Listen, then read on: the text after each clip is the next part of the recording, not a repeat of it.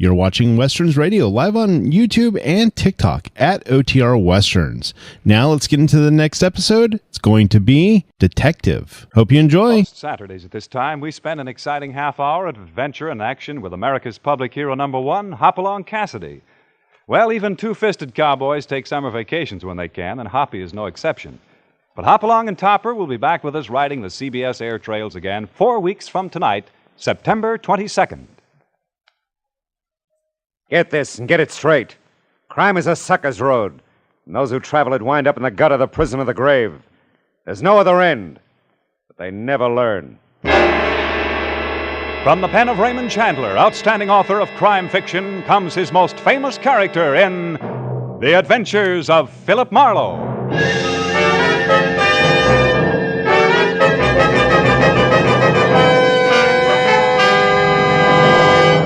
Now, with Gerald Moore starred as Philip Marlowe, we bring you tonight's transcribed story, Air for G-String.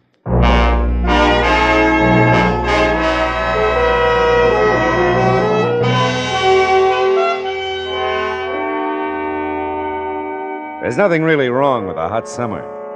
But if some sadist really wanted to bring out the worst in anybody, particularly me, after a steaming day, all he has to do is expose me to air conditioning. Take, for instance, the Broadview Hotel, which was on Olive Street in downtown L.A. It ground out alternating currents of cold air from what could laughingly be called the lobby. I'd revolved through the usual doors and stood squinting into the icy darkness. When my eyes leveled off again, I made my way to the elevators, sinking into the deep-piled carpeting up to my hot and cold ankles. By the time I reached room 972, I was in the first stages of a chill. Yeah, air conditioning is a marvelous invention. It guarantees the summer cold for life.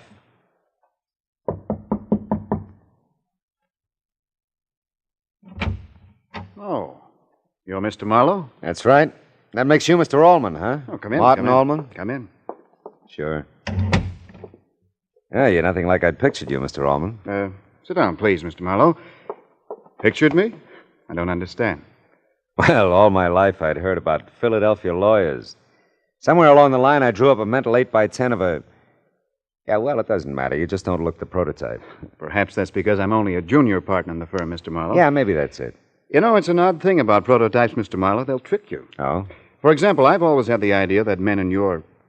Well, I'll call it a profession. That's nice of you. That men in your profession always wore trench coats. Yeah, well, that's because Bogart looks so good in them. Yes. Well, about our business together. I'll be here in Los Angeles a few days representing the firm in a number of ways, but while I'm here, I hope to locate a man by the name of Buff Ryan. Did you say that first name was Buff? Yes, odd name, isn't it? Yeah. But that's beside the point. This Buff Ryan, it seems, has inherited a small amount of money from a maiden aunt who passed away some time ago in Philadelphia. Oh? According to our information, my firm is executor of her estate, Mr. Ryan came west about a year ago, and until approximately 6 months ago, he could be reached at a Waring Street address in care of a C.A. Douglas. But our correspondence to him there has been returned, marked unknown at this address. That's the last record you have on him, huh? Yes, that's the last. We've written to this C.A. Douglas, but received no answer from him. I've called him since I arrived in town. There's been no answer. Well, maybe they both left town, moved away. Well, that's possible, of course, but perhaps you'll find that out when you get to checking on Mr. Ryan. I see. Well, I'm to find him if I can and tell him about this inheritance, huh? By the way, how much is it? $5,000. Just about Miss Leader's entire estate. Miss Leader sounds like a comment. Her full name, you may want that, was Julie Leader. Julie Leader. I'm sorry I can't show you a picture of Mr. Ryan. I'm expecting one to be sent out to me while I'm here. Expected it this morning, as a matter of fact. Yeah, well, maybe a description of him will do. Have you ever seen him? No. But we were able to find out that he's slightly less than 6 feet tall, light brown hair, straight. Blue eyes, weighed about 180 pounds when he left Philadelphia a year ago. No distinguishing marks about him, according to our description. Oh, yes, and he's about 35 years old. Well, that's pretty complete. Oh, you better let me have the last address you have on Ryan, too. Oh, of course. Here. I've written it down for you with the phone number I've been calling. Mm-hmm. I'll be handling most of my business affairs right here at the hotel, Mr. Marlowe. I'll appreciate it if you'll check in occasionally. Let me know your progress. Oh, sure. I'd be glad to. Say around 3 o'clock this afternoon? Okay. Tell you everything I know about then. Yeah, but then it might not be a thing. I know your reputation, Mr. Marlowe. You'll find him, I'm sure. Oh, don't get me wrong. If he's to be found, I'll probably find him. But I have missed, you know.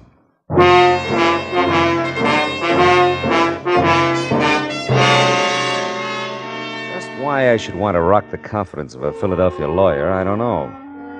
Maybe it was because Martin Allman, for all his conservative Brooks Brothers attire, looked too much or not enough like what he was supposed to be. Maybe it was because the East Los Angeles address he'd handed me for Buff Ryan was a cinch to be 30 degrees hotter.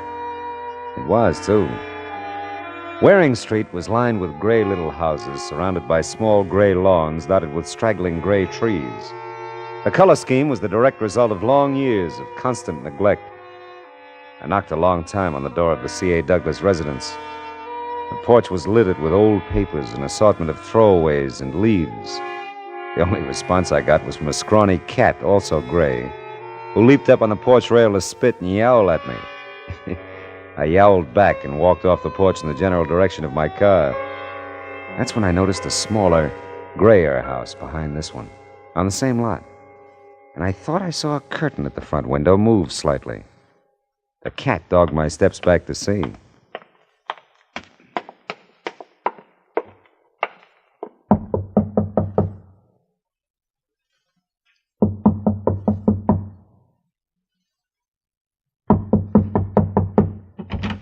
Yeah? Oh, pardon me, but I'm trying to locate C.A. Douglas. Does he still live in the house in front of you? I don't know. I haven't seen Mr. Douglas in quite a while. Oh. You think he moved away? Maybe. I don't know. How would I know? I don't know. Well, look, I'm in kind of a hurry. I'm getting dressed to go to work. How long have you lived here? What difference does it make? Did you ever know a guy named Buff Ryan? Of course not. Why, of course not. Why not just know? Listen, I don't know hardly anybody, and I don't know you, and... now it's the phone. Go away, will you please, mister? No. No, I don't think Hello? I will, honey. She was tall, very blonde, very good to look at. A fresh blue housecoat wrapped around just the way it should. And even after I entered the spotless little living room, the faint aura of her cologne lingered on. I couldn't tell anything about the phone conversation she was having in the next room, but I could tell a lot about her by the several scantily clad pictures of her that greeted me from various points of the room. Yeah, I could tell a lot about her. Hey, what's the idea? You just can't walk in here. Do you want me to call the police? Not especially. I was just admiring your pictures. So? Yeah, you have exceptional handwriting. You're pretty nosy, aren't you? I particularly like this sample where it says, "For Buff, darling, my love, Blossom." Listen, mister, I got things to do, so run along. How long have you known Buff, honey? You think I'm kidding about calling the cops? Well, I do it all right, only Only what? I'm due downtown at work. Oh, honest, mister, I'm not going to talk to you anymore. You got no right to ask me questions about anything. And nothing says I got to answer. That's right, honey. You sure don't. Now, where's Buff? I don't know. I'll drive you downtown and you can tell me all about it, huh? You're driving me nowhere but out of my mind. Now, look, I got good news for your boy. He'd want to see me. Get out. Okay, Blossom, okay. What time's your first show? How did you know? Yeah, I read the papers. And occasionally I've been known to contribute to the cultural progress of Los Angeles. You know, save the burlesque houses.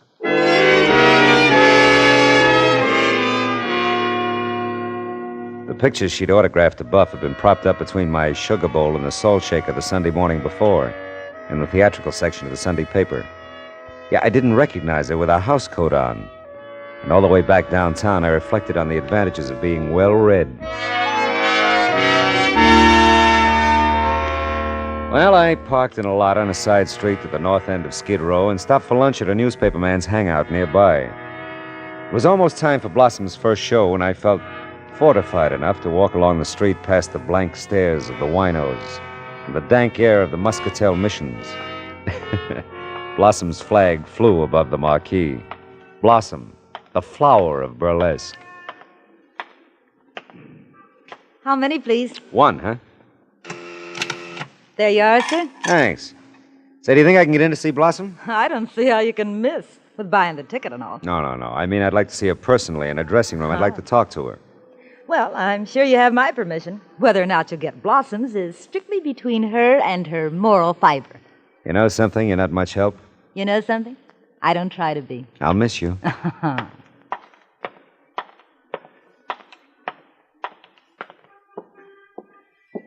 here it is, your very last chance before the great show. I'm about to pass among you with these boxes of delicious chocolate candy with the nuts inside.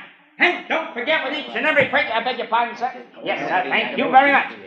With the purchase of every box of this delicious chocolate candy with the nuts inside, our very special offer, a genuine gold watch with each and every purchase. He wasn't going to make a killing exactly. There weren't more than 6 guys in the place. I wandered down the side aisle toward a door to one side of the stage and pushed through it. I found myself in a dark, narrow catwalk of a hallway.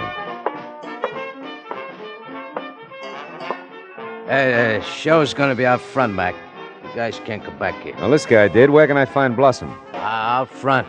About 10 minutes. I'll wait for her back here, thanks. Look, I can make myself clear if I had got I wish you would. Your lighting system's very bad back here. The lights out front where it counts, Mac. Come on, get out Take of it here. easy, fella. This is business. I don't like being pushed. A lot can happen you won't like if you don't get out of here. You two, you're causing too much commotion. Now get out front where you belong. Yeah, that's a good idea. Now, look, I don't know who you are, Well, but I can clear that up for you quick, friend. I'm the manager of this theater. Now run along like he Now, did. where can we talk? In your office? Why should I talk to you? Because I'm a booking agent. I want to talk to you about Blossom. She's booked. Okay, we'll talk about something else. Where's your office? Now look, the show's starting. We can't stay back here. Follow me.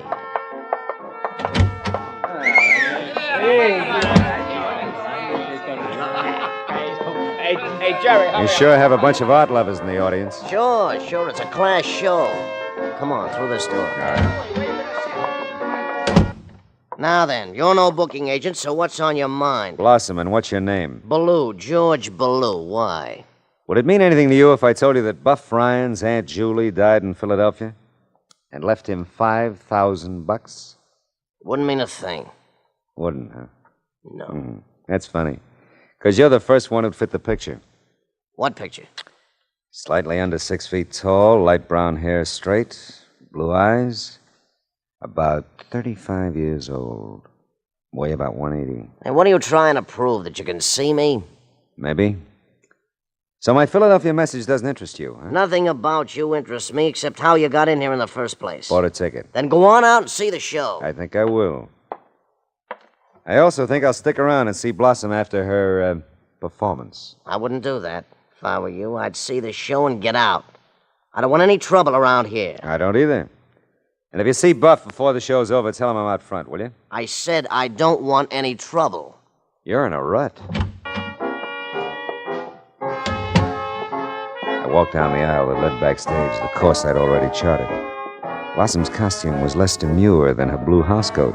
There was a school of thought surrounding me that this was more effective. Near the door, I stopped a moment in silent appreciation. Don't look at her like that. I didn't know I was. Don't get any more ideas about going back to her dressing room. I ain't gonna like that. Now, look. Go back to your seat. Live it up. Ballou said it was okay. He wouldn't say that. He knows better. All right, go tell him he knows better. Yeah, I will. You stay here. It was the same voice I met backstage the first time. The same pungent odor of muscatel. And before he'd lurched back up the aisle, I'd had a good look at a twisted face and a pair of watery blue eyes. Backstage, I waited for Blossom's act to conclude. It did. Oh!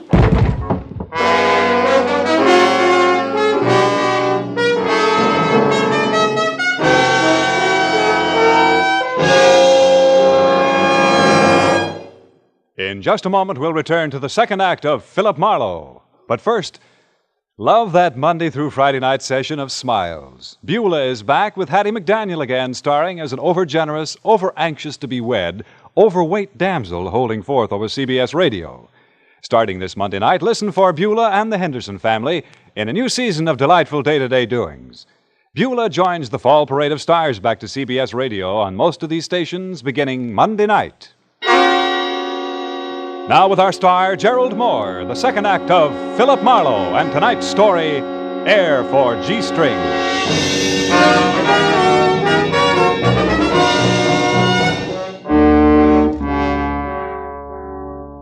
I couldn't have been out long. About 8 bars of imagination unless I'd missed a full chorus. At some point, I was fuzzily aware of being carried sack style somewhere. then being dropped not too gently onto a set of the noisiest springs I'd ever heard. This music lulled me for a while, and then I heard a door slam. And my head rolled off on the floor and broke. Come on, Marlowe, you're not dead. Is that official? How'd you get in here anyway? You wouldn't believe me if I told you. I hardly believe it myself. You're not supposed to be Yeah, back I know, here. I know. I've had that pointed out to me several times now. Yeah, and I didn't think I told you my name. Your wallet was on the floor. I can read. Oh, yeah, well, good for you. Who hit me, and with what size sandbag? I don't know. You never know anything, do you? Listen, Mr. Marlowe, you've been barging in all day where you're not wanted. Why didn't you tell me Buff was a wino? Oh! Hey, look, that's what's left of my head, huh? I hope it hurt. I hope it hurt awful. Well, you get your hope it did. Hey, listen, you. I'm pretty fed up with you. Know just how you feel, Baloo. I told you before. I know what now you told me. You don't want any trouble. Okay. Okay, I'm going. Now, Blossom, what about Buff? I don't know. know. Never mind.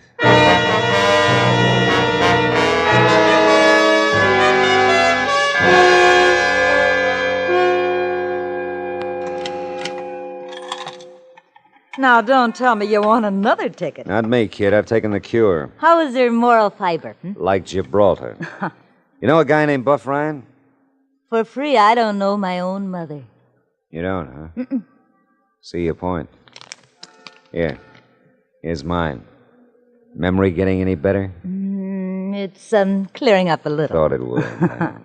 Well, when he ain't here, which he ain't right now, he's usually at Mother Morris's. That's for one. Mother Morris's, huh? Flophouse, 3 doors down.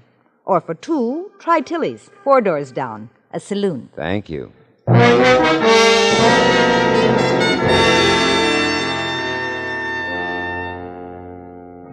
Mother Morris couldn't help me, lovable old lush that she was. And a penetrating search of the 25-cent bed she sold revealed a lot of things. But no Buff Ryan. Tilly's downstairs next door didn't look very promising at first, but that was before I saw the twisted face with the watery blue eyes at the far end of the bar. Beside him, the unofficial dean and philosopher of Skid Row, J. Fenton Prentice. I started toward them, but a cordon of winos surrounded me before I could reach him. That's him, Prentice. That's the one. Yeah, Prentice, I'm the one. Will you call the brothers here off, make them breathe in another direction, and let me talk to Buff? We're a close association here, Mr. Marlowe. Outsiders are not welcome. Oh, come on, Prentice. You know me well enough. Perhaps, Mr. Marlowe, but we know each other better, my associates and I. My young friend Buff here quite obviously does not wish to talk with you. We're merely respecting his wishes in our own way. Oh, come on. Look, this is cockeyed. Maybe this isn't the place to say it, but you've inherited money, Buff. That's all I came to tell you. Really? Yeah? Who died? Your Aunt Julie. Don't let him say any more, Prentice. Don't let him get to me. I gotta get out of here. If you gentlemen will restrain Mr. Marlowe. Buff, you crazy fool! Listen to me. There's a lawyer here from Philadelphia to see you. He's at the Broadview. Will you, for heaven's sake, get in touch with him? Listen to me. They will, son. They will. The lawyer's name is Martin Ullman, you idiot. Go see him. Let go of me, you stupid dolts. Yeah. Thanks, Prentice. Nothing. Buff was nowhere to be seen when I hit the street. Didn't matter. It was 3 o'clock. I delivered my message from Martin Ullman. Buff could take it from there. Now, I may be wrong, but most guys like to inherit dough. Still, you can never tell with a wino. And Buff was, as they say, bona fide. Martin Ullman was glad to see me. That was a nice change of pace. I told him all I knew. Didn't take long. I'm afraid you've had quite a bad experience, Mr. Marlowe. I'm sorry. I'm sorry, too. Oh, by the way, this picture arrived. Special delivery from Philadelphia about an hour ago. Oh? Is this the reluctant chap you tracked down? Let me see that. Oh, yeah, that's Buff, before Muscatel. Well, you've done a fine job, Mr. Marlowe. I made your check out for you. Thanks. So you're going to try to get in touch with Buff yourself? Perhaps. Not personally, of course. You're certain that Waring Street address, the little house in back, should reach him? Yeah. Or I suppose you could get in touch with him through Blossom at the Burlesque Theater. Mm-hmm. Well, we've done all we can for now. Unfortunately, I've been called back to Philadelphia. I'm taking your plane out in an hour. Well, what about Buff and the inheritance? Well, now that I know he can be reached, we'll mail it to him. After all, we can't force it on him, now can we, Mr. Marlowe? No, doesn't look like we can. Yeah, well, he's all yours, Mr. Ullman. Martin Ullman seemed satisfied that we'd done our job. So I left wishing someone would come up to me and tell me Aunt What's-Her-Name had left me 5,000 clams. When I got back to my car, I had it all figured how I'd go home and forget what Martin had called quite a bad experience.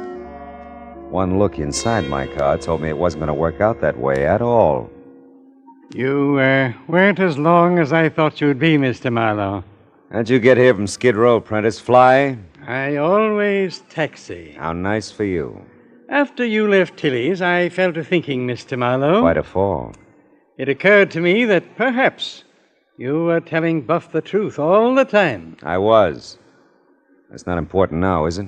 Oh, yes. I should say it's quite important. Really? You mustn't be too hard on Buff, Mr. Marlowe. He's like most men on the row. He probably has his reasons for running. Running from life, perhaps. Running from himself. Or others. Are you trying to tell me something, Prentice? Now, that would be presumptuous of me, Mr. Marlowe. Temper justice with mercy.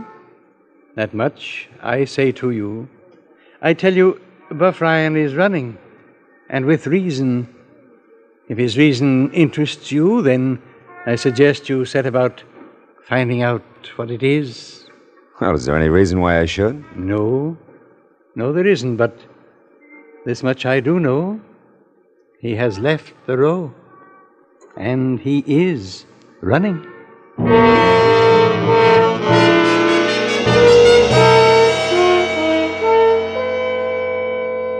I saved J. Fenton Prentice's taxi fare back to what he affectionately referred to as the row. Yeah, he wouldn't have followed me if he hadn't wanted me to know something peculiar about Buff. And yet, his odd code kept him from telling me himself. I knew that code well enough to know that it had something to do with the police. Yeah, well, like I say, I'm a curious fella. Oh, now, Phil, is this a big-time or small-time crook, this Ryan? He's pretty small, Sergeant Mooney, if he is one. Aliases? No, not that I know of. Well, we'll try Ryan just for size, huh? Buff's a crazy name. He's a crazy guy. We'll have to look for it in the moniker file if we All don't right. have it here. Hold it here. This your guy? Where? Oh, yeah. Yeah, that's it. Let's see that, will you? Take it out of there. Yeah. Let's see, not much of a record. Suspect, armed robbery, charges dropped. Suspect, extortion, charges I dropped. wonder why they bothered to take his picture. I don't know. Aliases. Buff Ragland, Bob Rutledge, C.A. Douglas. Hello. What? Takes care of one question mark. Does it? Yeah, take my word for it, kid, it does. Let's see. Last question in connection with the slaying of Julie Leder, Philadelphia. Wait a minute. Aunt Julie, holy smoke.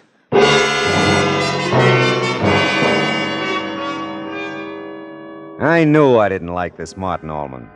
I didn't bother to check his record. I got the picture. No wonder Buff ran from me like the plague.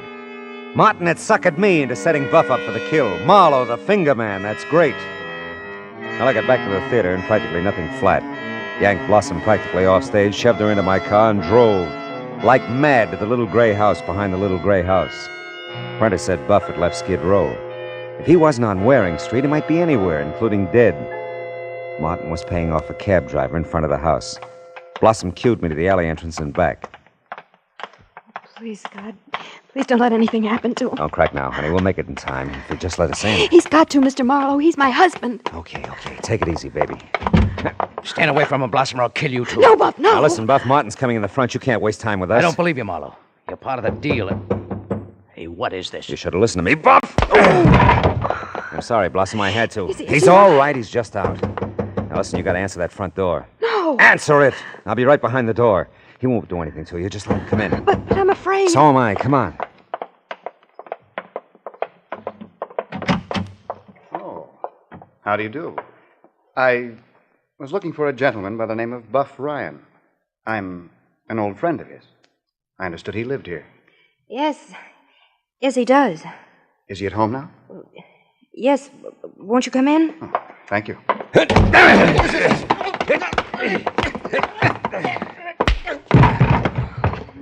Oh, thank heaven. Thank me, I got his gun. Are you all right? Never felt better. Go throw some water on your boy and get him in here. Maybe he'll talk now. Yeah. Yeah, maybe I will. Now. Buff, darling, you're not hurt? Not anymore, honey. I don't figure you, I guess, Marlowe. I thought you were on Martin's team. I was at first, when I thought the business about you inheriting the $5,000 was legitimate. What's he got against you? I saw too much once, about a year ago. I saw Martin kill Julie Leader. I was the only one who saw it. I knew he'd give me the same thing if he ever got the chance. He can't do that now, can he? Not if you'll talk. When we get the law here. Buff, why didn't you tell me? Silly question, honey. Sure, Marlowe. Call the law. It'll be almost a pleasure to talk.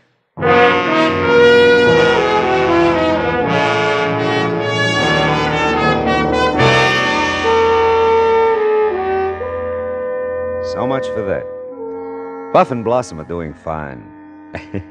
Every once in a while, we sit in the third row and yell down in front. Yeah, he's got a good job now. And soon they'll have enough for the traditional vine-covered respectability.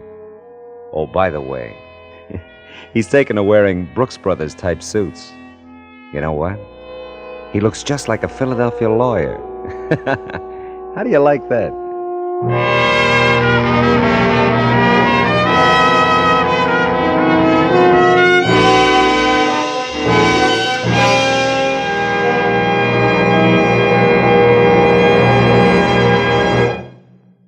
The Adventures of Philip Marlowe, bringing you Raymond Chandler's most famous character, starring Gerald Moore, are produced and transcribed by Norman MacDonald and written for radio by Kathleen Height.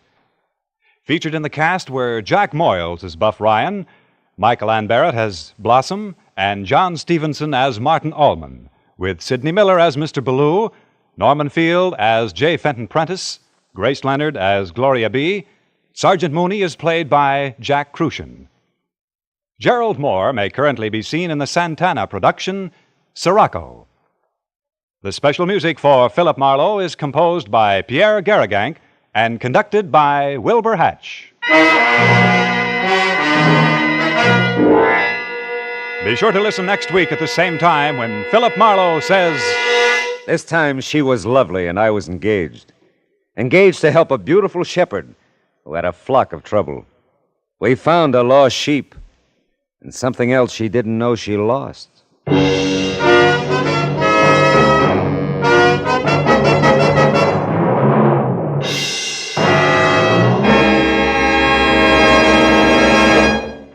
This coming Monday night, keep the evening free because the great fall parade of stars and shows back to CBS Radio will begin in earnest. Enjoy suspense moving into Monday evening, Raising the Curtain with William Holden in the leading role of a brand new spine tingler. Enjoy Lux Radio Theater's The Mudlark, starring Irene Dunn and Sir Cedric Hardwicke. Enjoy The Bob Hawk Show, back in business with $3,000 to start the season's Quiz Bang fun. Yes, they're all coming back to CBS Radio this Monday night. Yours on most of these same CBS stations. Today, with the country rising to meet the challenge of aggression, the Red Cross has been asked by the government to undertake tremendous tasks. By giving generously to the Red Cross, you'll help mobilize for the defense of your families, your community, and the nation. Give as much as you can today. Clarence Cassell speaking. This is the CBS Radio Network.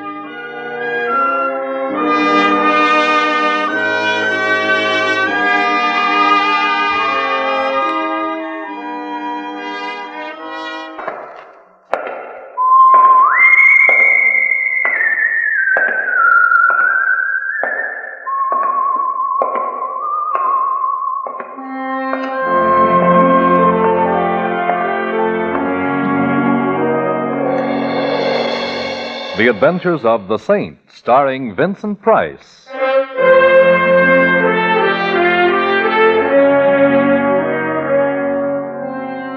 The Saint, based on characters created by Leslie Charteris and known to millions from books, magazines, and motion pictures.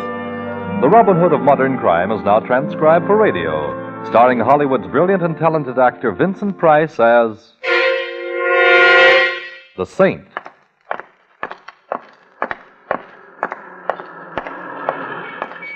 Help! come on. No. Hey, what's going on here? This is my car here. No, stop it. Hey, cut it out. Stop it. What's the idea? Now let that man alone. Look, you keep out of this, buddy, or I'll... Well, that ain't the Saint. It's euphonic, but slightly ungrammatical, Mac. Now, what's the disturbance? They drew up alongside of my car. Him and the other fella. They said, get out. We're taking your car. Why, Mac wouldn't do a thing like that, now would you, Mac? Nah, of course not. The old man's nuts. What Mac would do if he coveted his neighbor's jalopy is slug him with a piece of lead pipe and drive off. Yeah, so good night. I got business. Now, wait, Mac.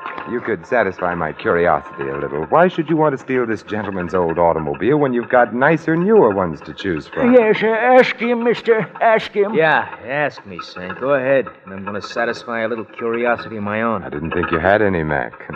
What shape does it take? I always wondered how you'd look dead. Good night, all. Good night, Mac. Be seeing you?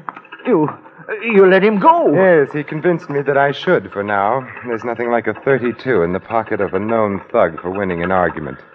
Did you say there was another fellow with him? Yes.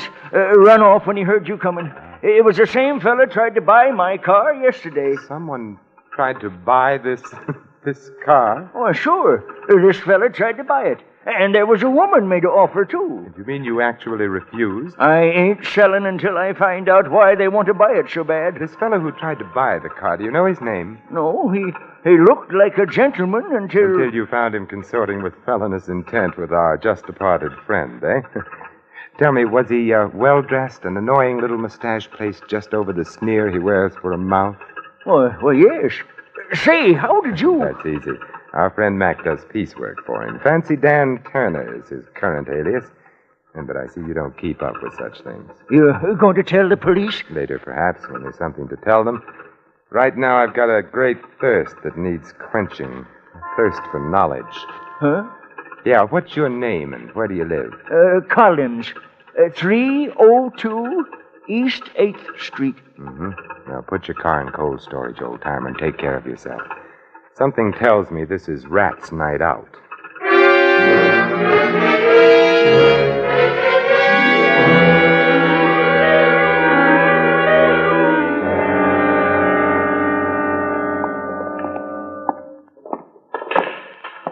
Hello, Smitty. Back making book, I see. You got the wrong joint, Saint. Take a look around. I run a pool room. You interested in a horse? No, a man. Like I said, Saint, you got the wrong joint. His name's Mac. He hangs out here. Now, where is he? In the back room? I'm the Three Monkeys, Saint. Deaf, dumb, and blind. The only Mac I know is a truck. Oh, then if you don't mind, I'd like to look in your back room and see if he's parked there. I mind. But you won't even know, Smitty. You're deaf, dumb, and blind. Oh, have a heart, Saint. I ain't got no back room. Besides, last time you dropped in my place, a lot of my customers started patronizing elsewhere. Including you, Smitty, remember? I've only been back from the Gray place a week, and I ain't forgetting it. Oh, come on, Saint. Be a good guy. Beat it, huh? No, Smitty. Let him stay a while. Hello, Mac. I was hoping you were smart enough to go home and get some sleep. How could I sleep with you out roaming the streets, Mac? You know how I worry. Yeah, too much. What does he want, Smitty? You. Why, Saint? I want to talk with Fancy Dan Turner. What about? Now, let's not be coy, Mac. It doesn't become you. I want to ask Turner why he's trying to steal a jalopy from an old man. Well, what do you know? I got a surprise for you, Saint. I'll take it to him.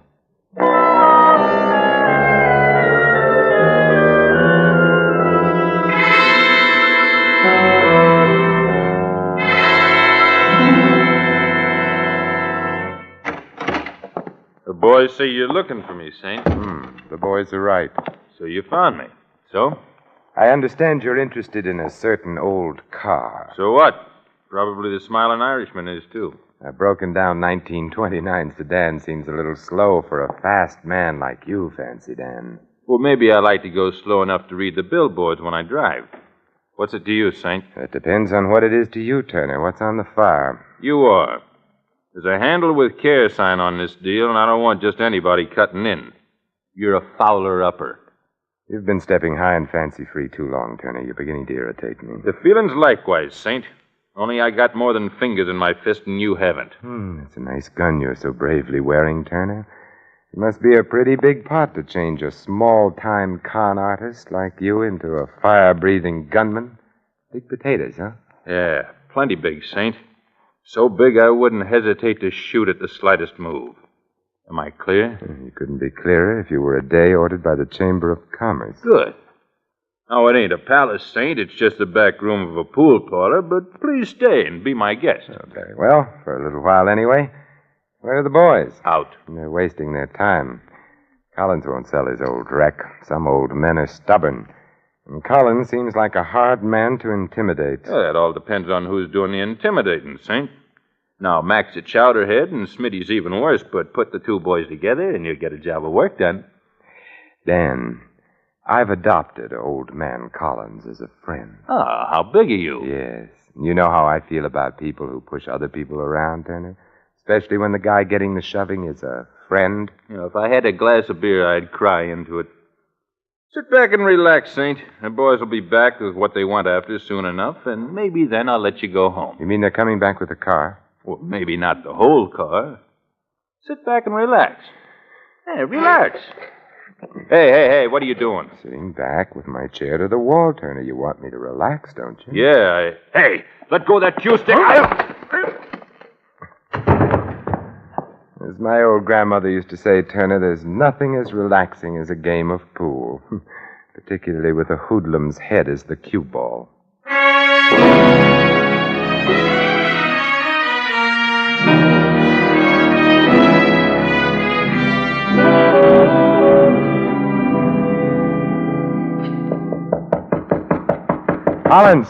Collins, open up. You wouldn't be from the police now, would you? No, I'm no more a policeman than you are, old man Collins. Come in and be welcome, then. Where's Collins? The old man, he's here. Where? Behind the sofa. But if you're of a mind to look at him, make it a quick look. Dead? Very. How? Every way. Beaten, stabbed, and tortured. Maybe even shot, for all I know. Yes, and for all I know, maybe you've got a gun with an empty chamber, for all I know. Bless me, no. Me business doesn't allow it. Just what sort of business are you in, Irish? The name's O'Brien. Ah. When a job is pulled and the police go after the boys who pull it, I make an end run and go after the swag. Or at least part of it.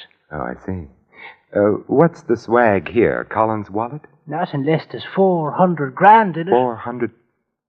Oh, no, I'm afraid you'll find the old man a few cents short. Who killed him? Not I. How do I know? You don't. You're right. What brought you here? I'm here about the old car, of course. You want to buy it? Certainly, don't you? Say, maybe you're not being cute. Maybe you really don't know about the... About what? Well, now, I'm greatly relieved. When I first saw you come through that door, I said to myself, O'Brien, here comes some more competition. But I see you're not. I'm relieved, laddie. Greatly relieved. Turner is competition enough, eh? Yes, but Turner and his ugly ducklings are nothing compared to... Who? In time. I got here just a minute before you, laddie. The old man was dead when I arrived. Beyond that, I know nothing. Get down. Oh, O'Brien! O'Brien! Competition. Getting worse. All the time. Look, I'll call the doctor. No. Thanks, laddie. Lay off this frolic. He'll get you next. You're gonna die, mister. You're gonna... O'Brien, the old man's car, what... Well, I guess I'll have to try another angle. This one's pretty dead.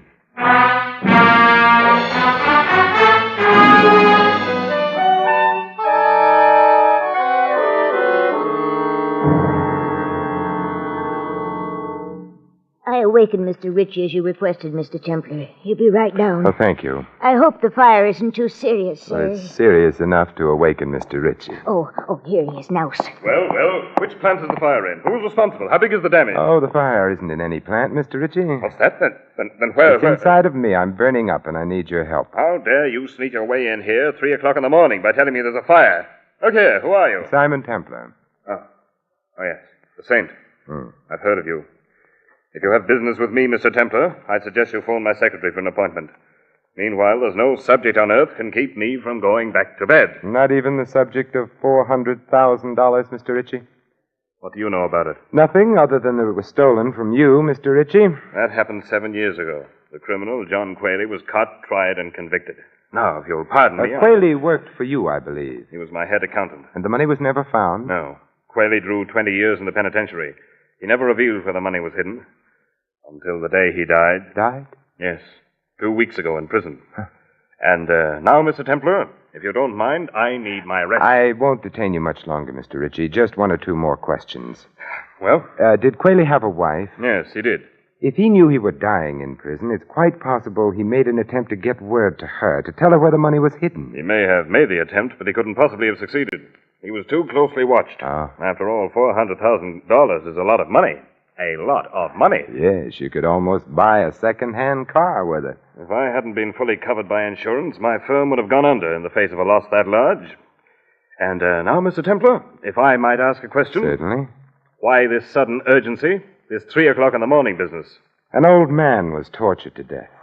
Then a fellow named O'Brien, who came calling on the old man, was shot to death. But before he was killed, O'Brien told me he was tracking down $400,000 that had been stolen. Oh, I see. Yeah, and some checking back over how many people have ever had that amount stolen from them. Led you to me. Yes. I wonder what I've led you to, Mr. Templar. I wonder, Mr. Ritchie. I wonder.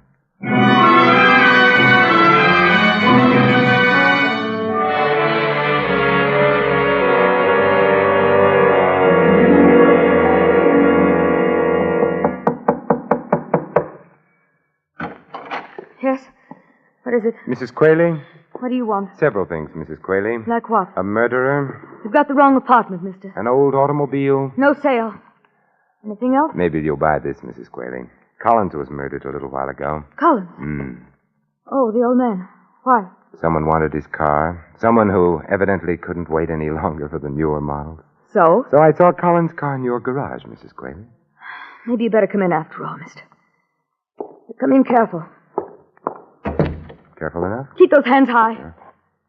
I don't like you, mister. You're nailing together a frame and you're trying to put my picture into it. Collins sold me that car. When? Tonight. I could have bought a Cadillac for cheaper, mister, but I wasn't in any position to haggle. Yes, I know. What do you know?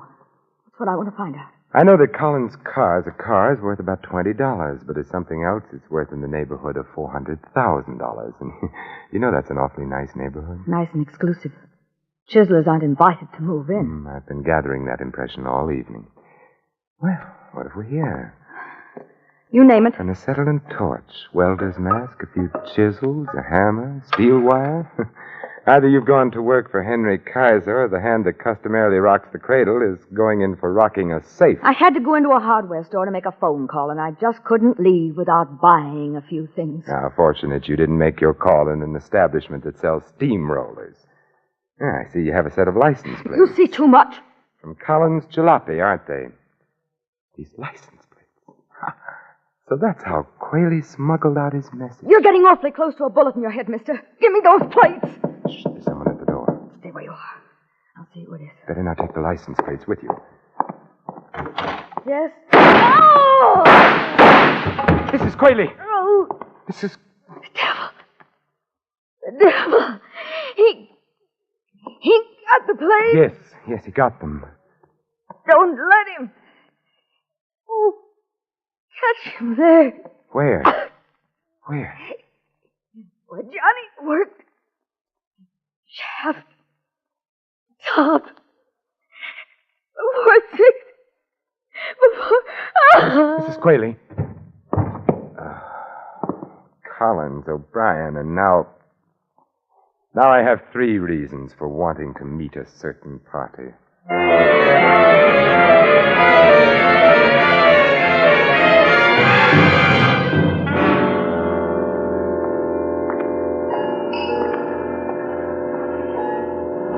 Taxi! Hey, taxi! They don't stop sometimes when it's so early in the morning, Saint, because they're on the way back to the garage. Well, what brings you out so early, Mac? Looking for a drunk to roll? Just looking for you, Saint, just looking for you. See here what I got in my hand? Oh, there goes that coy streak in you again, Mac. All right, so it's a gun. Well, what does it want me to do? Come, go, turned handsprings, quote Shelley, play the bassoon?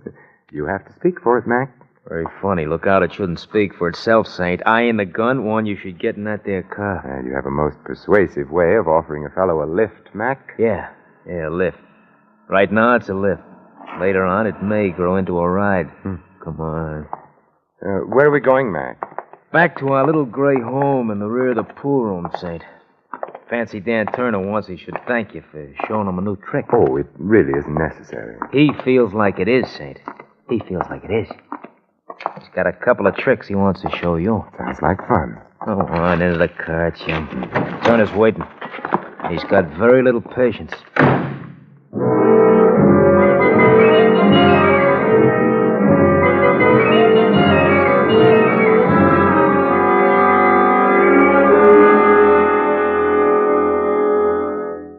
Nice to have you back with us, Saint. I missed you. From the looks of that bandage on your skull, Turner, I'll bet you wished I'd missed you. Not now, I don't, Saint. It's a nice feeling having you here, knowing that I owe you something. I pay my debt, Saint. I pay off. Yes, I know. O'Brien was paid off. So was Mrs. Qualey. Paid off with lead checks. They're dead? Oh, now save that innocent expression for the jury, Turner. You'll need everything you've got. Well, when were they killed, Saint? Okay, I'll stooge for you. They were killed an hour or two after I so abruptly left you before. Oh, well, I'll have to find another pigeon, Saint. My alibi's fat. How fat, Turner? City Hospital. Having Remember the Saint embroidered where a cue stick hit me. And Smitty and Mac were there, too, to see me through it. Hospitals have records, Saint. We're clean. We're clean. Huh. Then you've got a competitor you don't know about, Turner. Yeah, looks that way. For a job that was supposed to be as simple as this one, I got too many competitors. I wonder how come. Who fingered the job for you, Turner? Who told you Qualey got word out to his wife about where the money was? I got nothing for you, Saint. Smitty, wasn't it? Smitty just finished a stretch up the creek. My guess is he ran into Qualey, maybe shared a cell with him. No. It was in the jail hospital they met. Smitty worked there. Qualey was dying off his nut. Smitty made him talk. Yeah. And Smitty, not being mentally suited for solo work, spilled the pitch to you, Turner, for a price, of course, for money on the line. Yeah, 10 G's to buy in on a 400,000 job. Well, what are you driving at? What are you picking Smitty's bones for? I was just wondering, Turner, how much O'Brien paid Smitty for his slice of this exclusive information, and how much your other competitors shelled out. The one who happily goes around killing people. What do you mean? If you ask me, Turner, your pal Smitty is the sort of rat that even rats on rats. He sold Qualey's secret 3 times that we know of. Hey, thanks for handicapping it for me, Saint. If you're really grateful, Turner, you can return the favor by telling me, what time is it? It's 5:15 in the morning, Saint, but you ain't going nowhere. I have a date to keep before 6, Turner, with your competitor. Yeah, Saint, that's what you think. Maybe not, Turner. What do you say we play a little pool while we're waiting for the boys? Get away from that pool table. I ain't playing any games with you, Saint. Well, maybe pool was the wrong game. How about a game of pitch and catch? What? Yeah, I pitch like this. Oh! And you catch it like that. Hate to leave you all by yourself there in the side pocket, but like I said, I have a date to keep.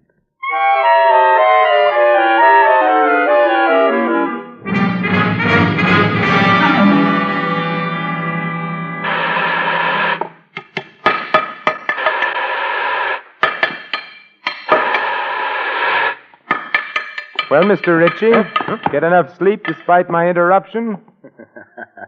I wasn't really asleep when you called on me, Mr. Templar. I know, Mr. Ritchie. Your hair was a little too carefully combed for a man who's been suddenly awakened and told he's having a fire. You're very clever, Mr. Templar. But not clever enough to catch you before you committed 3 murders. So you're Smitty's silent partner, huh? See what low company's gotten you into, Ritchie? Yes, I see. $400,000. Buried in the siding of this elevator shaft. And with the help of this acetylene torch, it'll be all mine. A very ingenious fellow, Qualey. And to think the money never left this building. The place where Johnny worked. Yes, he was ingenious. It was very smart of him to use his prison job making automobile license plates as a means of smuggling out the information to his wife. How did he do it, Ritchie? Very simple, Templar. There's an extra piece of thin metal in this particular plate, forming a sort of pocket. And inside the pocket, a note on cigarette paper telling poor Mrs. Qualey how to get the money. Of course, once he managed to tell her the number of the license plate, Well, the rest was easy, wasn't it? Yes. All poor Mrs. Quayle had to do was ask the Motor Vehicle Bureau to whom the plate was assigned.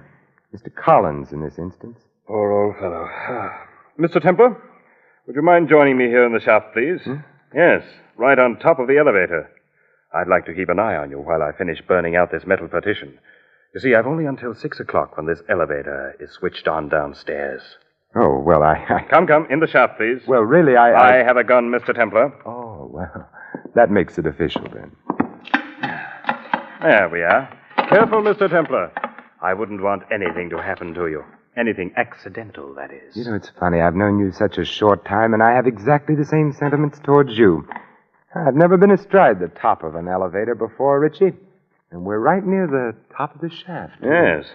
I don't mean to worry you, Templar, but when this elevator power turns on in a few minutes, it will rise to the top before it descends. How's your treasure hunt coming, Richie? Almost finished. One last strip of metal to cut away, and the partition will come off. Then we'll decide your fate, Mr. Templar. Your future. Here goes. A last blow.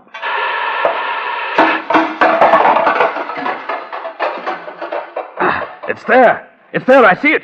$400,000 in currency, Templar. Think of it. Think of it. You think of it, Richie, and also think of how much blood was spilled on it. Preaching, Templar? You? I never thought. What's that? The elevator, Richie. Maybe it came to work a little early today. My money. My money. Come on, Richie. Come on, get off. No, there's still some money left here.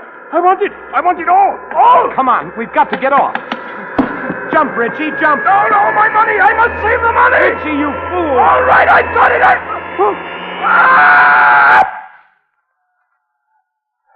Yes, Richie. You saved your money, and you saved the state some money, too. I'm sure you didn't plan on saving the cost of your execution.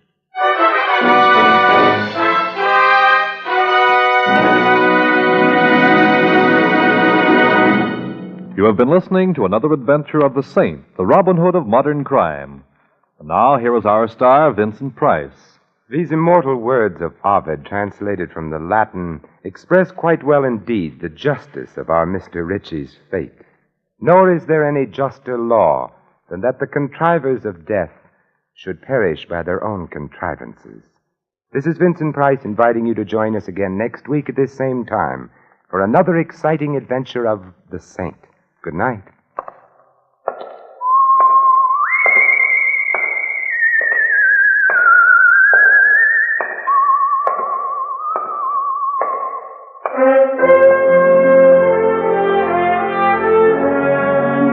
Tonight's script of The Saint was written by Michael Cramoy.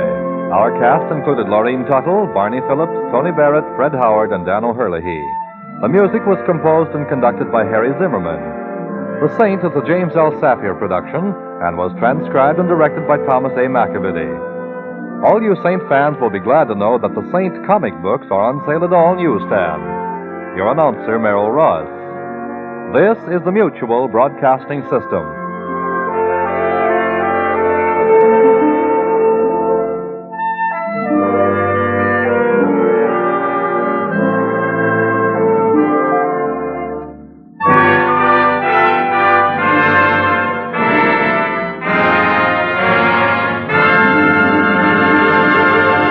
You're watching Westerns Radio live on YouTube and TikTok at OTR Westerns. For more great shows, go to otrwesterns.com. For a good show, dial 930. This is WBEN, Buffalo. Famous radio stars sound off on Beeman. Here's Tony Pastor. Tell us about that delicious Beeman's gum.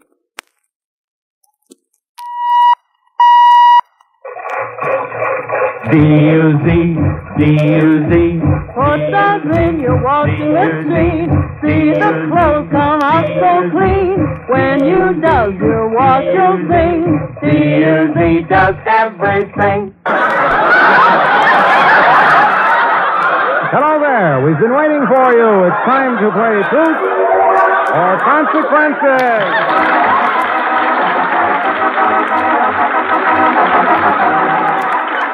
Yes, Truth or Consequences, the show that does everything on the air, brought to you by Duz, the soap that does everything in your wash. And here he is, with a pitchfork in his hand and a devilish gleam in his eye, your Truth or Consequences man, Ralph Edwards. Oh, thank you very much, Harlow Wilcox, and greetings, party players. Say, Harlow. Yes, Ralph. Oh, things are booming around here tonight, aren't they? Ah, yes. Yes, is that a letter you got there? Yes, a letter from an aunt of mine. Oh, does the message say that right down the wash line does everything? That's right, Mart Gal, that aunt of yours. Right. And now, Harlow, let's tell them about Mrs. Hush, shall we? Let's get on with the business of identifying the voice of Mrs. Hush. Tonight, we make 3 more phone calls and listen to the fabulous treasures in store for the person who identifies Mrs. Hush. A 1947 Ford Sportsman convertible, a Bendix washer, a round-trip ticket for 2 via United Airlines to New York with a suite for a weekend at the Waldorf, a $1,000 I.J. Fox full-length Silver Fox coat, a Columbia trailer fully equipped that sleeps 4, a $1,000 diamond and ruby bull of a watch, a Jacobs home freezer, product of the Jacobs Wind Electric Company of Minneapolis, filled with bird's eye frosted foods, a Tappan gas range, a 1947 RCA Victor console radio phonograph combination with 100 Red Seal records, a Crosley Shelvador refrigerator, an Electrolux vacuum cleaner with all attachments. More yet, a week's vacation for 2 at Union Pacific Sun Valley, Idaho. All expenses paid, including transportation. A Brunswick pocket billiard table, anniversary model, completely installed. A $1,000 art-carved diamond ring designed by J.R. Wood. A complete Hart Schaffner & Marx wardrobe of clothes for every adult member of your immediate family. A Fitzgibbons resident steel heating boiler to provide heat for your entire home and supply you with year-round domestic hot water. A 104-piece set of American china, a dinner setting for 12 of finest china, and free maid service for a year. And if the voice of Mrs. Hush is not identified by the first, second, or third persons telephoned on Truth or Consequences tonight, 3 more fabulous prizes will be added to the giant crackpot next week. Now, I'll tell you how to become eligible for a crack at this 1947 crackpot of prizes in a little while. First a consequence, then a phone call to the number 1 listener tonight. Who knows? It might be your phone that we'll ring. How do you do, sir? What is your name? Sherman's my name. Hello, Mr. Sherman. Where are you from? Omaha, Nebraska. Well, many's the fine time we've had in Omaha. Over WOW, they'll be listening, won't they? I think so. Johnny Gillen and all the gang. What is your occupation, Mr. Sherman? I'm a salesman. And you're here alone tonight in Hollywood? That's right. I see. You ready for a good time, huh? Well, okay. Okay, boy. Mr. Sherman, we usually ask a question and then have the consequence. Tonight with you, we're going to reverse this procedure, giving you your consequence first. Now, for your consequence, we want you to take this beautiful Earl Carroll girl out to dinner and to watch her in the floor show at Earl Carroll's Theater Restaurant, all expenses paid. And here she is, Miss Virginia Clark. How about that, Mr. Sherman? Huh? How do you do, Miss Clark? Hello. And this is Mr. Sherman. I do. Oh, isn't that something, Mr. Sherman? That certainly is. Yeah. Just don't smile too heartily there now. Hang on. And now, well, he's looking at her so prettily. Isn't she a lovely date, Mr. Sherman? She certainly is. Yes, indeed. He's got the needle stuck now. She certainly is. She certainly is. Now, it'll be something, some evening with all expenses paid, eh? That's some consequence? That really is. It certainly is. All right, now for your question, Mr. Sherman. Here's a question sent in by Mrs. A.G. Neff of North Hollywood, California. How many letters are there in the word radio? Truth or consequence?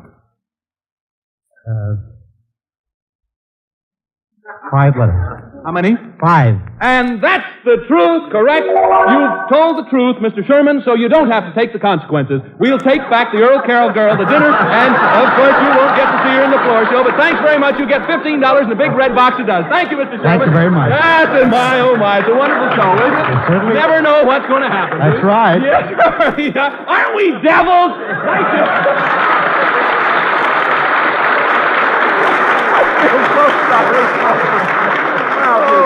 Well, it just goes to show you can't always win on Truth or Consequences. He's a wonderful guy, though, and he gets his prize there. Oh, Harlow.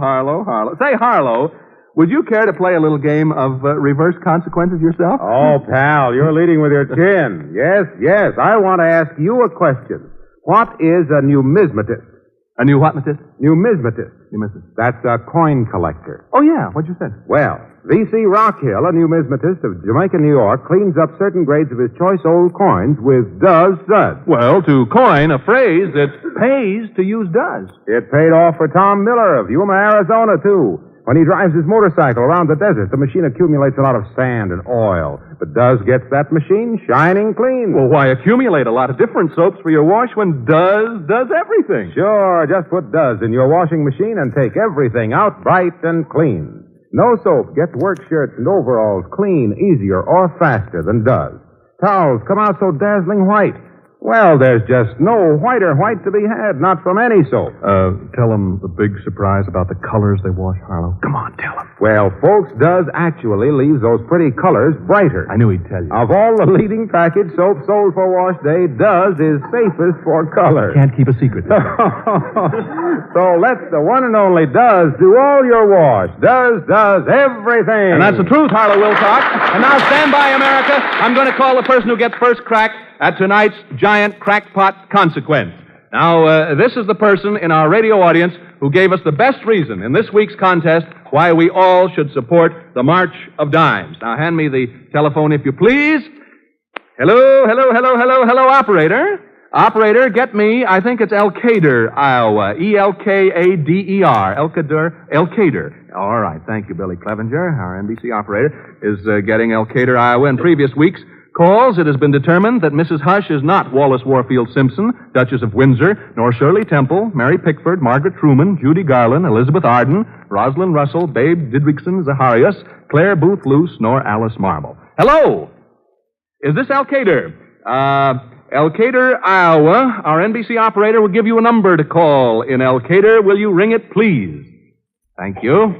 Now the call is being made, and we'll find out in just a moment if this person will know the identity of Mrs. Hush and just who this person is. Hello? Hello? Hello, this is Ralph Edwards of the Truth or Consequences program. How do you do, sir? Is this Mr. Herbert G. Kelly of Elkader, Iowa, Box 164? How are you, Mr. Kelly? Where is Elkader, Iowa? 60 miles from Dubuque. All right, sir. Now, the rules say the writer of the best entries must be at their telephones. You're there. Your entry on why we all should support the March of Dimes was selected as the best entry tonight, so you get a chance to identify the voice of Mrs. Hush. Now, Mr. Kelly, do you understand that our conversation is being transcribed? Is that okay? And the rules provide that you give us permission to duplicate this conversation on our repeat broadcast, okay? All right, the big question. And you can give only one answer. Tell us who you think is Mrs. Hush. You say Eleanor Roosevelt? Will you repeat that, please, sir? You say Mrs. Eleanor Roosevelt. I'm sorry, Mr. Kelly. Mrs. Roosevelt is wrong. But don't let this discourage you. Mrs. Eleanor Roosevelt is not Mrs. Hush. Don't let it discourage you from trying again next week in case our second and third calls tonight are incorrect. Thank you very much, sir, for your statement explaining your reasons why we should all support the March of Dimes. It was really wonderful. Thank you, Mr. Kelly. And good night, sir. Good night. Let's give him a hand. He's a wonderful person. 2 more calls yet to be made. Let's have some more consequences, and then a little later on you'll hear the voice of Mrs. Hush, and I'll tell you how to become eligible for the giant crackpot of prizes. Hello, come up the microphone, please. Mrs. Peterson and Mr. Peterson. What is your occupation, Mr. Peterson? Rug cleaner. Sir? A rug cleaner. Oh, we'll cut one tonight. Come in where I can hear you, though. How are you, Mrs. Peterson? Fine. What do you do while he's out cutting rugs? Cleaning rugs.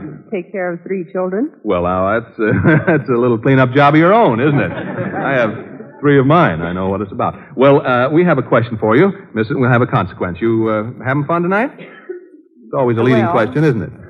On Truth or Consequences. Who's with you tonight, here? We have friends with us. Friends with you. Okay. All right, now here's a question. Were they friends from out of town or where? No, they live in Hollywood. Right close to you? Yes. You know? Oh, well, that's fine. All right. Now here's a question. Miss Alice Walsh of Los Angeles, California wants you, folks, to name 3 animals whose normal lifespan is 100 years or more. Both of you get in there, Mr. and Ms. Peterson. Elephant? Yes, sir. I was going to say that. You what? I was going to say that. Oh, she was going to say that now, Mr. Peterson. You go ahead and say it, will you? Ms. Peterson? Elephant. Elephant? That's 2 elephants. Yes, that's right. We have 2 of them, the elephant, turtle, and parrot. You haven't told the truth entirely, so you must pay the consequences, Mr. and Mrs. Peterson. Now, do you know most of your neighbors on your block, Mr. and Mrs. Peterson? Yes. You do? Well, come in. Where I can. That's it. Just stay right in here. Now, yes, we do. all right. How many neighbors would you say you had within the radius of your home that Who's 8 8? So, okay. in a court we live. You live in a court. Well, I hope everybody lives in a court. A court. Yes, indeed. And, all right, are these, how many are down here in the audience with you tonight? Two, and they're from the court, too, eh? All right. Well, now, we won't count these people tonight because they're here. But tonight, Mr. and Mrs. Peterson, we want you to tell us about your neighbors. Tell us who they are, what they do, how you feel about them, and so on. Will you do that, Miss Peterson? Huh? Miss Peterson? All right. Okay. Now, we'll let the people in the front row of our audience act as judges. If they enjoy your discussion about your neighbors, you'll win a prize. Mr. Peterson, you understand that, don't you, sir?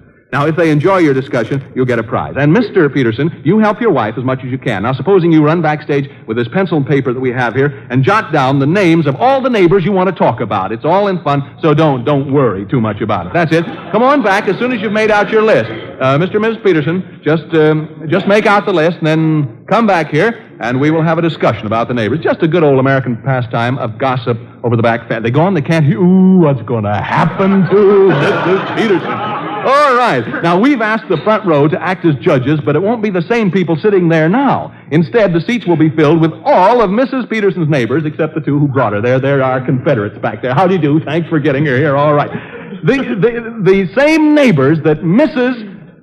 Peterson may talk about will be seated in the front row. Here they come now. 12 of Mrs. Peterson's neighbors coming into the theater. Will the people sitting in the front row please move to the back for a moment and make room for these neighbors? Here they come. How do you do? Johnny Pollock, turn over the microphone, and I'll go. How do you do? What is your name, neighbor? And Ray Anderson. Hello, Miss Anderson. Monsieur Christopher. Hello, Miss Christopher. Your name, sir? Christopher Davis. Yes. Mrs. Longnecker. Hello, Miss Longnecker. Thomas. Miss Thomas, how are you tonight? Mr. Anderson. Good. Well, just go down there and sit in the front row, and that's the stuff. Fill it right about in the middle. That's it, so she'll see. That. Put some more people in the front row there. Just the neighbors in the front row. That's it. Now, we're all set to go. Okay, now just take your seats. Incidentally, this gag has all been arranged with the help of Mr. Peterson, Miss Peterson's husband. Now, he rounded up all these neighbors, and they good-naturedly agreed to play along. One couple brought them here. Now, I only hope Mrs. Peterson has some flattering things to say about you people down here. Oh, just one more thing. When Mrs. Peterson mentions any one of your names, you who are mentioned, clear your throat like this. Will you do that? Try that one, please. Oh, that's good. That's it. We'll know you're there. Then we'll know she's talking about one of you present. Now, she won't see any of you out front because there'll be a spotlight shining in her eyes. Okay, we're ready for the killing. Bring back Mr. and Mrs. Peterson, and don't anyone give the gag away. Aren't we neighborly devils? Okay, now, we're all set. Harlow, will you help Mrs. Peterson? Howdy-do, howdy-doody, right in here. Have you got everything all lined up? How many have you got here now, please? 3. You have 3. Good. Now, talk right in close to the microphone. Now, you probably have some interesting things to say. You compiled your list. All right, name your neighbors, and let's hear some typical over-the-back fence gossip about them, if you will, please. Just who you got there. You can work back here if you want. It's all right, sir. Well, there's Rose and George. Rose and George. What are their last names? Longnecker. Longnecker. Well, with a name like that, what can you expect? And he plays the piano. He plays the piano? And stomps his feet. Oh! That's tough. And living in a court like that must be awful, huh? Especially with the windows open. He's a regular pest to have around, isn't he? Huh? Yes, I should say. He's the type of guy you'd like to kick out. Yeah. What's that? Late at night. Oh, that long night. Yeah. All right, go right ahead. Who else? George and Glenn Ray Anderson. What about the Andersons? What do they do? Oh, they fight. Yeah, how do you like that? And they leave the windows open. They leave the windows open, too. Girls upstairs that walk around in high-heel shoes. Well, get them. Late at night. And hit them over the head with a high heel shoe. I suppose you'd like to do that, wouldn't you? Yes. Yeah. Well, I must say you have some interesting neighbors. I hope some of them weren't listening in. Thanks goodness.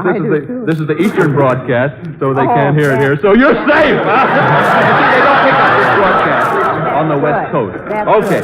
Oh, how do you think would happen if they did hear you speak that way, huh? Wouldn't there be something? Oh!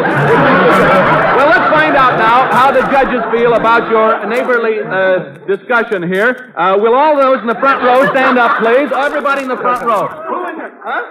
Everybody?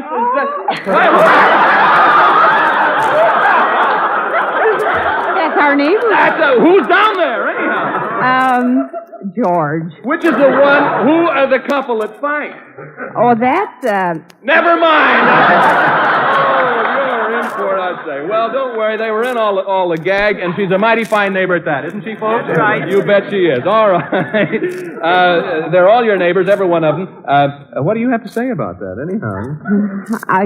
Could you let me out the back door? Your husband helped us arrange this whole thing. So for your husband, here's a 14-carat, 21-jewel Bulova wristwatch. And for you, Mrs. Peterson, the same gift, only a lady's Bulova wristwatch. There you are. And now as a further... Thank you, Mr. Peterson. As a further consequence, you must take every one of your neighbors out for an evening's entertainment. Expenses on us, of course.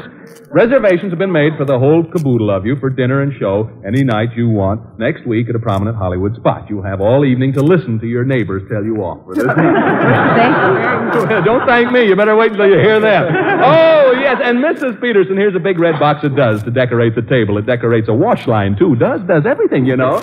That's right. It is. Thank you. Good night, and thank you, neighbors, very much. Very real fun. Well, just to show to go you what kind of a country we got where we can live next to your neighbor, sort of spout off a little bit and have fun at the same time. Okay. Oh, we're going to call the writer of the second best entry in this week's Mrs. Hush contest now, Harlow. So will you hand me the phone there, fella? Thanks very much, kid. All right, now here we go. Operator, this is now for the second best entry in this week's Mrs. Hush contest on To the Consequences for the March of Dimes. Will you get me, please, a place called Ball Ground, Georgia. Ball Ground, Georgia. I've never heard of that. B-A-L-L, then G-R-O-U-N-D. Ball Ground, Georgia. Maybe he's living out in left field. I don't know. That's it. Our first call tonight proved that the voice was not that of Mrs. Eleanor Roosevelt. Is this Ball Ground, Georgia? How do you do? Our NBC operator will give you a number in Ball Ground, Georgia to call. Will you please ring it? Will you give her the number, please, Billy Clevenger? I wonder if this person will get it. Wonderful thing about this contest is that anybody anywhere in the United States has as much chance as the people here in Hollywood or in New York or anywhere. If this person cannot identify Mrs. Hush, we'll make our third call in a few minutes. Hello? Hello? Hello? How do you do, sir? Is this Guy D. McKinney of Ball Ground, Georgia? Hello, Mr. McKinney. Are you excited, sir? You are, eh? Whereabouts is Ball Ground, Georgia? It's the garden spot of the earth? Well, a ball ground is usually a garden. Where is this spot, sir? 50 miles north of Atlanta in the what section? Oh, the marble section. Yes, I've played there many times. Well, all right, sir, this is no time for kidding around because the whole country is waiting to know if you know the identity of Mrs. Hush. Now, your entry on why we should all support the March of Dimes was selected as the second best entry tonight, so you get a chance to identify the voice of Mrs. Hush. Now, do you understand that our conversation is being transcribed, Mr. McKinney? Is that okay with you? And the rules provide that you give me permission to duplicate this conversation on our repeat broadcast, okay? All right, the big question, and you can give only one answer. I got a feeling you may know this, Mr. McKinney. Tell us who you think is Mrs. Hush. You think it's who? You say the answer is Whack Corporal Margaret Hastings? The one who was let down in Shangri-La? Will you repeat the name again, please, sir? I'm sorry, Mr. McKinney. Mrs. Hush is not Whack Captain Margaret Hastings, but thanks for supporting the March of Dimes. Many polio victims will be aided by your and other entrance contributions. Will you try again next week, sir? Georgia people, you know, they never let down, do they? I wish you could have been correct. Good night, sir. Thank you very much. Oh, me, oh, my. They're getting hot there, boy. I don't know. All right, now on with another consequence, and in a few minutes another phone call. By consequence, I mean that it's Harlow Wilcox up here. Harlow Wilcox to tell you what's dozen for dishes. With the help of Buddy Cole and his Hammond organ. Well, now, how do you mean that, Harlow? Tell him what does, Buddy. D-U-Z does everything. Very good. It's the only soap you need in the wash tub and in the dishpan. It's so fast on greasy pans. Show 'em how fast Does zips through grease, Buddy. Yet Does is so gentle to hand. Tell 'em, Buddy. Yes, changing to Does from any strong soap can mean softer, sweeter hand. So, Does your dishes. Does everything. D-U-Z does everything. He's a singer! Wilcox, take a bow! Harlow, I can't admit that was some such symphony, fellas. Now the third call to the writer, the third best entry. This is the last chance tonight. Here goes the call. Operator. Hello, NBC operator. Would you please get me Seattle, Washington? Seattle, Washington, if you please, Billy. This is the second time the state of Washington has been called. So far, in these weeks of calling, we have heard from listeners in New Orleans, Kansas City, Missouri, Flint, Michigan, Baldwin City. Hello, Seattle? Would you please? This is NBC Hollywood. Our operator will give you a number. Will you ring that number in Seattle? Thank you. Mount Pleasant, South Carolina, Austin, Texas, Pasadena, California, Spokane, Washington, you see, Phillipsburg, Pennsylvania, Fredonia, New York, and Phoenix, Arizona. And then our calls to Elkader, Iowa tonight, and Ball Ground, Georgia, proved that it was not Eleanor Roosevelt, nor was it Whack Corporal. Did I say Captain the other time? Whack Corporal Margaret Hastings. Hello, is this Seattle? Is this, do I have the party on the line? Is this Mrs. Lester D. Berger, Jr.? Do you say Berger or Berger? Well, hello, Mrs. Berger. Of 337 East 51st Street. This is Ralph Edwards of Truth or Consequences. I was hoping you'd call. So are 500,000 other people, and I'm mighty happy it was you. Congratulations on a fine entry statement, Mrs. Berger. Now, before I ask the all-important question, your entry on why we all should support the March of Dimes was selected as the third best entry tonight, so you get a chance to identify the voice of Mrs. Hush. Do you understand that our conversation is being transcribed? Is that okay? And the rules provide that you give us permission to duplicate this conversation on our repeat broadcast, okay? All right, the big question, and you can give only one answer. Tell us who you think is Mrs. Hush. You say Portland Hoffa. Would you repeat that, please? Portland Hoffa. Mrs. Berger, I'm sorry, Portland Hoffa is not Mrs. Hush. Thanks in behalf of the March of Dimes and Truth or Consequences, and keep trying, will you? Thank you very much. You're a lovely lady, and we love Seattle, too. Thank you. Good night, Mrs. Berger from Seattle, Washington. So the name of Mrs. Hush remains a mystery for another week. I hope your name will be called next week. I hope someone's name will be called next week, because this stage won't hold all the prizes if it continues. Next week, in addition to the 1947 Ford Sportsman convertible, which is one of the prizes, the Bendix washer, United Airlines trip for two to New York with a suite at the Waldorf, a $1,000 I.J. Fox full-length Silver Fox coat, a Columbia trailer fully equipped that sleeps four, a $1,000 diamond and ruby Bulova watch, a Jacobs home freezer, product of the Jacobs Wind Electric Company of Minneapolis, filled with Bird's Eye frosted foods, a Tappan gas range, a 1947 RCA Victor console radio phonograph combination with 100 Red Seal records, a Crosley Shelvador refrigerator, an Electrolux vacuum cleaner with all attachments, a week's vacation for two at Union Pacific Sun Valley, Idaho. All expenses paid, including transportation. A Brunswick pocket billiard table, anniversary model, completely installed. A $1,000 art-carved diamond ring designed by J.R. Wood, and a complete Hart, Schaffner, and Marx wardrobe of clothes for every adult member of your immediate family, a Fitzgibbons resident steel heating boiler to provide heat for your entire home and to supply you with year-round domestic hot water, a 104-piece set of American china, a dinner setting for 12 of finest china, and free maid service for a year. To all this, Truth or Consequences will add a Remington Rand typewriter, a $2,500 all-metal Luscombe Silvair airplane made in Dallas, Texas, and Sherwin-Williams' famous Cover the Earth trademark paints will paint your entire house inside and out. Now, who is Mrs. Hush? Who is Mrs. Hush? Well, stand by. Here she is. From somewhere in the United States comes the voice of Mrs. Hush. Now listen, this is it. 2 o'clock, and all's well. Who it is, I cannot tell. Queen has her king, it's true, but not her ribbons tied in blue. Who is it? If you think you can identify the voice of Mrs. Hush, this is what you do to enter the contest. 1, finish this sentence in 25 additional words or less. We should all support the March of Dimes because. 2, enclose your entry in an envelope with a money contribution, if you please, for the March of Dimes. And America, you got a big heart. The contributions have been wonderful. 3, mail with your name, address, and telephone number printed clearly in the upper right-hand corner of your entry paper to Mrs. Hush, Hollywood, California. Don't send your entry to the Truth or Consequences office. 4, do not include the name of Mrs. Hush with or on your entry. And don't forget, each week brings a new contest until Mrs. Hush is identified. So if your entry is not received by deadline date March 11th, it will be judged in the next week's contest. Enter each contest as often as you choose.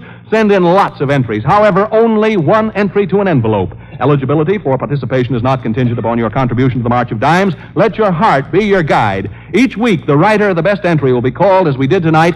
You must be at your telephone at the time of our Eastern broadcast. If you know the identity of Mrs. Hush when we call you, you win the giant crackpot. If you're wrong, the second best entry will be called, and if the second is wrong, the third best entry will be called. Entries will be judged for sincerity, originality, and aptness of thought. Harlow, will you give them the reminders, Friends, if you are not at your phone for any reason when we call you at the time of the Eastern broadcast, you automatically will be eliminated. The judge's decision will be final. All entries and ideas therein become the property of Truth or Consequences, and none will be returned.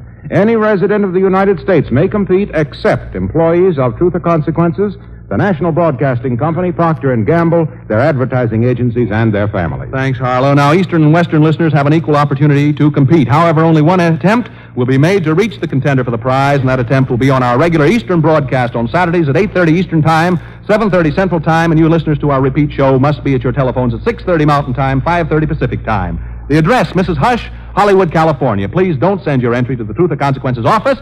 Now, here she is again, Mrs. Hush from somewhere in the United States. Come on, you've heard this voice. You know this woman. Are you still there, Mrs. Hush? Oh, yes, Ralph. How is your husband, Mrs. Hush? Oh, my husband has retired, and, I think that I will, too. I'm so sleepy. Good night, Ralph. Good night, everyone. Who is it? Someone's going to win. I hope it's you. Next week, we'll find out. Well. What a delightful surprise. It's our Sudsy Singers and their merry washing machine. Hello. D-U-Z, D-U-Z. What does in your washing machine? D-U-Z does everything. Where shirts come out oh so clean. D-U-Z does everything. And are your towels white? White, white, white. Are your colored crayons brighter too? D-U-Z does everything. You'll find does more for you. D-U-Z does everything. D-U-Z. Sensational, kids. And remember, folks, the truth is, today you get more money for used fat as a consequence of the worldwide fat shortage. So everybody, every day, save every drop. Let's sing the news throughout the land. There's a great new cleaner, Spick and Span. There's no rinsing, there's no wiping when you clean with Spick and Span. There's no rinsing, there's no wiping when you clean with Spick and Span. Things get clean to beat the band when you clean with Spick and Span. Spick and Span, Procter & Gamble's new cleaner, cleans painted walls, woodwork, linoleum, dozens of things with half the work. No rinsing, no wiping. Get the no rinse, no wipe cleaner, Spick and Span. Dozens of good washes, and next week another call from Mrs. Hush and to the winners. Good night, everybody. This is Harlow Wilcox speaking for Procter & Gamble, the makers of Does. Ralph Edwards' Truth or Consequences came to you from Hollywood's Radio City. This is NBC, the National Broadcasting Company.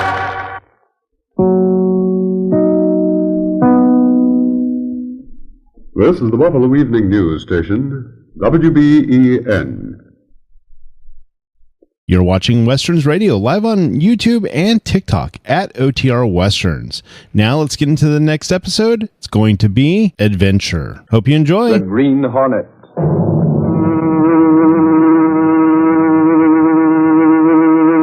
He hunts the biggest of all game, public enemies that even the G-men cannot reach. The Green Hornet.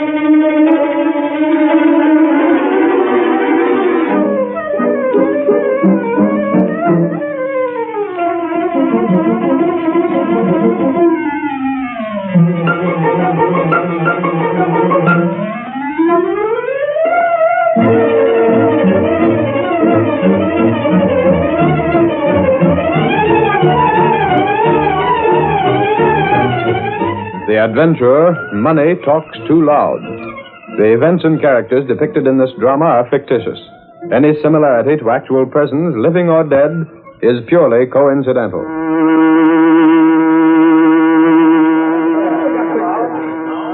Hey, Clicker, I got the news from the state capitol. Lay off, Lowry. This is my busy 2 weeks. Don't sit there. Huh? You're almost having some enlarging paper. I'm in a hurry to get my desk packed up. Freeze, will you? Where you going? You don't rate a vacation till August. This, mister, is no vacation. Special assignment? Where you going? What are you going to photograph? I'm not taking any pictures for the next 2 weeks. I'm filling in for Lenore Case on her vacation. You're what? Believe it or not, big boy, I'm to be secretary to the boss. How do you like that? You? Say, no fooling. No fooling, brother. So clear away from the desk. I'm doing his office now. He'll be in himself in a little while. Like funny, Will. He's not due before noon today. Well, that's what you think. I know it. And if you don't believe it, ask the society ed. She saw him at that Bernard dame's party last night. Was he there? Sure. Gosh, I guess it must have been quite a party. There were a lot of big shots from the state capitol there. Yeah, big shots is hot. What'd you say? What's the matter with you? I said there were a lot of senators and things there. There were? Oh, I wish I'd known that. I'd have barged in myself. I want to talk to some of those birds. For what? A slant on the horse racing bill. What's that? Don't you read the papers? Nope. I just look at the pictures. They're trying to put a bill through to legalize betting on the GGs. They are. Say, that'd be all right, wouldn't it? That's what you think. Don't make a crack like that in front of Britt Reed. Is he against the bill? And how? But he can't be. Oh, he can't, huh? Tell him that, Toots. Go on and tell him that. Think I'm afraid to? Look here, smart guy. The Brannigan bill is before the committee right now. What bill? Brannigan. That's the horse race bill, in case you didn't know. Oh. And the bookies have gotten together about 50,000 smackers to lobby against it. Why, you don't... And money talks in the state capitol. You say you don't read the papers? If Britt Reed starts a string of articles against the bill, he'll be stringing right along with the bookies, and he can't do that. Sister, maybe you've got something there. But tell me this. How can he take a stand in favor of the bill? Well, why can't he? In the first place, there are too many bad angles to it. Too many places for the grafters to get in. Too little protection for the state. Why, it costs more to collect the state's taxes than the amount of revenue it would bring in. Gosh, I didn't know all that. I'm telling you. Well, tell me more. It would mean that the state would sanction gambling. That would open everything up again for the operators of the slot machines, the dog races, the pinballs, the numbers games and the policy rackets, and the lotteries. If the state allows gambling on horses, how can they stop it on other things? As it is now, people who know of bookies go and sol the bet from time to time, but the great rank and file of people aren't interested. Let gambling on the races be made legal, and everyone will be betting on the GGs instead of paying their groceries. Gosh, you're doing swell, Lowry. Oh, what's the use? The boss can't stand in favor of the bill for the reasons I've mentioned, and he can't oppose it without being on the side of the bookies who'll be broke if the bill's put through. He's right on the fence. The only thing for the Daily Sentinel to do is keep quiet about it. Yeah. I've got a picture of Britt Reed keeping quiet on an issue as big as this. It's going to be fun to see just what he does do.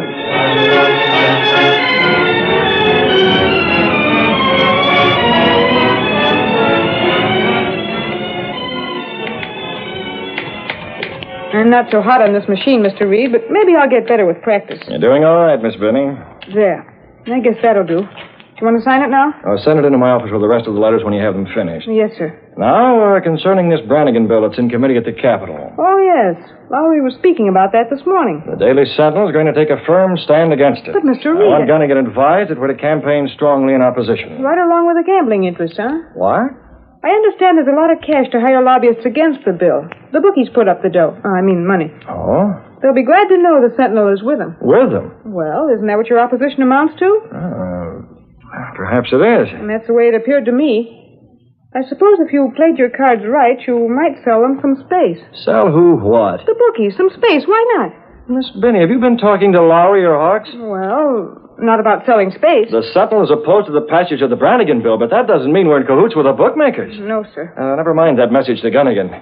I'll write an article myself.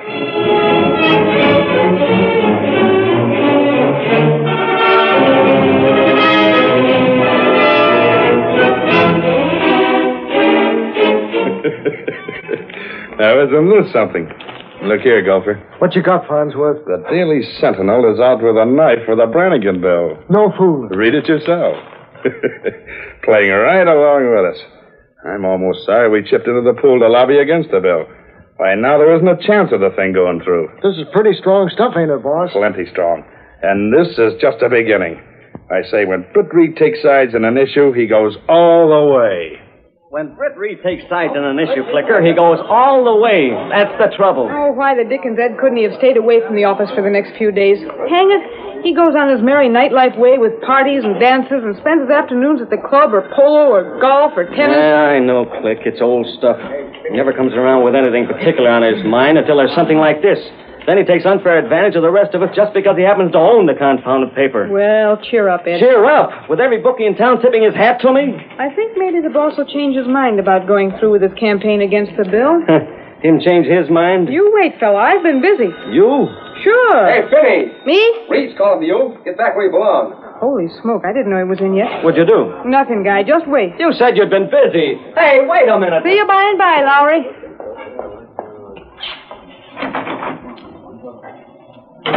I didn't know you'd come in yet, Mr. Reed. I'm sorry. It's quite all right, Miss Benny. Rather glad I came in early this morning. Early? Oh, yeah. Early for you. Here's an interesting letter that was in my mail. Oh, really? It's a letter of thanks for the manner in which the Daily Sentinel is taking a stand against the Brannigan bill. Oh? Signed by the Green Hornet. Not really. No, not really. What? Not really? That's what I said. But I don't... Someone wrote this letter to me and forged the signature of the Green Hornet. It's quite an accurate copy of it. Not bad at all. It must have been done either from an original or a photograph of an original. But how could you tell that? I wonder if someone who wants me to take a neutral stand on the Brannigan bill might not have sent this to me. Whatever gave you that impression? Or possibly someone who'd like to see me reverse myself and go in favor of the bill, knowing that I dislike the gambling ring. But mightn't it be genuine? After all, Mr. Reed, the Green Hornet might be involved in the gambling ring, and in that case... I think I'll fire Ed Lowry because of this letter. Fire Lowry? Why can't he come out like a man and tell me what he thinks instead of going about it in this roundabout way? But Lowry didn't do that, Mr. Reed. Didn't do what? He didn't send that to you. How do you know, Miss Benny? Gosh, I know the guy. He wouldn't do that sort of thing. Honest to Mike, he wouldn't. He'd come out with anything he had to say. Yeah, that's what I always thought. I can't imagine anyone else who might have sent it. Can you? Well, gosh. Well, don't try to think too hard, Miss Benny. We'll let the matter drop. Well, isn't there some small chance that the Hornet might be opposed to the Brannigan bill? Well, yes, Miss Benny. There is a chance that the Green Hornet might be opposed to the Brannigan bill. Then you won't play along with the same side that the Green Hornet is on, surely. Why? Well, Oh, I'm late. I'm due at the Civic Club for luncheon. You watch things here, Miss Benny. Yes, sir. If any more letters come from the Green Hornet, save them for me. Yes, sir. I have an idea there won't be any more. I don't think there will be. Gosh, that guy gives a girl a headache that aspirin won't cure. Makes me feel like a first-class heel. He's gone, hasn't he? Yeah, he's gone. Now give out, Clicker. What's the idea you had in mind? Listen, Lowry, skip it. As an idea, it wasn't so hot. Well, the boss has got to do something. A couple of the boys just blew in. So what? We're taking a sleigh ride. Everyone in town's giving us the berry. What do you mean, everyone in town? Well, all the bookies. They're thanking us for giving them a hand. Now, how do you like that? I don't. We'd be better off if Special for Mr. Reed. Okay. What's that? I don't know. A letter of some sort. Well, open her up. You're private secretary this week, aren't you? Maybe it's a lead on something. Well, if it is, you won't get... Holy smoke! Huh? This is from the Green Hornet. What? What's from the Hornet? What about the Hornet? This is the real McCoy, the unadulterated real thing. A thanks letter for the stand the Sentinel has taken. Signed the Green Hornet? Signed the Green Hornet. Now what'll I do? Why does everything happen to me? Sister, you invite things to happen. Now what? I can't show this to him. Well, why not? That's news. Sure, it's news, but I thought the first one would be news. First one? Oh, Ed, I faked a letter just like this. I had a photo of one of the Hornet letters that are in the hands of the cops, and I faked one, thanking him for his stand against the Brannigan bill. Yeah? I thought maybe if he thought the Hornet was against the bill, he'd drop the publicity he's been running. And now a real letter comes in, and I can't show it to him. Baby, you sure lead with your chin. Hey, but look, why not switch letters? Huh? Put this real one in the place of the one you showed him, see? Oh, he knows the first was a fake. He saw something about it. Yeah? Well, lay your cards on the table. Tell him the whole works and trust the luck that he don't give you the air. Oh, he will. He was going to fire you. Me? For what? Well, he thought you'd sent the letter with a Hornet's mark on it. Why, you... I told him you didn't. I'll never learn to stop talking to you. Sooner or later, I'm going to land in real trouble through you. Oh, Lowry, I'm sorry. Hang it all. Didn't I have the interest of the paper at heart?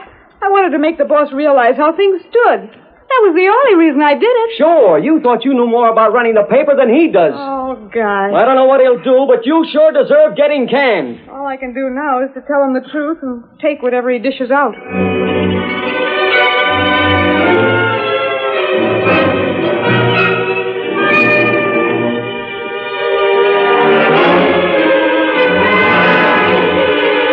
That evening, in his apartment, Britt Reed told Cato about the letters from the Green Hornet. The first I suspected came from Miss Benny. But it gave me an idea, you see, Cato? What was that, Miss Britt? I sent another letter in, and when I got back to the office, Miss Benny broke down and admitted that she'd sent the first. But I had Lowry make a page one story from the second. What for? To pave the way. Right now, I'm between two fires. I don't like to be in this position. I must take a stand against the Brannigan bill, but by taking that stand, I'm aligned with the gambling interests. But what could the Hornets later do? Every one of the gamblers will read it. They'll be ready for the call I'm going to make on some of them. Yes? I know who the ringleaders are. The biggest of all is a man named Farnsworth. His assistant is called Gopher. Called what? His name is Gables. They call him Gopher Gables. Oh. I also know the members of the legislature who will take money for their votes. And some of them are on the committee considering the Brannigan bill. Who are they? We needn't list the names just yet. I'm not ready for them. Where are you going? To the car. Come on with me. I may need you. I've got to leave the car to make some phone calls. You'll have to stay with the machine. Very well.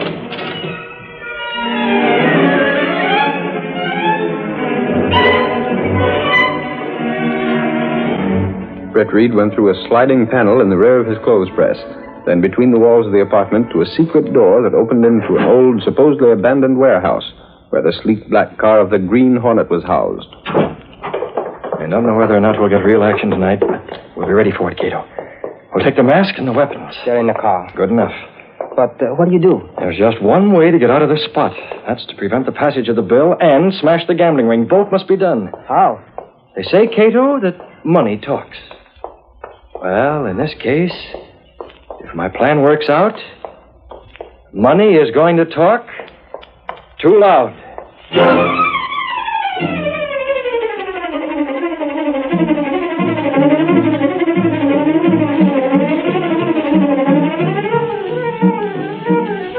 The curtain falls on the first act of our Green Hornet adventure. Before the next exciting scenes, please permit us to pause for just a few moments.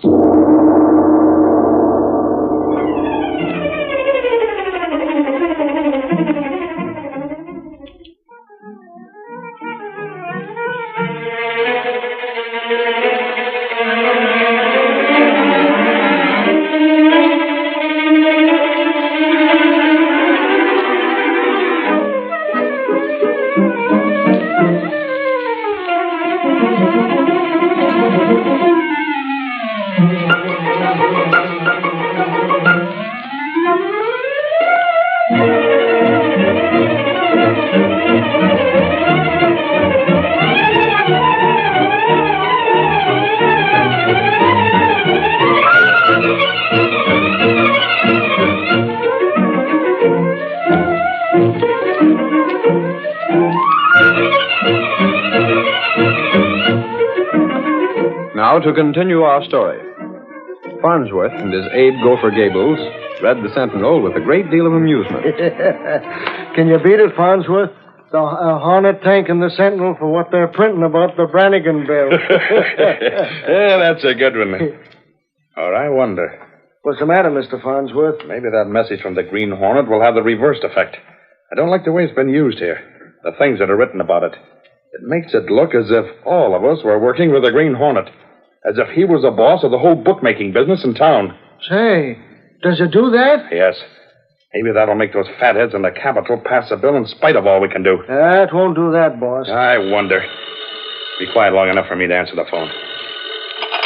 Well?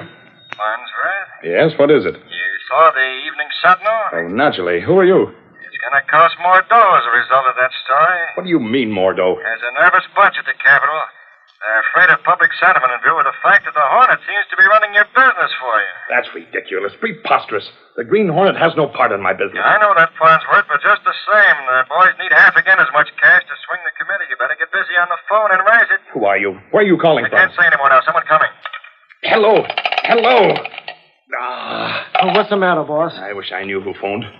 Someone said we had to raise more cash because of that story in the Sentinel. Yeah? I was afraid of something of that sort. Gopher, go and call on Meekin.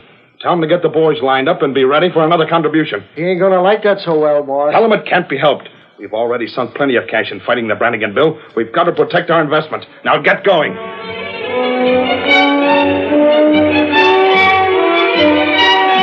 Gopher Gables hurried from Farnsworth's apartment, while Britt Reed, a short distance away, made a long-distance call from a drugstore phone booth. In fact, he made several of them. Hello, is it Senator Jones? I am Senator Jones. You better get yourself a copy of the Sentinel and see what it has to say about the Green Hornet and the Brannigan bill. I've read it. Why? If you'll check with Smitty and Lynch and a couple of the others, you'll find that there's going to be extra cash for you in view of what the Hornet's done. Who's calling? Listen, Jones, I'll let you know who I am sometime when I want a favor, see? Meanwhile, just get smart and hold out for about half again as much as you've been promised. I don't know what you're talking about. That's all right, Jones. I wouldn't expect you to say anything else over the phone. Just take a tip, though, and if you don't believe me, call Farnsworth. He's at home right now. Just tell Farnsworth that you don't like the way things are shaping up. If you don't want to call Farnsworth, speak to one of the boys up there who's representing him. Get the idea? Senator Jones received this anonymous call in a hotel room where he had been playing cards with some friends. I wish you'd tell me who you are. Goodbye, Senator. Sounded curious. What is it, Senator Jones? Advice from some anonymous party. We don't need advice. He stated that we should request additional recompense in view of the unfavorable publicity in this evening's edition of the Daily Sentinel. I didn't like that story. Puts us on a spot where it'll be hard to table the Brannigan bill for this session. I am fully aware of that. Who are you telephoning? Our friend, the lobbyist. And then, a short time later that evening, Farnsworth had a second call, this time from his representative at the state capitol. But while this call was being received, there were unseen witnesses. The Green Hornet and Cato, both wearing the familiar masks, were just outside an open window. Yes, I know. I've already made the necessary arrangements. I'll raise more cash for those chiselers. I don't know when I'll have it. I'll let you know. And very well. Goodbye. Hey, boss, I seen the boys. Well? They'll raise the dough. When? It ought to be on hand before the night is out. They'll contact you soon after midnight. They got to round up the guys that are out night clubbing. The sooner the better. That cash should be in the hands of the boys at the Capitol in the morning. Why we got to work so fast? The committee has to report on that bill. They'll have to hand in their report by the day after tomorrow at the latest, or it won't be passed at this meeting. Ain't that what you want? Of course it is. But if we don't raise the cash, then they will turn in the favorable report. And the thing will be railroaded through by the birds that want to close the session and get started on their summer vacations. Yeah, I see. The pressure of the newspapers will make them pass the thing unless we raise the cash to block it. Did you contact everyone? Sure thing. Don't worry, boss. The dough will be here all right enough. You can get it to the Capitol in the morning with no trouble at all. Very well. All we can do now is sit tight and wait. Come on, Cato. While he's waiting for that cash to arrive, we'll make one more telephone call. Yes, Mr. Bannister. Aren't you going to go after the man? Not just yet, Cato. That's all I wanted to see for the time being. That room, the desk, the inkwell. We'll probably use them all before the night's over. Who are you calling now? I'm going to try to reach Ed Lowry. Will he be at the office? No, and he won't be at home. I'll probably locate him in one of his favorite hangouts. Hey, Lowry. Phone call for you. Tell him I'm in conference. Tell him yourself. It's your boss. Gunnigan? Mr. Reed. Well, why didn't you say so in the first place? Holy cats, what's he want? It's almost midnight. Yeah, boss, this is Lowry. Ed, remember there's nothing to this at all, but on the other hand, it's worth following up. What's that, boss? I happened to be in a nightclub when Gopher Gables came in. Gables? He's Farnsworth's stooge. That's right. He cornered Sutcliffe there and heard something said about raising more cash in a hurry and getting it to Farnsworth tonight. More cash? That means the lobbyists need more. Wouldn't you say so? I'm glad you agree with me. It might be a story if you could get to Farnsworth's apartment and sort of hang around and watch. It's worth a try, boss. I'll hop right over there. Thanks for the tip-off. Put what I owe you on the cuff, Gus. I'll probably be back before you close. Where to, Lowry? You got a story? Private business, boys. Private business.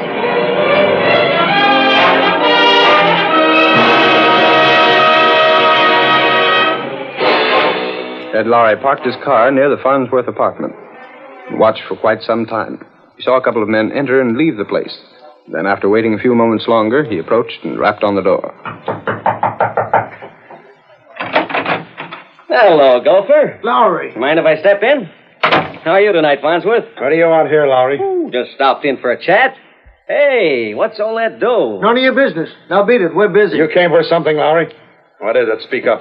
I hear you're raising more cash to fight the Brannigan bill. Where did you hear that? Is that what the sugar is for? Tain't none of your business. Now scram, Lowry. Can't you see that you ain't... Hey, what's the matter with the lights? Tricks, hey, Farnsworth? Turn on that table lamp. Stand where you are. Who are you? You'll find out after I'm gone. Where's he at? Let me drill him. Get to the floor, boss. I'm shooting. No, you're not. Don't shoot, Gopher. Don't shoot. What? I can't breathe. He went out the door. Find one of the lamps. Confound it all. Get some light in here. There's the light. Who turned them on again? How the devil do I know? Look at Gopher. What's happened to you? Get up, Gopher. Get up. Out cold. And look at the desk. The dough is gone. The money. Get after him. Get after him, Lowry. Chase him yourself. It was your dough. He spilled the inkstand. Look at here. He must have got his hands in the ink. It's smeared all over the door now. What's been done to Gopher? Is he dead? Hold on, Farnsworth. Get a load of this. But Gable. He'll be all right. He just took a snootful of gas, that's all. The bird who came here to get that dough was the Green Hornet. What? There's a signature. That stamp he left on your desk. The Green Hornet. Now there's a story for the Sentinel.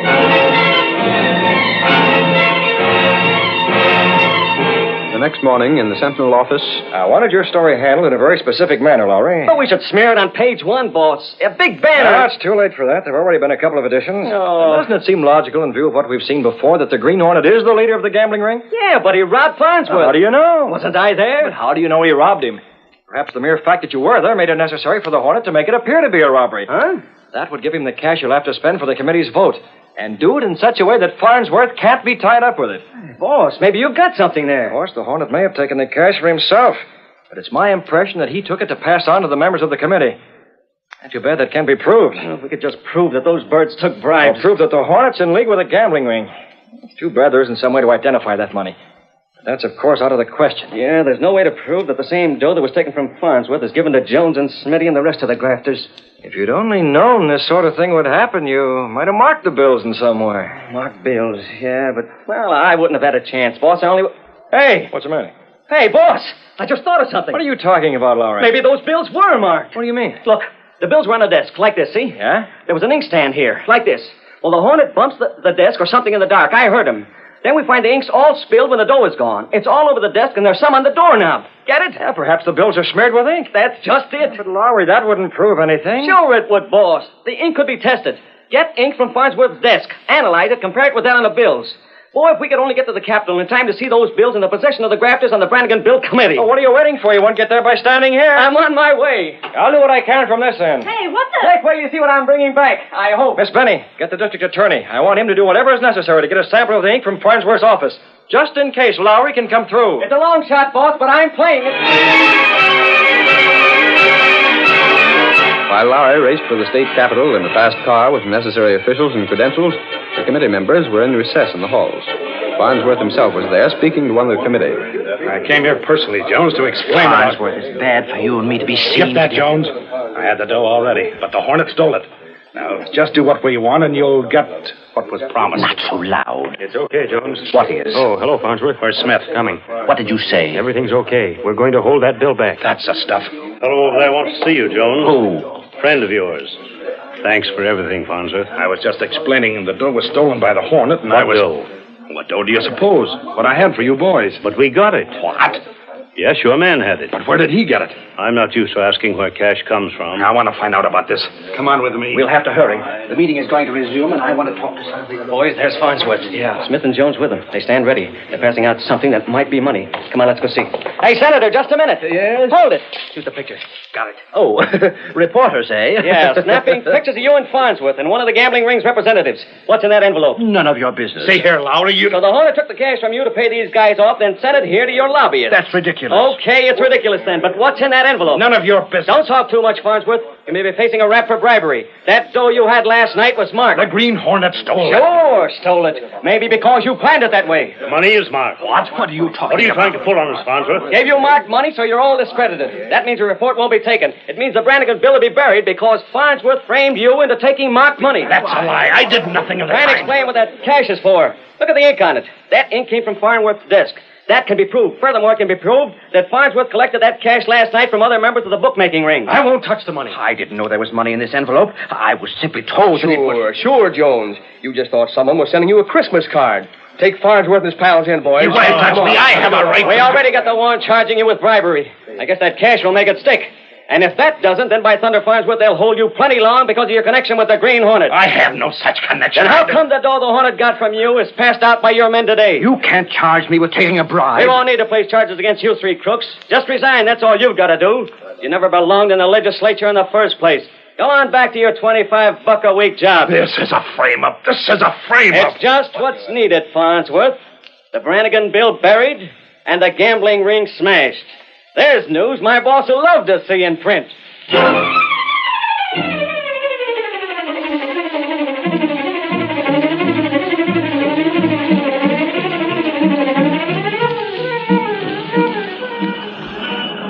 Sentinel paper! Hornet allied with gambling ring! Bribery charges filed! Racing bill buried during roundup of bookies! Read all about it! Green Hornet doing our Sentinel Extreme paper!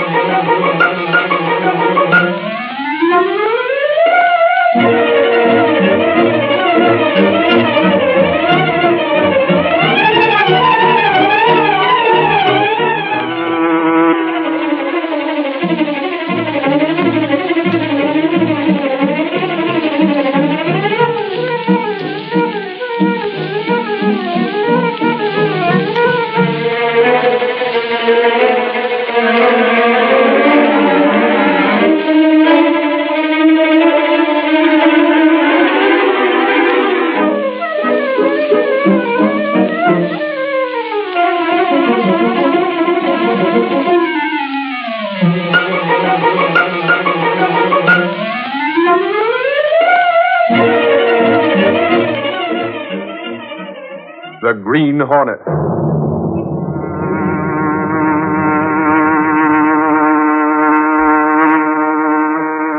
He hunts the biggest of all game, public enemies that even the G-men cannot reach. The Green Hornet.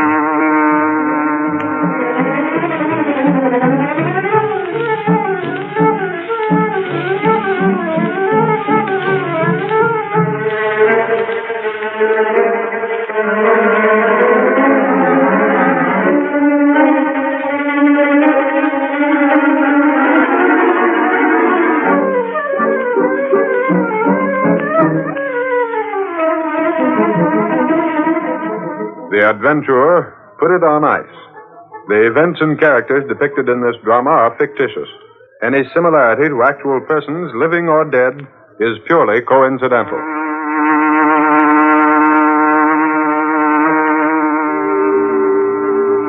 Miss Williams, what's that? Why is the whistle blowing? I don't know, Mr. Brinkley. Something's gone wrong. Find out what it is at once. Mr. Brinkley, it's the refrigerating system over in packing plant 6. What? The new system we installed yesterday? Better come along and look for yourself. I most certainly will. Miss Williams. Yes, Mr. Brinkley? Call the police emergency squad. If any men are overcome by the ammonia fumes, we'll need all the help they can give us. Right down here, Mr. Brinkley, around the corner. Yes. How did it happen, Carson? Are there any men inside the plant? Can't tell how it happened, Mr. Brinkley. The system was okay when we inspected it yesterday. I hope this won't spoil all that meat we've got in there. Forget that. What does it matter what happens to the meat? It's the men who may be trapped inside I'm worried about. We'll soon see, Mr. Brinkley. Right through this door.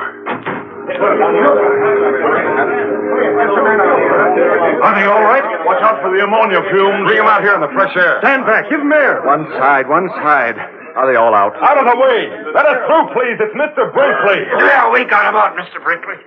Pretty close call, but they'll pull through. How many were there, Hendricks? Now, lucky thing there was only 2 of them, sir. Me and Smith just managed to get them before that ammonia.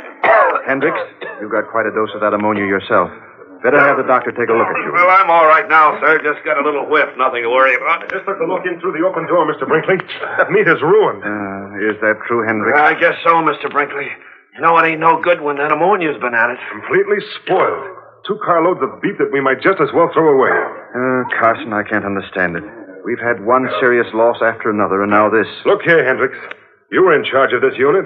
How do you explain this mess? I wish I knew, Mr. Carson. It don't make sense. We don't want excuses, Hendricks. Easy, Carson. There's plenty of time to get Hendricks' account of things. But Mr. Brinkley... Never mind. You go over and have the doctor check you up, Hendricks. We'll go into this tomorrow. Yes, sir. I can't figure it happening the way it did. Carson, you and I better go inside and look around ourselves. Now, Mr. Brinkley, there may still be some ammonia in there. No, there ain't, sir. Hendricks busted all the windows when we went in. Gas is practically all out by now. Come on then, Carson. Is it okay if I go in with you, Mr. Brinkley? Who are you? Lowry's my name, sir, from the Daily Sentinel. Oh, Britt Reed's paper. Well, come along. Do you think it's wise, Mr. Brinkley? How do you mean? Well, there's been quite a bit of trouble in our packing plant already, sir. Perhaps it's best to keep reporters away. You're wrong there. Better take me along, Mr. Brinkley. I don't exactly... I have a story already, Mr. Brinkley, from the men who were inside. Do you want me to print that, or would you rather have me get the straight dough from seeing it myself? Look here, young man. What do you imply? Well, one of them, one that was working inside when the pipes burst, said it looked like plain criminal carelessness. Don't listen to his story, Mr. Brinkley. My meat packing plant has always been the safest in the country. Then it's okay for me to go with you? Yes, it is. But, Mr. Besides, Britt Reed is a friend of mine. And I want him to have a good idea of what's happened here from someone who won't color the story. Put a handkerchief over your nose. We're going in.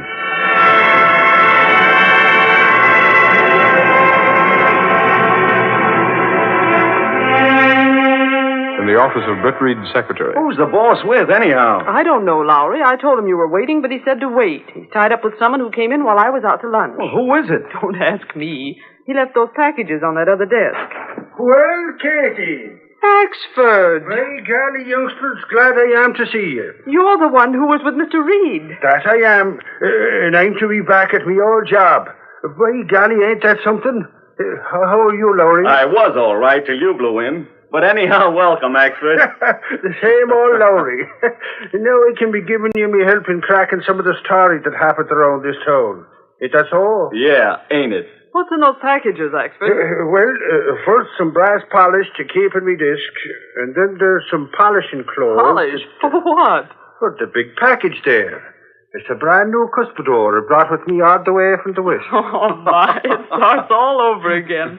Well, keep it in your desk, and take off that hat. Oh, by golly, it's just like being home. That it is. I'd better see the boss. I'd be trying, Casey, not to get in your hair. Boss, I'll get right to facts. I told you something about that Brinkley outfit already. Oh, yes. I went through the place with Brinkley and his assistant, a guy named Carson. That ammonia leak was caused by a valve being opened when it should have been closed. It's a wonder those 2 men weren't killed. How did you like Brinkley? Okay. He told me he was in the Civic Club with you. That's true. Look here, Lowry. What is there to these stories that Brinkley's meat isn't up to the Board of Health requirements? That's what I'd like to get more dope on. Yes? Mr. Brinkley is here to see you. Brinkley? Oh, send him right in. I want to see him. I don't know why Brinkley wants to see me, and at this particular time. Guess I'd better be going along. No, Lowry, stay here. Go right in, Mr. Brinkley. Thank you. How are you, Brinkley? You've met Mr. Lowry, haven't you? Oh, yes, I have. Went through the plant with me. How are you? Reed, that's what I've come to see you about. The accident at your meatpacking plant this morning? Oh, by the way, how are the two men who were overcome by ammonia? Oh, they're fine, Reed, resting comfortably. The men got them out in the nick of time. Brinkley, is it true that you've been having a lot of trouble lately? Well, yes. Yes, it is. Lowry's been telling me that some of the restaurants are turning down your product. They have, and I can't say I blame them. Quite a lot of it's not up to standard. Why not bring it up to standard again? You know the reputation of my plant, Reed. It's always been very good. Yeah, up to now. Before this, I prided myself on the fact that the Board of Health has always given my products the highest possible rating. Well, you mean that rating has changed? Changed is putting it mildly. The Board of Health has condemned more than half of the meat in my plant in the last week. Wow, things sure have gone haywire. When I think of the juicy steaks you used to... Unless something's done, I'll go bankrupt. I'll be forced to sell my business. Oh, that's too bad, Brinkley. Yet, at the same time, I scarcely see what this has to do with a newspaper publisher. Why come to me? Reed, I'm convinced there's something crooked behind it. Crooked? What makes you think that, Mr. Brinkley? This accident today, for one thing. Any evidence of tampering? None. I didn't see any either. Looked like just plain carelessness to me. I'm sure it isn't. What makes you so positive? Well, it's nothing tangible. Then if you can't put your finger on it, Mr. Brinkley... Yet all the trouble has started since I turned down an offer to sell my business. Oh, I see. You think this is an attempt to force you to sell? Exactly. Well, I take it this attempt is proving successful. Read, my back's to the wall. Sounds simple enough to me. Get the police after it. Have them check up. I have, with no results. They believe I'm simply trying to cover up my own negligence. Have they investigated the outfit that wants to buy you out? They've tried to. What do you mean? Exactly that. They haven't been able to find out. Well, isn't it a bit unusual for a prospective buyer to conceal his identity? Yes, Reed, it is. But it's not unheard of. Sure, might be a rival meatpacking concern that wants to put you out of business, then buy your equipment for practically nothing. Unless I can stop these accidents, they'll get it. Brinkley, you supply meat to all the hospitals and city food centers, don't you? That's true, Reed. It's imperative that they're sure of the quality and purity of the meat they use. In that case, clearing up these difficulties at your plant is a matter of public concern. Right, boss. And when the public welfare is jeopardized, the Daily Sentinel is interested, very interested. I knew I could count on you, Reed. A reporter can find out a lot of things that the police can't. Yeah, especially a good reporter. Lowry, see what you can dig up. Track down this outfit. The one that's made Mr. Brinkley that offer? Cover that plant from cellar to skylight. Check on every one and everything. Check, boss. It's an assignment. I'll give you all the help I can. Brinkley, what happens to your business is a private concern. But when the quality of the food you sell the public is being tampered with, then it's a matter for investigation. And believe me, boss, when I start investigating, I investigate. Before I'm through, I'll know this setup like I know the palm of my hand.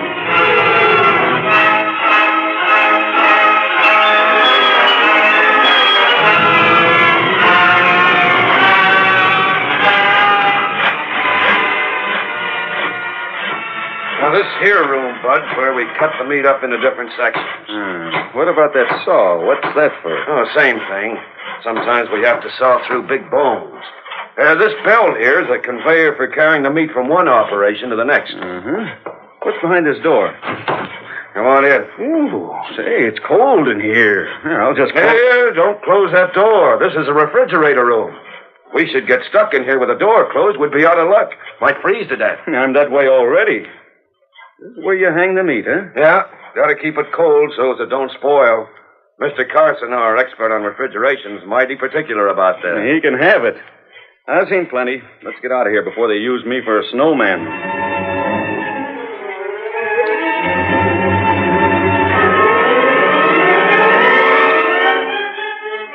You say your name's Lowry? That's right. Mr. Brinkley sent me over to find out about that offer for his meatpacking plant. I understand that offer came through you. Yes, it did. I'm a broker, sort of a middleman. Who made that offer? Sorry, but I'm not at liberty to give out that information. What do you mean, not at liberty? I told Mr. Brinkley the same thing. This sort of transaction comes my way quite frequently. My client doesn't wish to have his identity revealed. Now, listen here, Furthermore, I don't know who made the offer myself. The whole affair has been conducted by mail. The bank account... A phony name. I checked on it. It's a registered business name, which is perfectly legal. And Brinkley knows the money's good. But I still That's all I can tell you. Good day.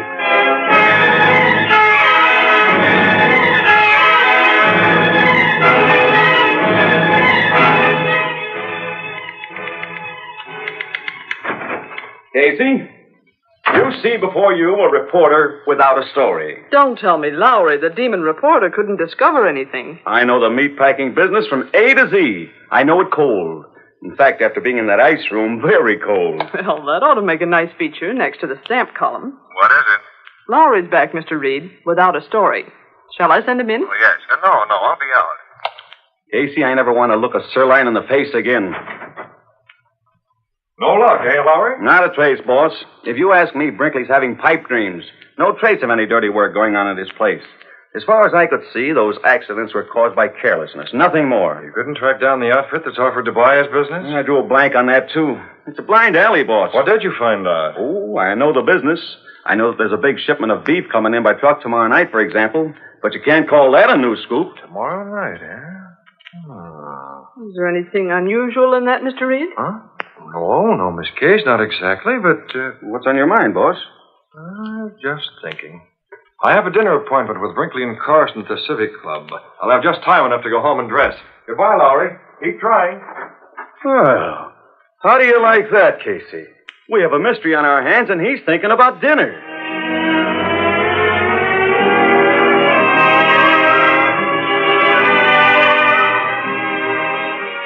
As soon as Britt Reed reached his apartment, he sat down at his desk and wrote a letter. Cato, I'm having dinner at the Civic Club with Mr. Brinkley and his assistant, Carson. Yes, Mr. Britt. I'll put the Hornet seal on this letter. There. It's addressed to Mr. Brinkley, Cato. Be sure he gets it at dinner this evening.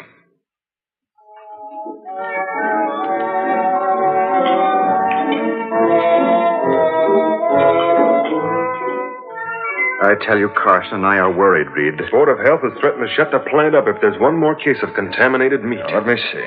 Carson, you're the chemist of the plant, aren't you? You're responsible for the condition of the meat. Yes, I am. I inspected very carefully. Pardon me. A letter for you, Mr. Brinkley, just came by messenger. I wonder who. This letter's from the Green Hornet. The Green Hornet? That's impossible. Look at this seal. Yes, I'm quite familiar with the Green Hornet seal. There's no mistake about that. He says he's going to hijack that shipment of meat tomorrow night. You can usually depend on the Green Hornet to do as he says. How are we going to stop him? Well, why not delay the shipment? Can't do that, Reed. That meat has to be here on time. Well, then send it ahead. We'll send it by train. Have the trucks take a different route. There ought to be some way. That's it, Reed. We can't send it by train because of the cost. But we can reroute the truck so the Green Hornet won't know about the change. That's an idea, Mr. Brinkley. Suppose the Hornet learns of this change of route. How can he if we take the right precautions? If you say so, Mr. Brinkley. I do say so. And we'll do it right now, at this table, secretly. So the Green Hornet will never be able to find out our plan.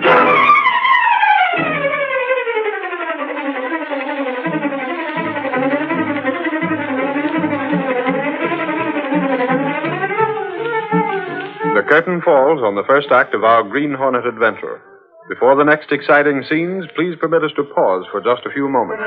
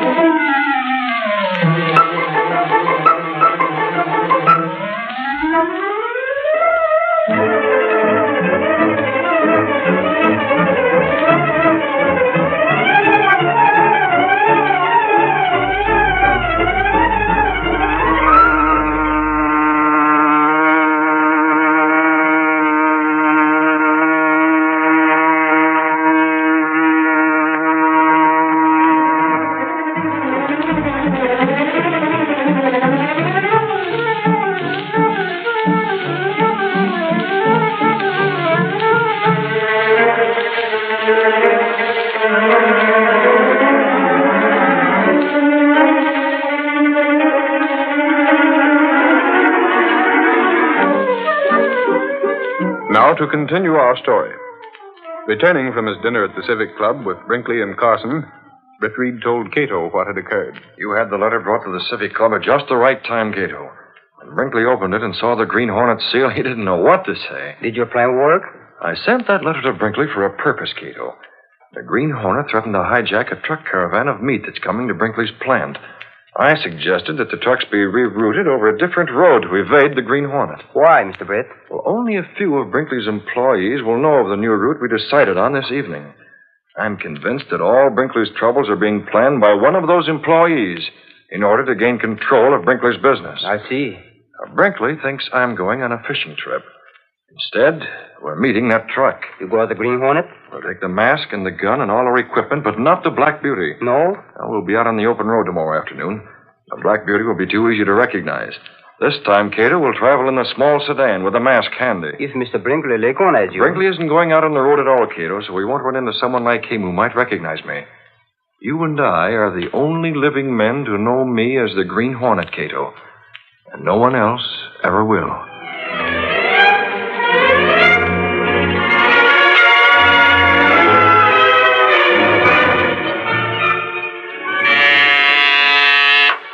Yes, Miss Williams. What is it? I called Mr. Reed's office.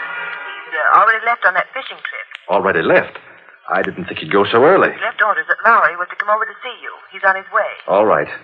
Lowry's a reporter who was here the day of the accident, isn't he? Yes, I'm glad as long as Reed himself isn't available that he's having Lowry come over. You'll pardon me, Mr. Brinkley.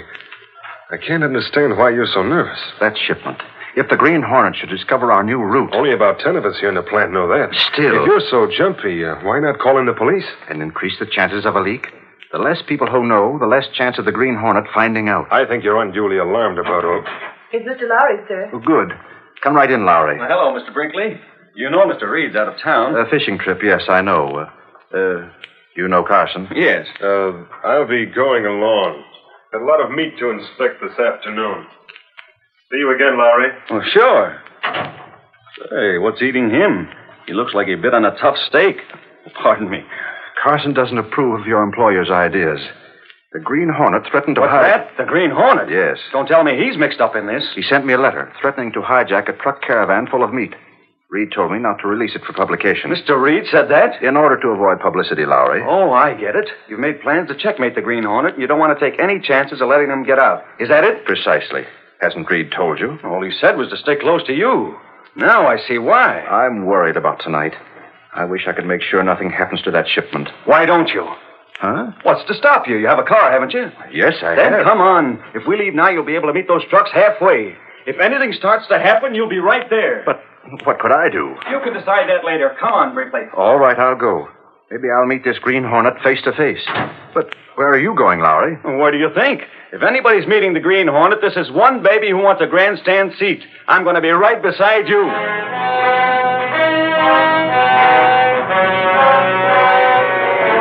Driving out of the city, Brinkley and Lowry traveled all afternoon.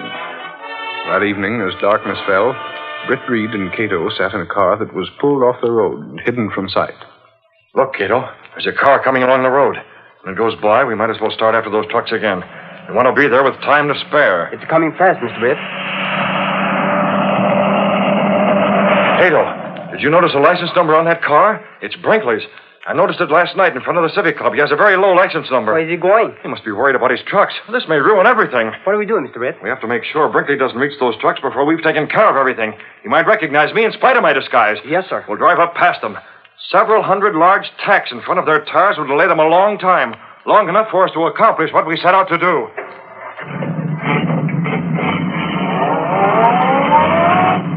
Turning onto the road, Britt Reed pressed down on the accelerator. The sedan sped along the concrete after Brinkley's car. There they are, Cato, stopping for that light ahead. Get the tacks ready. We're in luck. The light's changing. We'll be able to pass them before they get going too fast. The tacks now. Good work, Cato. Both front tires.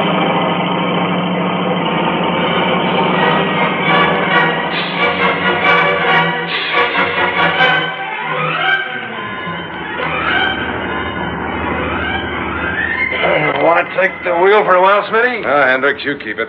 Tough job driving over this strange road. Ain't like the regular one. What's the idea in shifting the route on us? Search me, Smitty. He's been jittery ever since that icing plant broke down. All I hope is he don't get wise to what's going on. Not a chance.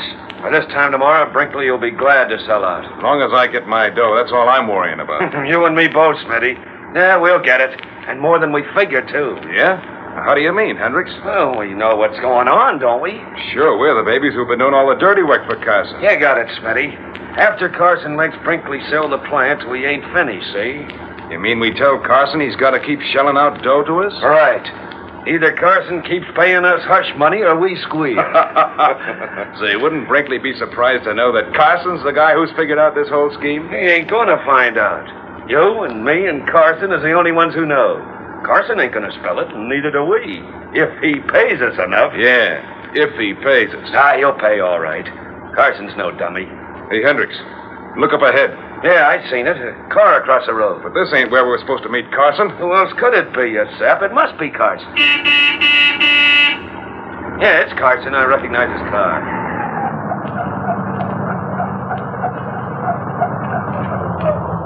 Hey, Carson, what's the idea of meeting us here? I thought you was going to be 5 miles up further. I had to change our plans, Hendricks.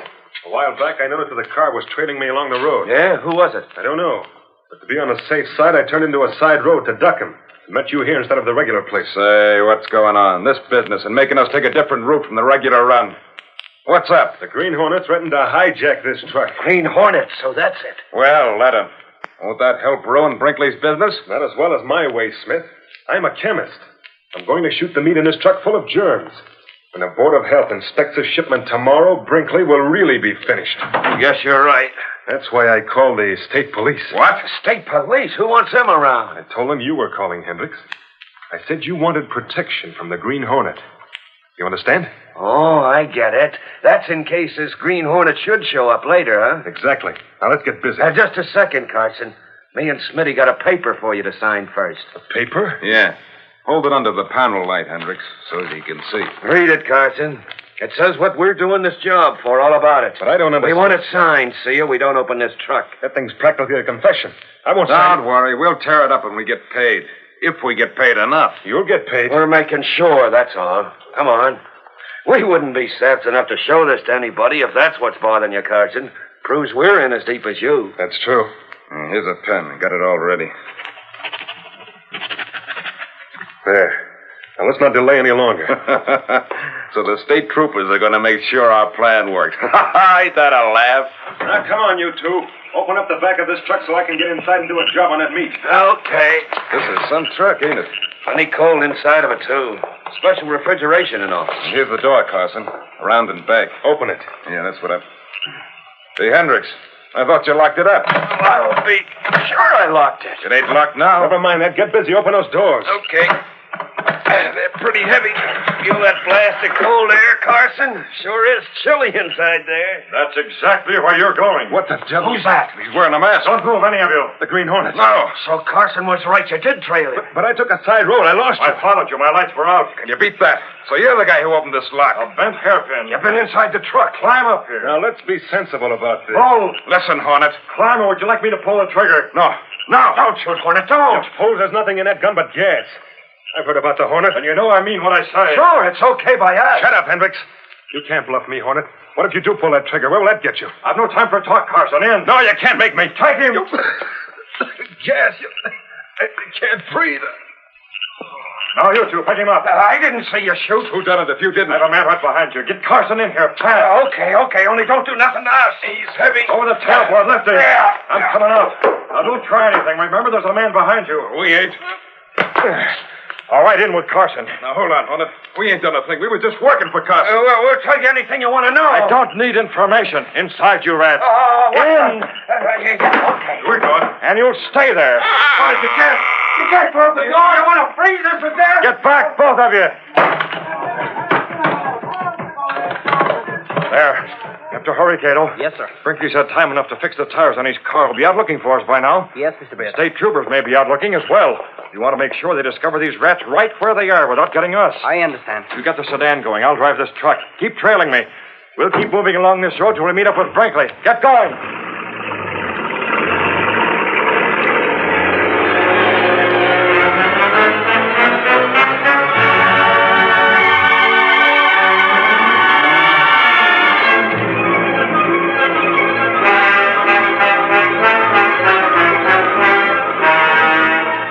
Later, Brinkley and Lowry drove along the road.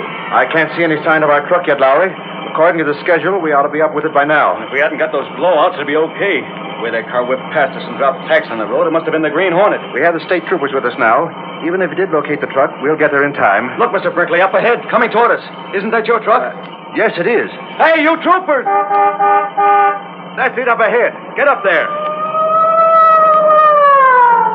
That's it, all right. The truck stopped. There's a guy jumping out of the driver's seat. That's not the regular driver. Look, he's getting in a car beside the truck, Brinkley. The troopers will never catch him. Hurry. You troopers, after that car. It's going too fast. That's the Green Hornet. I thought he had a special car. Couldn't catch that one with a bullet the way it's traveling. Say, what's that? Somebody's yelling for help. Whoever it is, it's from inside my truck. We'll get you out. Well, hurry up. It's locked. Stand back. I'll shoot the lock off. There. Swing these doors back. Let me out. I'm froze. We'll talk. Don't shoot. Hendricks, Smith, what happened? The Green Hornet, he caught us, shoved us in the eye. Hey, give me a hand. There's another guy here and passed out. Okay. Come on, take it easy there. It's Carson. By all that's holy, what's he doing here? Look at what he had with him, Mr. Brinkley. Full equipment for infecting the meat. What do you two lugs know about this? You got nothing on us. That guy Carson was in with the Green Hornet. Sure, that's it. Is that so? Then why did the Hornet gas Carson? Yes. Well, we don't know. Run, Fritz. Vinny, they got us. Stand right here. The only place you're going is jail. What's he got in his hand? I ain't got nothing. Hand it over. Give me that. What is it, Lowry?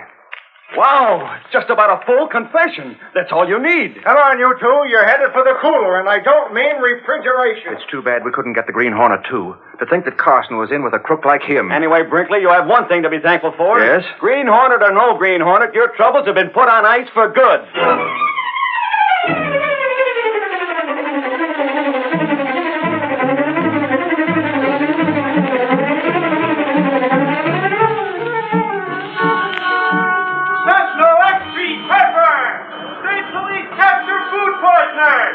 Carson indicted as Green Hornet A. Sentinel Pepper, Hornet X3. Green Hornet still at large. Sentinel X3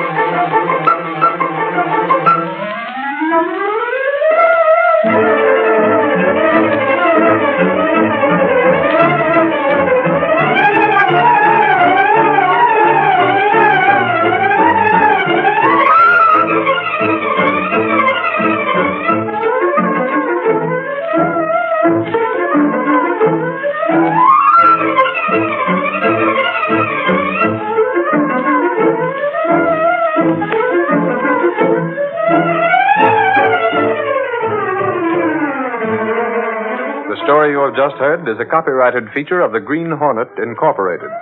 You're watching Westerns Radio live on YouTube and TikTok at OTR Westerns. Now let's get into the next episode. It's going to be Westerns. Hope you enjoy.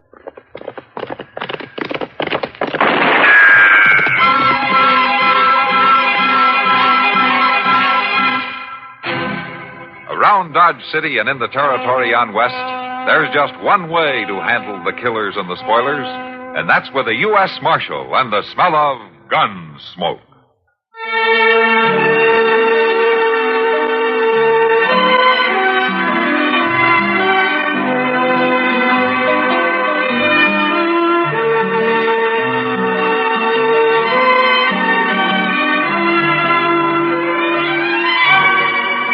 Gunsmoke, starring William Conrad. The story of the violence that moved west with young America. And the story of a man who moved with it. I'm that man. Matt Dillon, United States Marshal. The first man they look for and the last they want to meet. It's a chancy job, and it makes a man watchful. and a little lonely.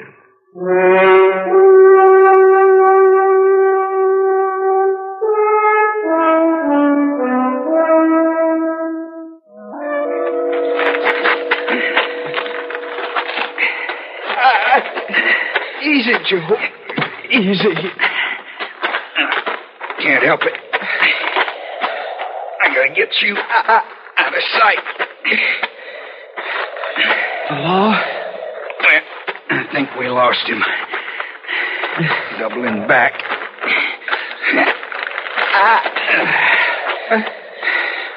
There. Now, let's see now. Joe. It's no use fooling with it, Joe. You just hold still. Oh, that dirty marshal. I ain't gonna make it. Sure you will, Red. I gotta clean it out some, though. No, just let it be. Now, a little water ain't gonna hurt none. Please, Joe. You hang on now. This ain't no time to quit. We got a chance. We got a way. Not me. That marshal fixed me. Don't you worry none about that marshal. He ain't finding us now. You get him for me, Joe. You're gonna be able to get him for yourself, Red. All you need's a little rest. Joe, you get him. Red, don't die on me now. We got off. He give up chasing us. Red? All right, Red. All right, I'll get him. If I don't do nothing else, I'll get that marshal.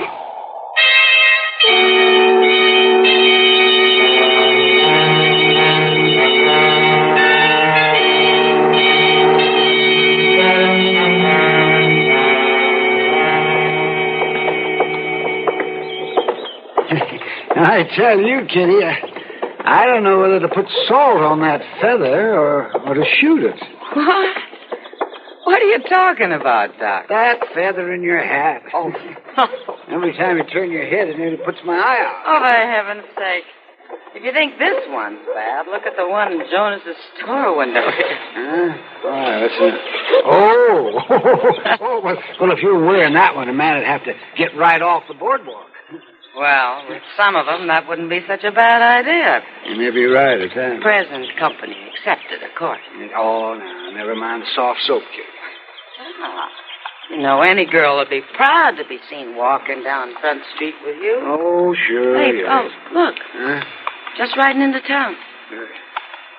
Oh, it's Matt. Yeah. About time he got back. Matt! Oh, Matt. Howdy, stranger. What's been keeping you? Say, Matt! Matt! Oh, honey, that's a funny thing, isn't it? He didn't even answer. Oh, the grumpy old goat. He couldn't help hearing us. That's not like him, Doc. No, Kitty, it isn't. I think I'll walk over and have a talk with him. Yeah, Doc, I wish you would. Oh, Doc? Yes, Kitty? You let me know if he needs anything, huh? Oh, sure, Kitty, yes, sir. I'll do that.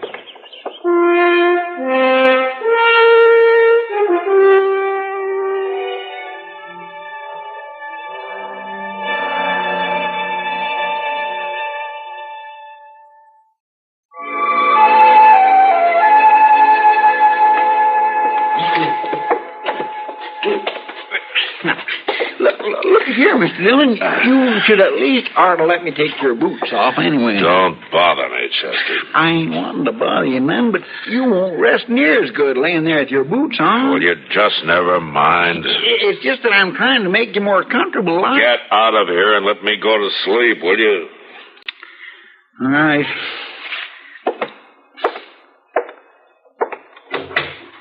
Well, the man just too ornery to know how to rest proper, then Just ain't nothing I can do about it.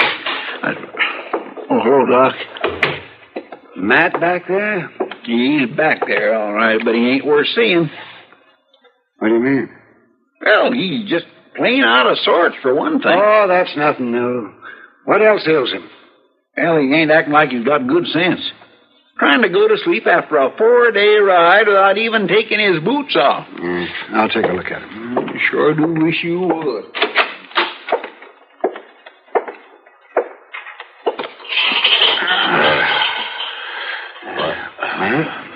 I thought I told you to... Oh, sure, Doc. Listen, will you come back later, please? I'll just be a minute. Just want to get some sleep. Open your mouth. What? What do you want? Let me see your tongue. All right, now. Give me your hand. Oh, Doc. Give it to me. I want to take your pulse.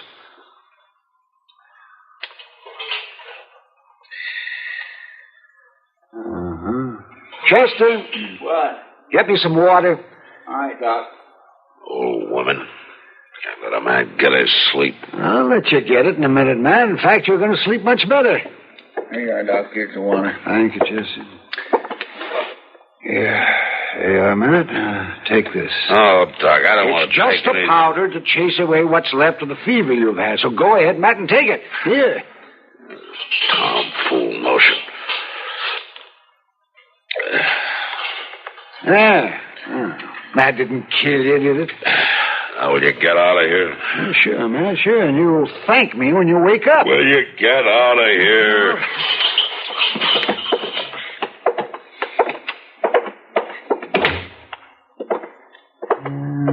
I don't know why they'd choose a U.S. Marshal who acts so much like a mule. Hey, Doc. Is Mr. Dillon really sick? I think the worst of it is over, but he probably had a pretty bad touch of fever on the trail. No wonder he's worn out. Well, ain't there something I can do for him? Oh, I don't think so, Chester. He needs sleep more than anything. Yeah, but, Doc, you know I ain't so bad at taking care of sick folks. I know, but I don't think Matt's going to need any of your expert nursing. Well, it just don't seem right. There ain't nothing I can do. Matt's right, Chester. You are like an old woman. Well, I'm just trying to help. Well, if you want to help so much, why don't you pick up his things for him? Look, he surely did spread them around, didn't he? Oh, my God, it looks like a pigsty in here.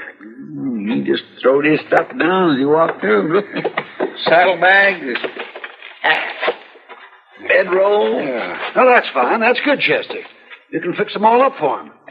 Doc, just look at there. Here, why? Wait, just take a look at his gun. The way he just dropped the belt in the corner there. Yeah, see. That looks like it's been in the mud. It sure does. Now, that ain't like Mr. Dillon. No, it isn't, but I don't think he's been feeling much like himself for the last 2 or 3 days. Sir, I just don't understand how his gun could get this way, Doc. Look. I don't know, Chester. Maybe he fell off his horse. With a fever, he would have been giddy. There's no question about that. Well, I'm just obliged to clean it for him, all right. That's good, Chester. Yes. Now, there's something you can do, at least. Chester, you want to watch out for one thing. What's that? Well, you want to be sure and take the cartridges out of that gun before you clean it. Well, now, Doc, I don't think Matt'd take too kindly to the idea of your using his gun to blow your brains out with. Of course I'll take them out. I haven't started to clean it yet, you know. There. You can see for yourself. Oh, well, now, I must say that I'm relieved about that. Well, any fool would know that. Well, I'm glad to hear it. Yes. Well, Chester, I'll see you later. Don't buy any wooden bullets. Of course I won't buy no wooden bullets. I swear a body don't get credit for no sense at all.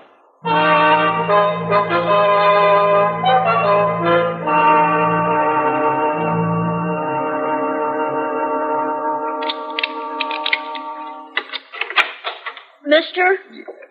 Come in and shut the door, boy. There ain't room for no more flies in here. This here's the marshal's office? Yes, this here's the marshal's office. You can't see Mr. Dillon, no. I came to see Chester. You him? I'm Chester. What do you want? I'm to fetch you. Fetch me where? Doc says you're to come. Doc? Oh, that can't be so. It ain't been 5 minutes since he was right here. You're to come right away. Are you sure about that? Seems like Doc would have told me himself. Down to the corner. Josh Prentice broke his leg. Well, I can't do nothing about that. Doc wants you to help hold him down whilst he sets it. Oh, well, all right. Come right along. Wait. I better look and see if Mr. Dillon needs anything first.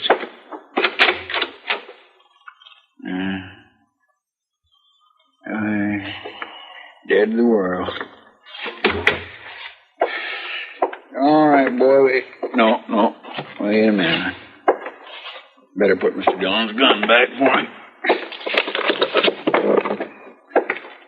Swear and declare it keeps the body busy just remembering all his chores and duties around here much less than doing it. Well, come on, boy. We can't keep Doc waiting.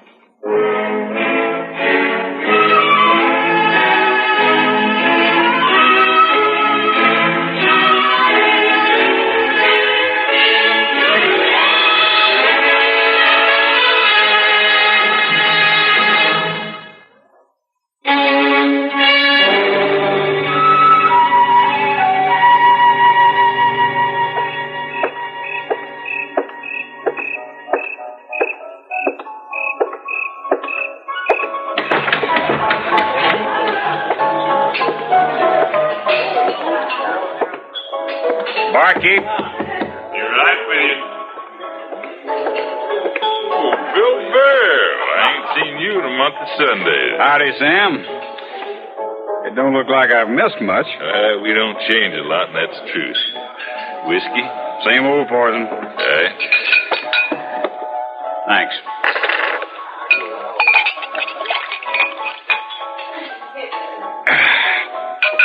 You sitting in on the poker game? Old Dolph would be glad to see you again.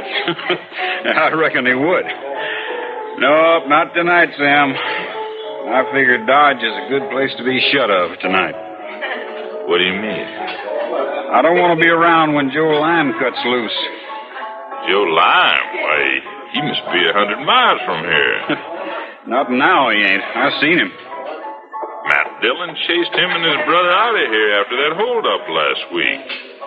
You must have seen somebody else. Oh, Matt Dillon chased him all right, and he killed Red. That's why Joe's back to get Matt. You sure? I'm sure. He's down at the livery stable tending to a lame horse. He's telling it right out plain he's out to get the marshal. So I think I'll ride right on through. Well, if I'm going to catch a bullet, I don't want it to be one that was meant for somebody else. So long, Sam. So long, Bill. Sam. Yeah, Miss Kitty. Was that man talking about Joe Lime? Did he say he's back in Dodge? He sure did, Miss Kitty. He said he's down at the livery stable and he's out to get the marshal. Oh, somebody ought to tell Matt. You want me to send somebody? No, Sam, thanks. I'll go myself.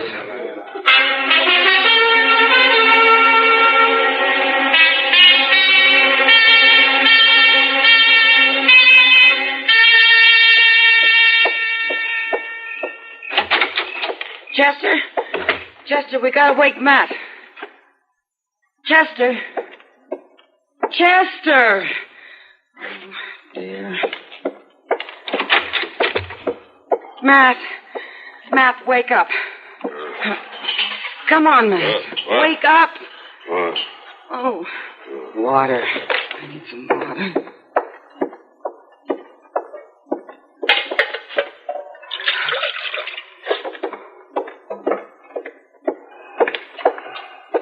Sorry, Matt, I gotta do it. Matt! What? Now, Matt, you got to get up. What is it, Kitty? It's Joe Lime, Matt. He's in Dodge to get you. Huh? Joe Lime? Yeah. He can't be. I lost him halfway to the border. All right, Kitty, will you go? Matt! Matt, it's true. You killed his brother. He's after you. Are you sure? Bill Burr saw him just a few minutes ago. Oh, where? He was at the livery stable. All right, Kitty. I guess I better go over there. Well, wait till I fix you some coffee. You need your eyes wider open than that. Oh, never mind. Just hand me that gun belt. Here. Oh, thanks, Kitty. I'll see you later. Matt, are you sure you're all right? I better be all right.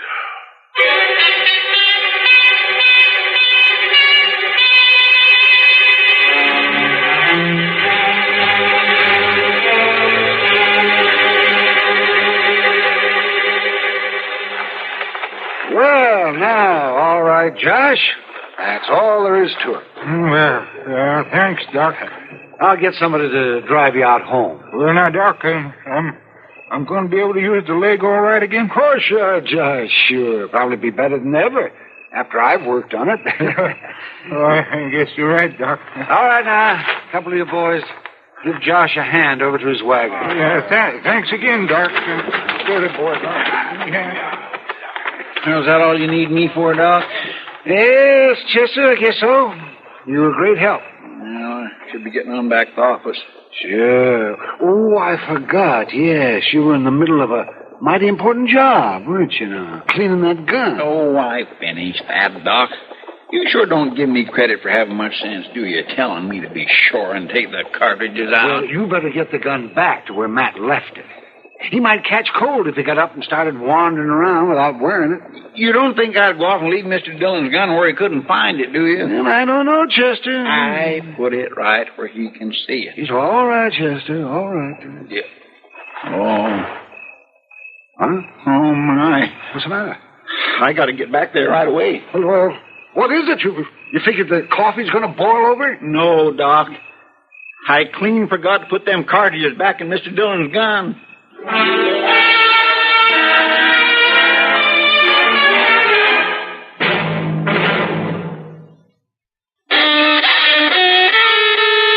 Out of tune? If you're irregular due to lack of bulk, help yourself get back in tune with Kellogg's All Brand. You'll feel right on pitch when Kellogg's All Brand gentles away irregularity the natural way. So fight constipation as millions do with good-tasting Kellogg's All Brand. ALL-BRAN. Kellogg's All Brand. And for all you All Brand users who are also flour fanciers, here's good news. Kellogg's All Brand again is offering beautiful rose bushes, including formerly patented gold medal winners, in a choice of 5 colors.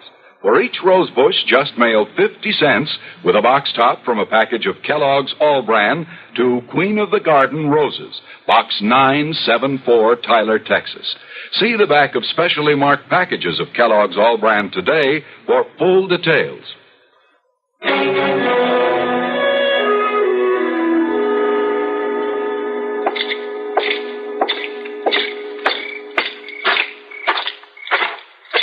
Marshal?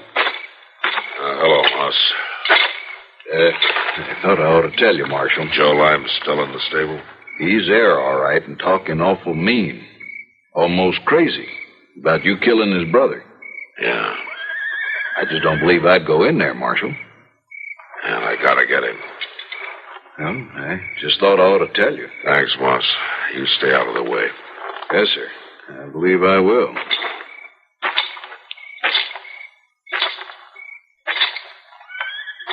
Lime. Joe Lime. Come out of there. I've been waiting for you, Marshal. Ain't you going to shoot back, Marshal? I gotta see him first. It'll be better for you if you come out, Lime. You come and get me, lawman. You just come and get me. All right, I'm coming.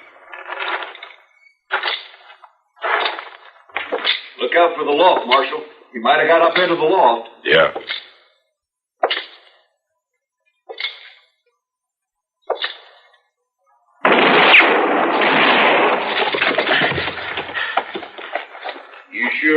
big and brave diving into that stall, lawman.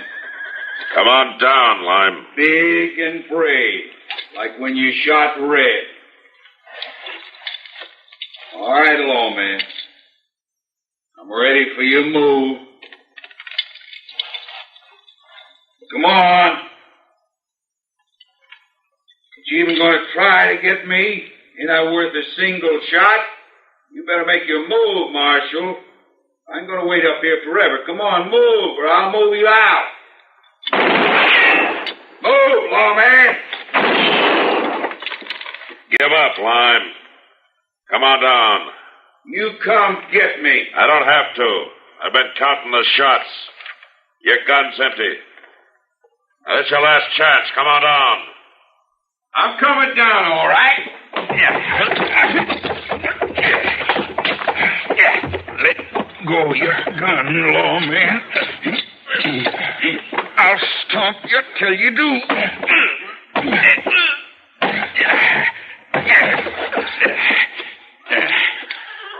That's better. I got your gun. I got you, too. Now just stand still. Don't try nothing foolish. I ain't gonna kill you easy, Marshal. I'm gonna kill you slow. A little bit at a time. You got anything to say now, lawman? Not to you. Maybe you will after this. Why, don't shoot. It's gotta shoot. It's not gonna shoot, Lime. You're through. Not hardly. I can still break you in bits. Stand right where you are. You make one move and I'll blow you in two. Chester. Mr. Dunn, you all right? Yeah, I'm all right. You keep him covered with that shotgun. Yes, sir. I got him covered real good. I come down here with the gun as soon as I remembered. Remembered what? Then I forgot to put them bullets back in your gun when I cleaned it. You forgot to put the bullets back? Yes, sir. Your gun was empty. Lord of mercy, you could have been killed, all thanks to me. Yeah, I could have been killed. I would have been, too, Chester. If you had put the bullets back. You mean an empty gun saved your life? I just don't rightly understand, Mr. Dillon. Well, I'll tell you about it sometime when I'm loading my own gun. All right, Lime. Jail's that way. Now get going.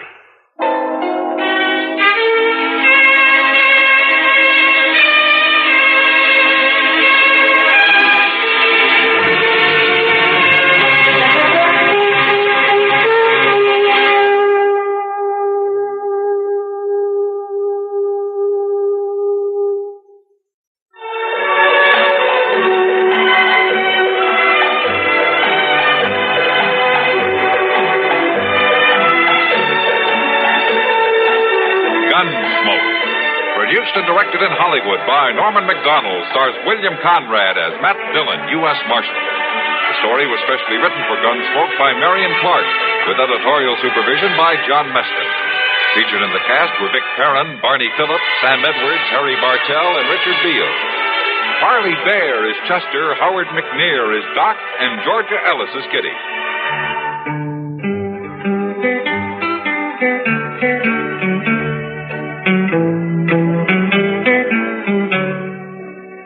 This is George Walsh inviting you to join us again next week when CBS Radio presents another story on Gunsmoke. Laramie, Wyoming Territory.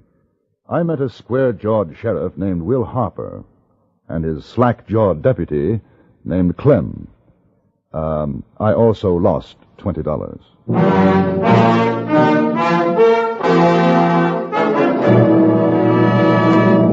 Frontier Gentlemen.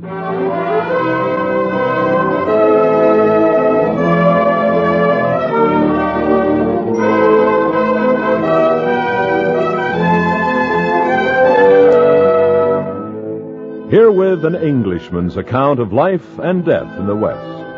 As a reporter for the London Times, he writes his colorful and unusual stories. But as a man with a gun, he lives and becomes a part of the violent years in the new territories. Now, starring John Daner this is the story of J.B. Kendall, Frontier Gentleman.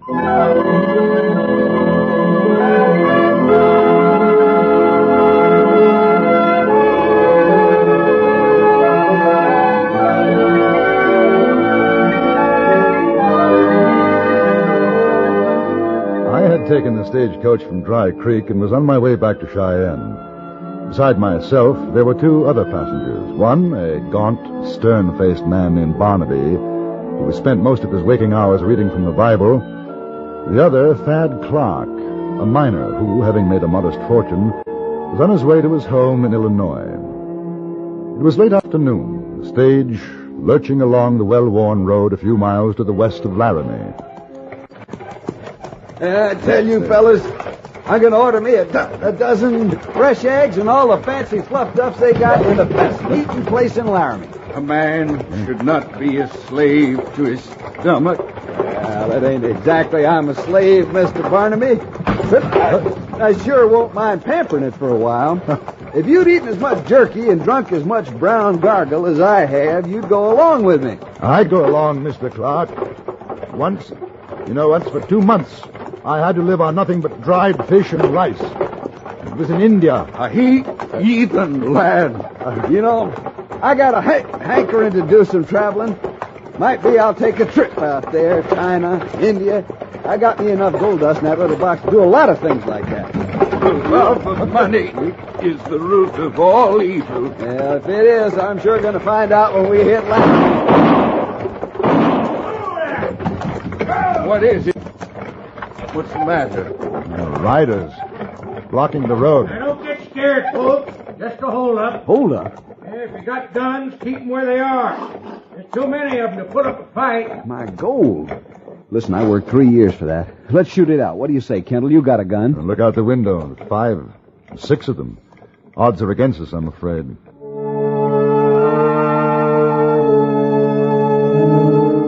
They were on horseback, their faces completely masked, cradling rifles and shotguns in their arms. 2 of them remained in front of the coach. 3 more took up positions to either side and behind. The 6th man, who appeared to be the leader, called to us to get out. Our driver nonchalantly climbed down from his seat and began to roll a cigarette. The miner Clark stood next to me, right hand clenched, hovering over his gun butt. You, mister. And you. Do you mean me? No, the tall fella and the other one. Unbuckle your gun belts and drop them. No need for anyone to get hurt. I'm a poor man. I have no worldly goods. Sorry to hear that, brother. You a preacher? No. That's too bad. I never rob a sky pilot. Just empty out your pockets, all of you. Driver? Yeah. What you carrying? Nothing much. Well, we'll take a look-see. Jed, Frank, keep them covered. CD, you help me search them. All right. Driver, climb up there and throw down the boxes. Sure. All right, gents. Nice and quiet. Let's tell your kids all about it. Kind of a puny wallet. Don't take that. It's all I have. 30, 40, $50. Well, now you ain't got any worldly goods for sure, friend. What about him, CD? $2 is all. You take a look in the coach. All right. Driver, climb down. Open up them boxes. Sure. All right, now you, mister. Here. You won't find much. Well, it's a right handsome-looking watch you got there. I like it. Take it off. No. Come on now, take it off. It has a great sentimental value to me. It can't be worth more than a few dollars to you. It all adds up, mister. Take it off. No. You figure it's worth your life? In a way. Hey, look here what I found. Who belongs to this? It's mine. Guess there ain't no use asking you to leave it be. That's a fact.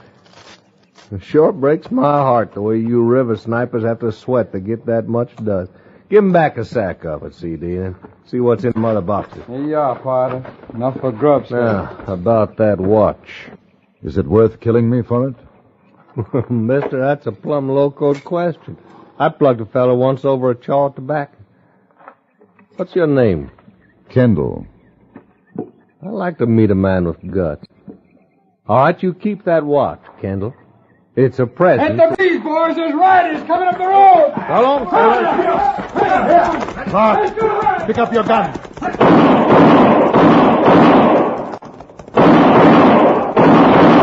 Hey, you got one. You got him.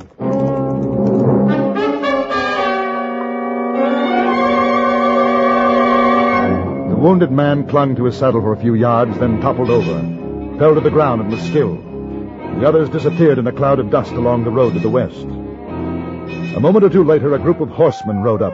They were led by an exceedingly tall man wearing a large and rather ornate badge. Which way did they go? They went that way. Hey, Kendall here got one. He's lying right over the I iron. have. You must get it Clem, back. you and the boys get after him. We'll do that, Sheriff. You recognize any of them, Devlin? No. Must be new around here, Sheriff. I never did see him before. I figure I've been held up by most of the hold-up men in the territory. All right, let's take a look at that fella you shot. Lucky for you gents we came along. Very lucky. Sure hope your boys catch up with him. Don't worry, we'll get him. Well, that's the last roundup for this outlaw. Lob him through the head. Nice shooting, mister. Well, let's get that mask off. Any of you ever see him before? I told you. I never No. No papers. I didn't think there would be. Well, I guess you gents can go on your way. I'll be obliged if you'll stop by my office in Laramie and make out a report of what was taken. Name's Harper. Will Harper. Hey, you're new in Laramie, ain't you, Sheriff? Yeah, just took over last month. Aim to do some cleaning up. You got no worries. We'll have your valuables back by tonight. The sheriff followed his posse. We went on to Laramie. On our arrival, Mr. Barnaby went off with a severe-looking woman whom I assumed to be his wife. Thad Clark was kind enough to take me to dinner. Afterwards, we walked down to the sheriff's office. He sat behind his desk, powerful, square-jawed, steely-eyed, the picture of an iron-nerved man of the law. At a smaller desk, his discreet deputy was filling out some papers. Harper looked up as we came in, nodded briskly. Evening, gents. Sit down, sit down. Clem, fetch another chair. Yes, sir, Mr. Harper. You caught those fellas, huh? We trailed them all right. Make stuff come. Thank you. I gather that you didn't catch them? Well, like I say, we know where they are, just a matter of time. My deputy here, Clem, he's making out the report right now.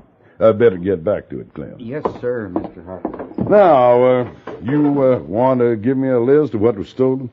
Not much of a list, Sheriff. Just 10 sacks of gold dust, about $5,000. You get that, Clem? I sure did, sir. And you, Kendall's the name, isn't it? Yes, that's right. $20 in my wallet. Kendall. Say, aren't you that English newspaper fella I heard about back in Cheyenne? I'm an English newspaper man, yes. Well, I'm proud, mighty proud. I reckon you'll be writing all this up for your paper. I imagine I will. Good. And you'll get a chance to see how we take care of bad men in Laramie. Things are going to be different around here. I'd admire to have you stick around, Kendall. We've got new methods, scientific, like they've been using in these. That's fine, but what about my gold? Those hold-up boys must be in Colorado by now. You hear that, Clem? I sure did, Sheriff. That's a funny one, mighty funny. I'll tell you where they are, gents. Right this minute I can put my finger on them. But I'm going to wait for morning. They're holed up in the Centennial Mine diggings about 30 miles west of here. That's where we trailed them, isn't it, Clem? That's the place, sir. We got 4 men watching right this minute. Kendall, how'd you like to ride out with me in the morning and watch us pull in a bunch of outlaws? It'd be very interesting, Sheriff. Oh, this will be just about the most important story you've ever written. And I'll be glad to help you make your name, Kendall. Well, that's awfully kind of you. Sheriff! Sheriff! I've seen one of them. Maybe two, maybe all of them. Now, easy, partner. Easy. I tell you, they're down at Lazy Kate's saloon. Them same fellers did the hold-up this afternoon. No, driver, it can't be. We know where they are. We sure do, mister. Up in Centennial. And they came back to Laramie. I recognize the voices. Now, voices can fool you, take my word. We got 'em boxed in 30 miles west. It's them. I swear I can pick 'em out even without the masks. Do you think it might be an idea to go down and have a look, Sheriff? Just in case? Man's an almighty fool not to follow lead. You want I should take the scatter guns, Mr. Harper? Don't see there'll be a need, Clem. If it's them, which I know it isn't, the old peacemakers will do our talking. Yes, sir. Driver, you come and point out your suspects. Clark, you better stay put. All right with me. Just get that gold dust back. That's all I want. Say, I'd rather like to come along, too, if you don't mind, Sheriff. You may be a greenhorn, Kendall, but you got guts. Let's go.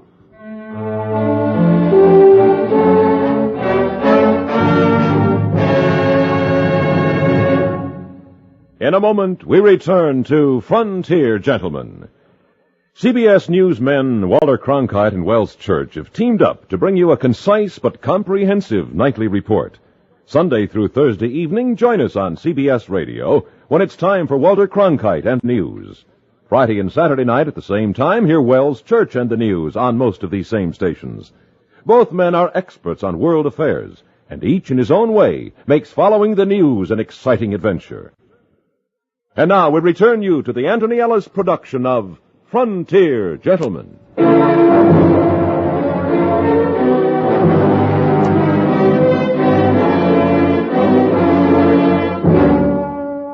For the second time that day, I had been apprised of the fact that my guts were organs of some consequence.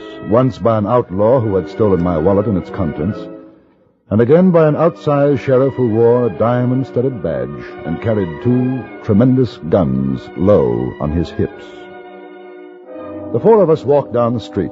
Sheriff Harper, his deputy, whom I only knew as Clem, the stagecoach driver, and myself.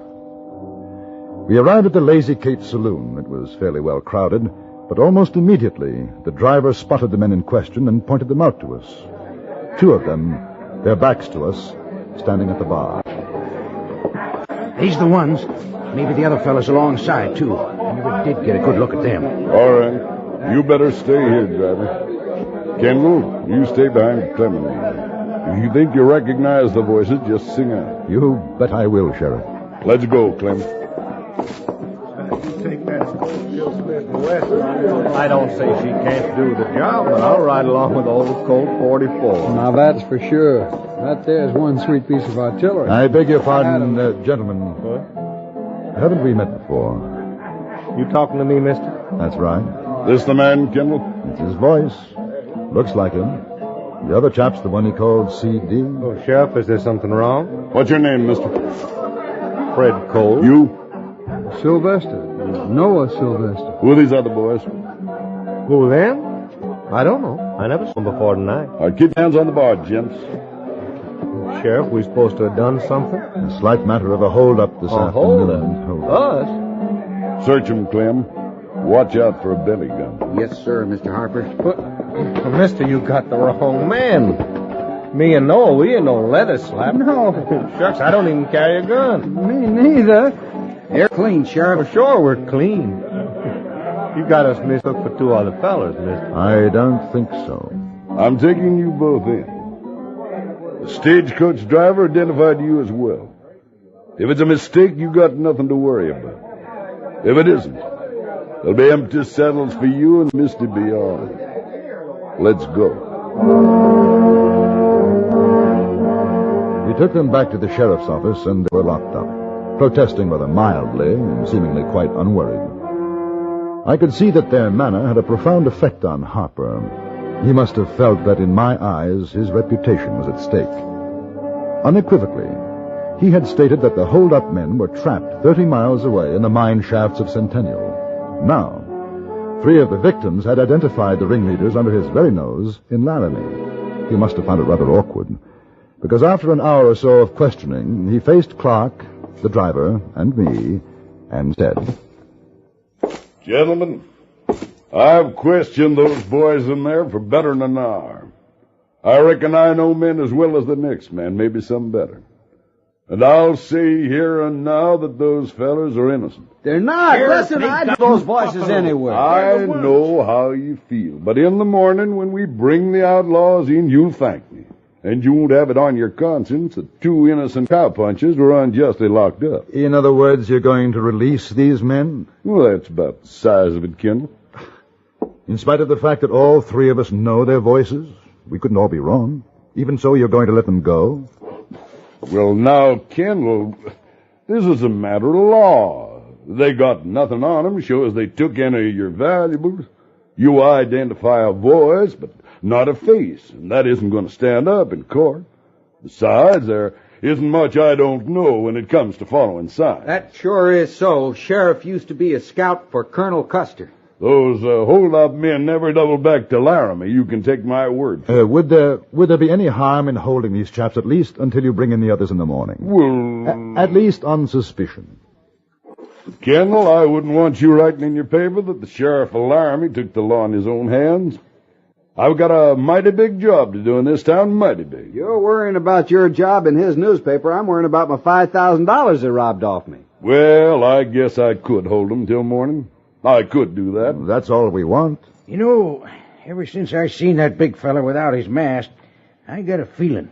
What sort of a feeling, Driver? Incidentally, what is your name? Driver? Elwood Driver. Kind of gets you, don't it? Me being a stagecoach driver and all. Driver! Well, anyways, about that feller, I keep thinking maybe I seen him somewhere. Where? I don't know. Hey, Sheriff. Yeah? What do you want, Cole? Me and Sylvester, we was wondering, how about some grub? Sure. Clem, go across the eatery and get them to rustle up some grub for the boys. Sure will, Mr. Harper. I guess I'll check in at a hotel and get some shut-eye. You can share my room if you want, Kendall. Well, thank you. As a matter of fact, I was... Sheriff. Yeah? Well, me and Sylvester, we just thought of something. Maybe we can prove that we ain't the fellers you're looking for.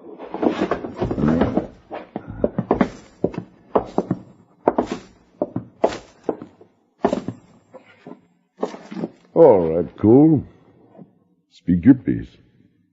Well, now, these fellas, they say they was held up about 10 miles outside of Laramie. That's right. And what time? 6-ish? Yeah, what I tell you, Fred. Yeah. Well, now, Sylvester, he remembers there's folks who could tell you we was right here in Laramie all afternoon, and about 6-ish. Now, if that's so, we couldn't be in 2 places at once, could we? That's for sure. Now, that's for sure. You'll have to admit that, Sheriff. Well, who are your witnesses, boys?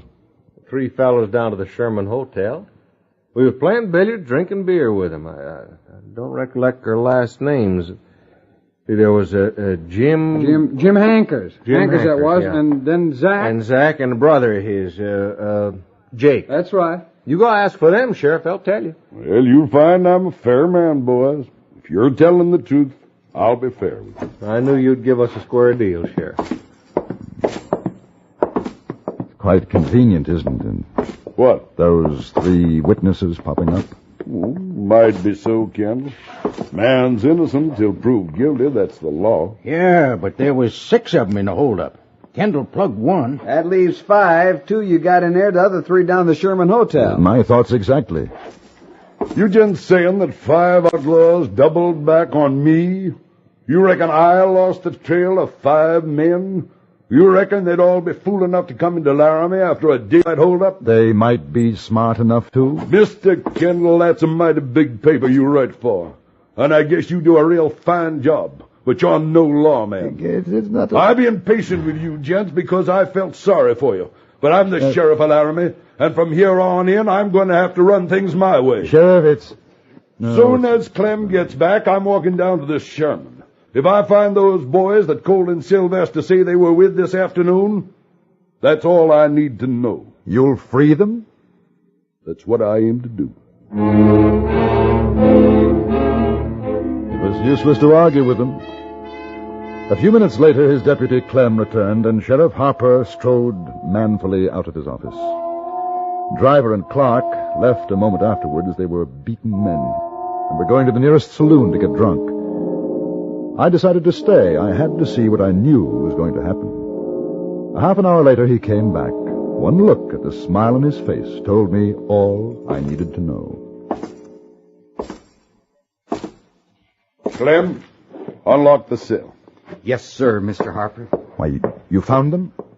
Yeah. Well, just as a matter of curiosity, Sheriff, if they were lying, would you have known it? Yeah, I'd know it. That's why I'm sheriff. Come on out, boys. You found them, huh, Sheriff? And they told you where we was. I owe you gents an apology. Oh, no, that ain't necessary, Sheriff. You was only doing your duty. Well, it's mighty large of you to take it that way. Fred, I guess we'll be on our way, huh? Yeah. Oh, say, Mr. Kendall, that there's a right handsome watch you're wearing, Mr. Kendall. But I don't suppose you'd want to part with it. Well, so long. Real nice knowing you, Sheriff. Yeah, so long, Sheriff. So long, Clem. So long. He's the same one. It's I tell you, all Sheriff. right, Kendall. Now, wait a minute, you Sheriff. He take is it the- easy. He's the... It's all Mr. right. Harper. Mr. Harper? You know, I was just looking through these wanted posters that come in the morning mail. Yeah? Now there's one picture here. The fella's got a kind of familiar face. Here, you see? Yeah. Jesse James, $5,000 reward for the capture, dead or alive. Sheriff, Kendall, I remember where I seen that fella. He's Jesse James. That's who, Jesse James. Look, you hear what I'm saying? Jesse James. Jesse James? Mr. James just left, Sheriff. I don't think he'll be back.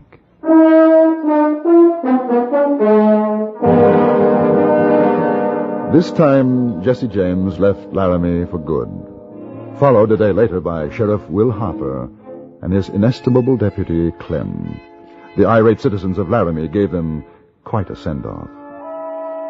As to how I recovered my $20 and Thad Clark at least a part of his gold is a story I shall telegraph next week.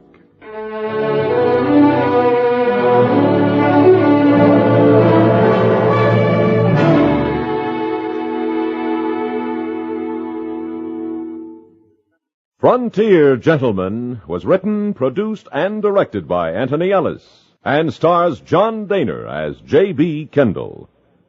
Featured in the cast were Ted DeCorsia, Harry Bartell, Lawrence Dobkin, Jack Moyles, Vic Perrin, and Stacey Harris.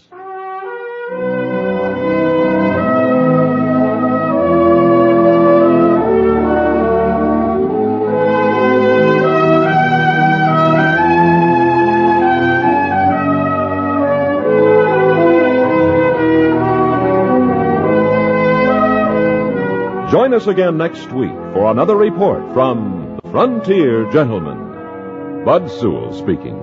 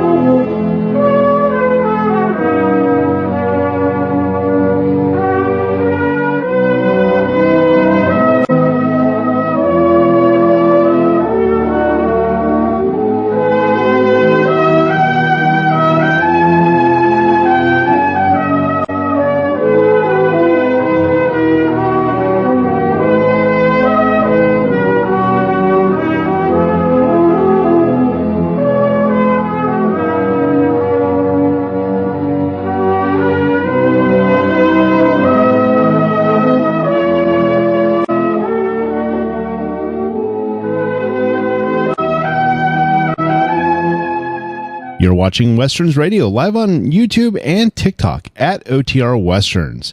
Now let's get into the next episode. It's going to be sci-fi.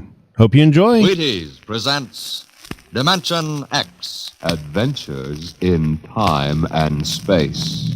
Transcribed in future tense. Dimension X.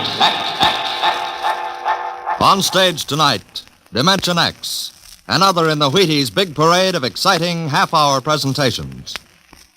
Say, tomorrow's Saturday, you know, and maybe you don't have to show up for work. A whole swell summer day for just what you want to do. So, start off with a big holiday bowl of Wheaties at breakfast and just see how it sparks up the morning. Wheaties are whole wheat, you know, and I don't have to tell you what good, sturdy nourishment that is. So, if you got fish to catch or golf to play or maybe a hike to take, just see how Wheaties can make it all a lot more fun. You know why? Why, lady, mister, it's just because you feel good when you've had your Wheaties. Those two-fisted little whole wheat flakes are loaded with vitamins and minerals. And so are you when you've had your Wheaties. Go on, try them. Just you see how Wheaties at 7 can help at 11.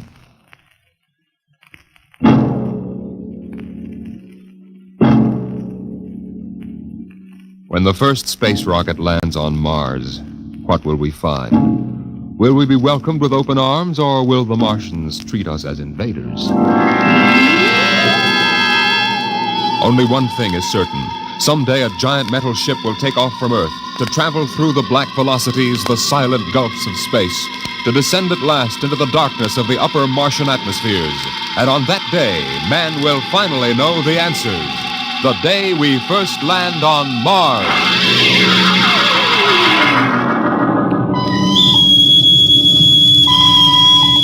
Now hear this. Now hear this. Approaching critical deceleration. Fasten gravity suits. Stand by to land.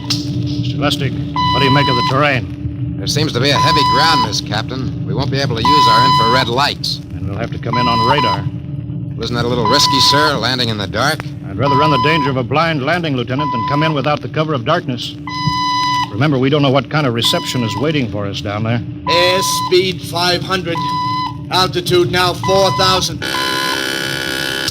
Bridge to engine room. Stand by for deceleration. Engine room, aye. Fire forward tubes 1 and 3. Aye. Skids down. Skids, check. Altitude 500. 4. 350. 3. Up a point now. All right. Let's set her down. Look out!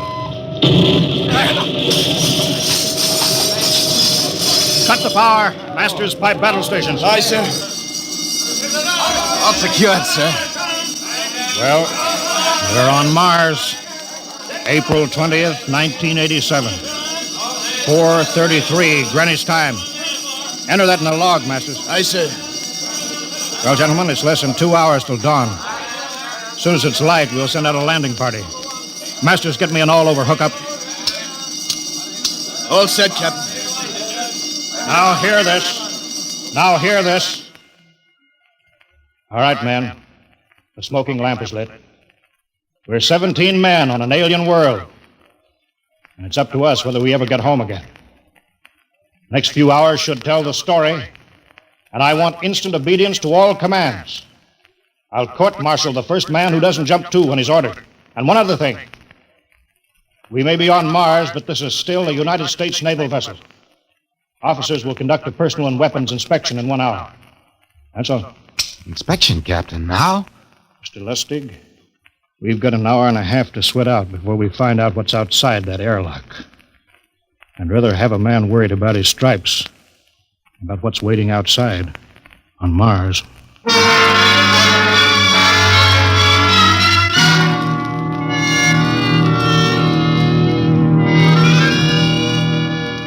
Now hear this. Landing party report to forward airlock. Captain Black, Lieutenant Hingston, Lieutenant Lustig, and Dr. Horst report immediately to forward airlock. It is now landing time -5. Sounds like they're paging us, Hingston. You ready, Dr. Horst? Yes.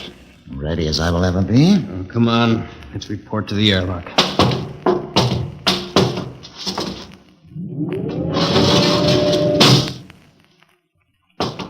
4 minutes to go. Hey, where's the captain? Who knows? What difference does it make? Just want to get it over with, that's all. Has anybody Got a cigarette? I think you're smoking too much, Lieutenant Lustig. Are you nervous? Lay off, will you, Horst? Wondering what's hidden outside underneath that ground mist? Very unusual planet, Mars. Why? It has an atmosphere. Wonderful thing, an atmosphere. Where you find one, you find life. You mean Martians? What do you think they'll look like? Who knows? Intelligent life can take many forms. You mean they may have green skins and eyes on stalks or something? The comic book conception is possible. Or they may have developed to a point that is far beyond us. Perhaps they have a science that can produce weapons far more dangerous than our atomic missiles. You think we may have to fight our way out? After all, we are invaders. Now hear this. Landing time -2. Landing All time right, -2. we heard this. I know what I'd like to find outside that airlock. Good old Illinois. You ever been there, Lustig? Only Chicago. Well, you ought to see my hometown. Green lawns, big white houses. Sounds like my hometown. My grandmother used to have one of those iron deers on the lawn. Every Halloween, we'd paint it another color. One time, we painted it black and white like a Holstein cow. Where does your family live, Horst? I have no family. When I was a child, they were gassed to death in the Dachau concentration camp. That's tough. Oh, it has its advantages. I have no ties on Earth. Nothing to lose now. I imagine I'm the only one on board who is free to enjoy our present peculiar position. All right, Lustig. You can button it up now. Aye, sir. Now, gentlemen, in 1 minute, we'll be the first men to set foot on Mars. Quite an honor, eh? As long as the medals are not awarded posthumously. Still uneasy, Dr. Horst? Captain Black, I've been uneasy ever since I can remember. On Earth and on Mars. Now, 30 seconds. Give me the intercom phone, Lustig. Masters? Aye, sir. Battle stations to be manned till we return. If we're not back in 2 hours, I want no rescue party sent out. Blast off and save the ship, you understand? Aye, sir. All right, gentlemen. 5 seconds. 4, 3, 2, 1. Lustig, open the outer airlock.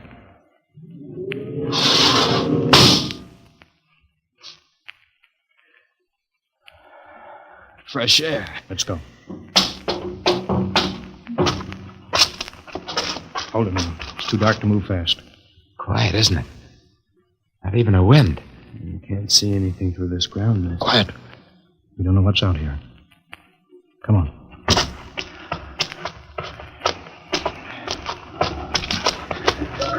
What the? Quiet! Captain, I could swear that sounded like a rooster. I don't hear it anymore. A very unlikely sound. A rooster crowing on Mars? Kingston. Aye, sir. Set that machine gun 25 yards to the flank. We'll stay here till the ground mist lifts. Aye, sir. What do you make of the ground, Horst? Grass. Plain grass. You can see some large foliage there where the mists stand down. What the heck is that? Kingston! Hold your fire, you fool! I hit it, Captain. What? Some kind of wild animal. I hit it. I could see the tracers, but it's still standing. Come on, Horst. Doctor, where are you? Up ahead. Admiring the wild animal. Careful, Horst. Wait for us. Don't worry, Captain. Huh. It's an iron deer. A lawn ornament. That's impossible. It's hollow. Interesting, isn't it? A whitewashed Victorian iron deer sitting on a lawn in the middle of Mars. I don't understand. Look around. The mist's lifting. Captain, look there. A house, a regular old-fashioned house. On Mars. Good Lord. I haven't seen carved scrolls and gingerbread like that in years. Look at that port swing. The geraniums. There. I told you it was a rooster, Captain. Give me the glasses, Lustig. I want to take a look through that front window. What? There's an upright piano. Some sheet music on it. Lustig, it's beautiful Ohio. Beautiful Ohio? That can't be. Look here, Horace. Do you think that civilizations of two planets could be identical? I don't know. That specific variety of geraniums is only 50 years old on Earth. Is it logical they should develop in Mars? How about that porch swing and that piano and beautiful Ohio? No, it's impossible. Captain Black, this looks like the town I was born in. Well, it looks like my hometown, too. I've thought of something, sir. It's the only solution. Maybe we're not the first ship to reach Mars from Earth. That's the only answer. That's impossible, Lustig. There have been space travel that couldn't be secret. Do you have any idea what ships cost, what industrial power is needed? There's got to be some logical reason. Captain, I think perhaps we might find out. A light just went on in that house. Kingston, cover that door with a machine gun. Aye, sir. Come on, Horst. You ring that doorbell. There's got to be a scientific answer to all this.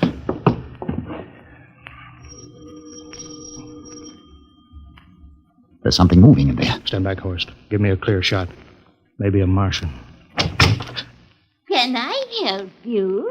We were looking... Well, if you're selling anything, it's much too early. No, wait a minute. What town is this? What do you mean? Are you census takers? No, we're strangers here. We want to know how this town got here. Is this a game? No, it's not a game. We're from Earth. From where? From Earth. Do you mean out of the ground? Hey, are you sure you're feeling well? Madam, we came in a flying ship across space. We're from the third planet. This is Mars. Now do you understand? Mars. You go away now, you hear? I'll call my husband from upstairs and he'll chase you. Now go on. This is Mars, isn't it? This is Green Lake, Wisconsin, in the United States of America. Bounded on the east by the Atlantic and on the west by the Pacific. Now, go away. Goodbye. Of course, do you suppose it's really possible? I've got to find out more about this. For the last time now, go away. Pardon me, madam. What year is this? Year? Well, 1928, of course. Oh, for goodness sake. You hear that, Horst? And we know it's 1987. And we know it's Mars. Is it possible that we got fouled up, made some tremendous blunder, and circled around and landed back on Earth? In 1928? Well, maybe some switch in time or dimension. Could we have shifted somehow and gone backward in time? Horst, it won't hold water. It's not logical. We've checked every mile. We went past the moon and out into space. We're on Mars. Find out anything, Captain? No, we're going back to the ship till I figure out some logical explanation for all this. Lustig, out at point. Aye, sir. Hingston in the rear. Keep that gun at half load. Aye, sir. Horst, there's got to be some cold, logical solution. Captain. What? That house down the street. The white one with the green shutters. Lustig, what's the matter? I never thought. Thank God. Thank God. Lustig, come back here. He's running for that house. That crazy fool, after him quick. Lustig, stop. Come down off of that porch. Grandpa! Lustig, what the devil do you think you're trying? Grandma and Grandpa, it is you. Lustig, what's going on here? Albert, why, it's been so many years. How you've grown, boy. Oh, it's so good to see you. Lieutenant Lustig. Oh, Captain. Grandma, I want you to meet my friend. This is Captain Black. Captain, I want you to meet my grandfolks. Howdy. Any friends of Albert's is friends of ours. How long you been here, Grandma? Oh, good many years. Ever since we died. Ever since you what? Oh, yes, sir. They've been dead 30 years. What? You mean to tell me that Mars is heaven? Oh, nonsense, no. All we know is here we're alive again. And who are we to question God's infinite ways? Lustig, we're going back to the ship. But, Captain, I want to talk to my Lieutenant grandfolks. Lustig, I don't like any part of this. You come back with us, I have to club you and carry you. Yeah, but, sir, That's they're enough. my... Heaven only knows what they've run up against back of the ship.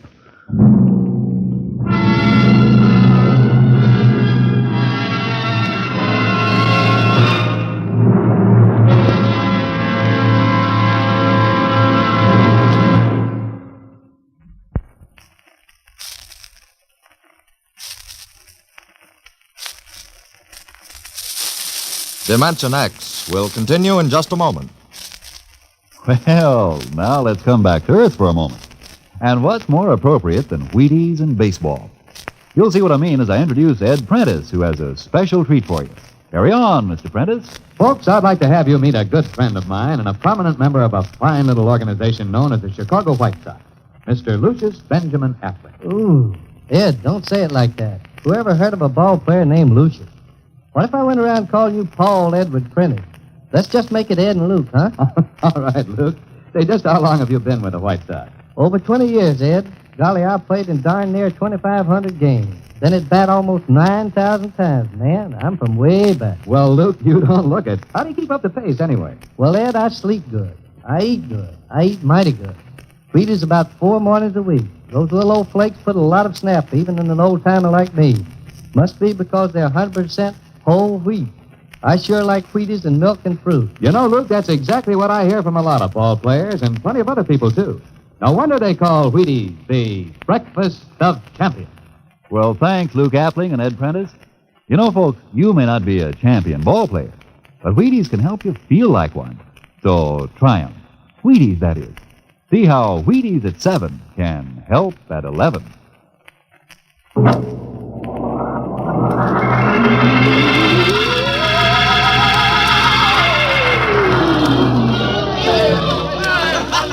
Horst, look at that crowd around the ship. Looks like we're being welcomed with a celebration, Captain. Celebration? They've abandoned ship. Every port is open. No guard set. You, Masters. Hiya, Captain. Meet my old dad. Dad, that's Captain Black, and he's not a bad guy for an officer. Of all the... Hingston! What, sir? Bring that man back. Use force if you have to. Excuse me, sir. There's my Uncle George. Hingston! I'll be right back, Captain. Uncle George! Uncle George! What the devil Don't is you going... understand, sir? They've all found friends and relatives. They're all here. He's right, Captain. I've counted. The whole crew's out in the crowd. But I gave orders. Definite orders. You don't understand, Captain. I understand mutiny. I don't care how many relatives show up. I'll have discipline on... Johnny! Johnny, you old son of a gun! Edward! It's you. It can't be. Of course it is. Johnny, you old son of a gun. Edward. Dr. Horst, this is my brother, Edward. How do you do? Hello. It's wonderful to see you, Edward. Look, I've got to get back to my ship. Hey, I almost forgot. Mom's waiting at home. Mom? And Dad, too. Mom? Dad are alive? Excuse me, Horst. Then you're real, then. Don't I feel real? How's that, huh? Ed. Hey, we've got lunch for you, Johnny. Mom's making corn fritters. Dr. Horst, haven't you found anybody? No, Captain. I have nobody. Then you come on home with me, right, Ed? Sure, you bet. Horst, you wouldn't believe it, but it's been 35 years since I had Mom's corn fritters. By George. 35 years.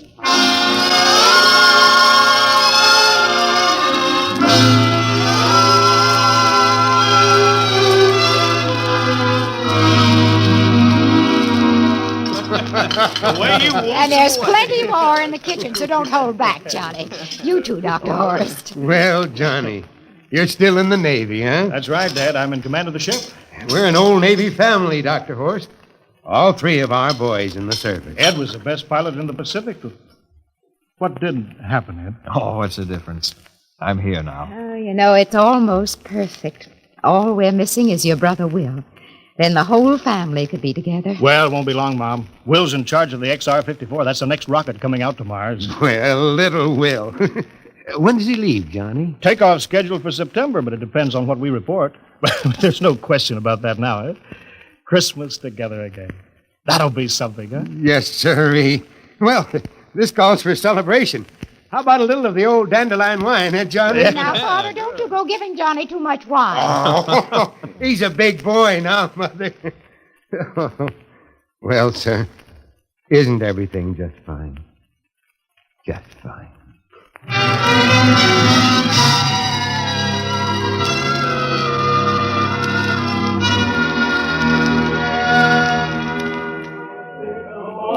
The candlelights are gleaming on the banks of the Wabash, far away. Play another song. Sure, what do you have? Well, Dr. Horst, what do you think of my little family, Very nice. You know, I can't understand why you didn't find any folks here, Dr. Horst. It's just a shame. Everybody else is so happy. I never remembered my family, Mrs. Black. All I know is they were gassed at Dachau during the Second World War. When I was liberated, I was in a delirium 3 months. I cannot remember anything before then. A psychiatric phenomenon. That's terrible. Isn't there anything anybody can do? I don't want to remember. Oh. I haven't had a pleasant life. I prefer to be free of emotional entanglements.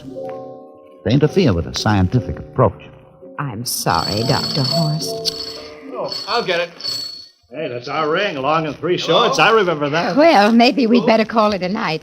You must be getting tired, Johnny. I'd better be going back to the ship. Oh, nonsense. You stay the night. We insist. Oh, I just couldn't rest thinking of you all alone on that ship. Oh, I'll be all right. Well, good night. Oh, wait a minute, Dr. Horst. That phone message was for you. Me? Yes, that's right. A message from Anna. Anna? I don't remember any Anna. She asked if you were better. Perhaps she's someone you knew at Dachau. Anna? She said she's coming over here first thing in the morning. So you'll have to stay over. Yes, Well, that but... settles it then. You stay here, Horst. You can bunk with me in my old room. Oh, but Johnny, we thought you'd like to be with Edward. So you could talk the way you used to. Well, we can't put Dr. Horst on the daybed. I think we better share the room tonight. There'll be plenty of time for talking, Ed. I guess so. Well, I suppose I better drop back to the ship. You know, Ed, security check. Well, why do you have to do that here? Well, I don't know. There's no good reason, I guess. Well, I suppose we skip it tonight. Oh, sure. Well, good night, everybody. Oh, it's good to have you home, Johnny. It's good to be home, Mom.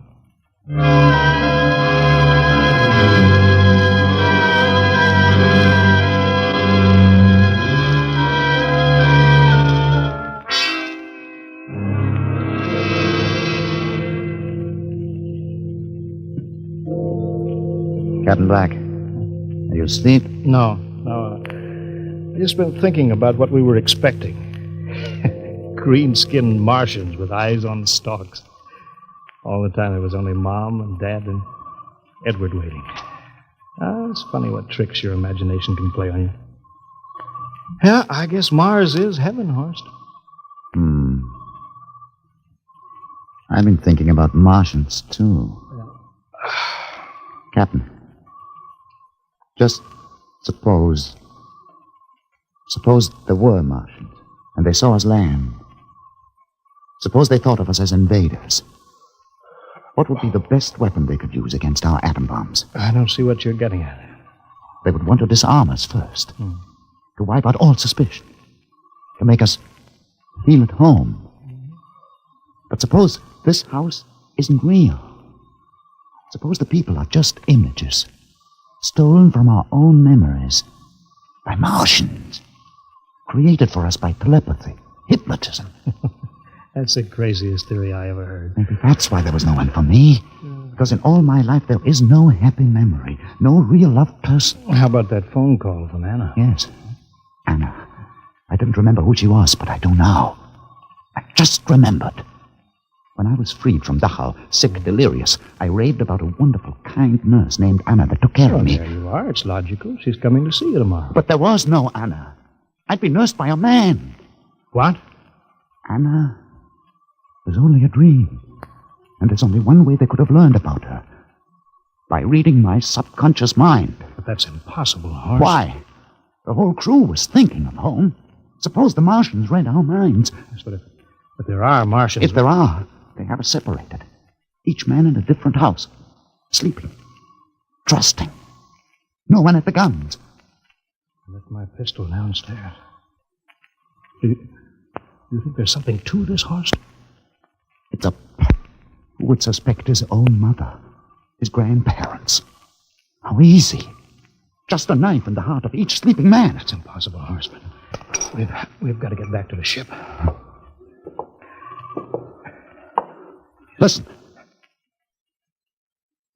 The crickets have stopped. Come on. We don't know when they change back to whatever they really are. Where are you going, John? Ed, well, we wanted to drink of water. That's all, Ed. You're not thirsty, John. You don't want to drink. You don't want Look out! to drink. His face, it's changing! And his hands, he's a Martian! Run, horse! Run! Get away, John. You can't get away. This way, horse! Horse, where are you?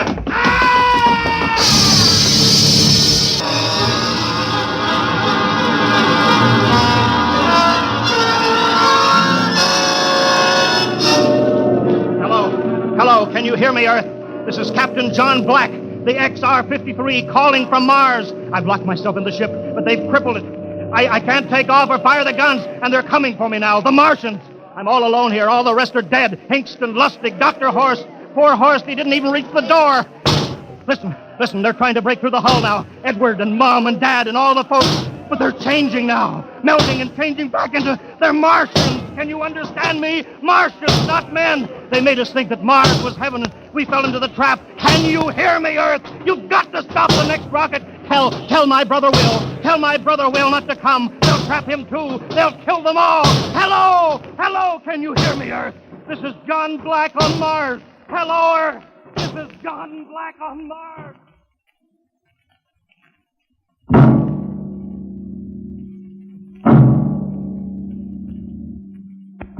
Tonight, Dimension X has presented and transcribed the Ray Bradbury story, Mars is Heaven, adapted for radio by Ernest Kenoy. Featured players were Wendell Holmes as Captain Black and Peter Capell as Dr. Horst. Your narrator, Norman Rose. Music by Albert Berman, engineer Bill Chambers. Dimension X is produced by Van Woodward and directed by Edward King. Robert Warren speaking. In a moment, we'll tell you about next week's show. And now, here is your Wheaties man, Frank Martin. Folks, tonight we have a special guest for you. Here he is, Joel McRae. Hello, Frank Martin. I kind of expected to see a package of Wheaties sticking out of your pocket. What? Did I forget him? You must like Wheaties, Frank. Sure, don't you? You bet. I'm joining the big parade of Wheaties programs, you know, with Tales of the Texas Rangers come Saturday night. That promises to be real entertainment, Joel.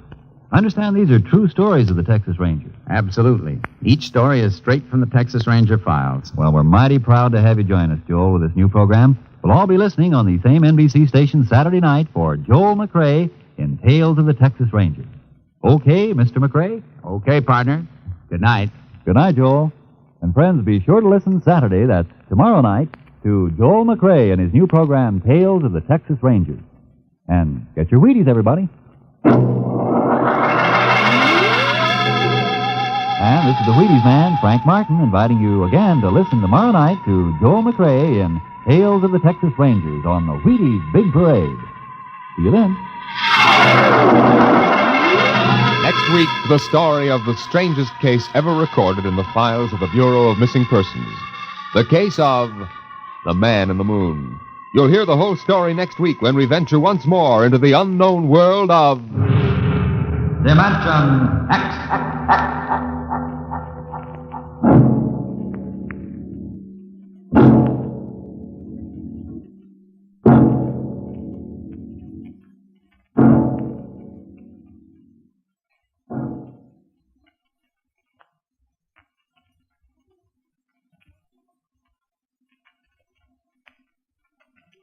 This is NBC, the national broadcasting company.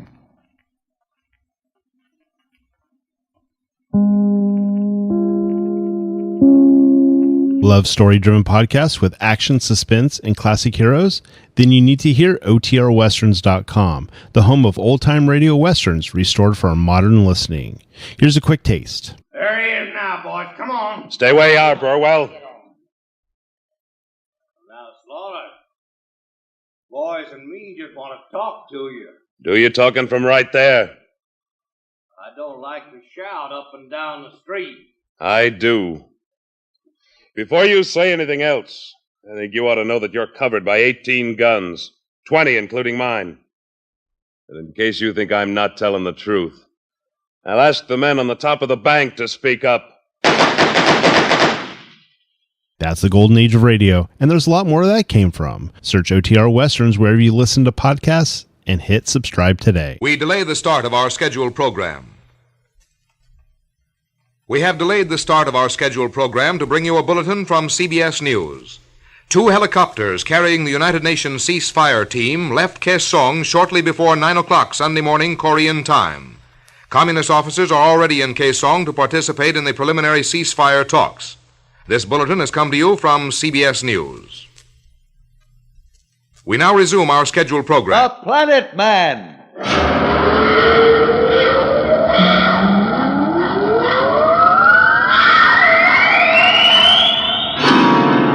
The Planet Man.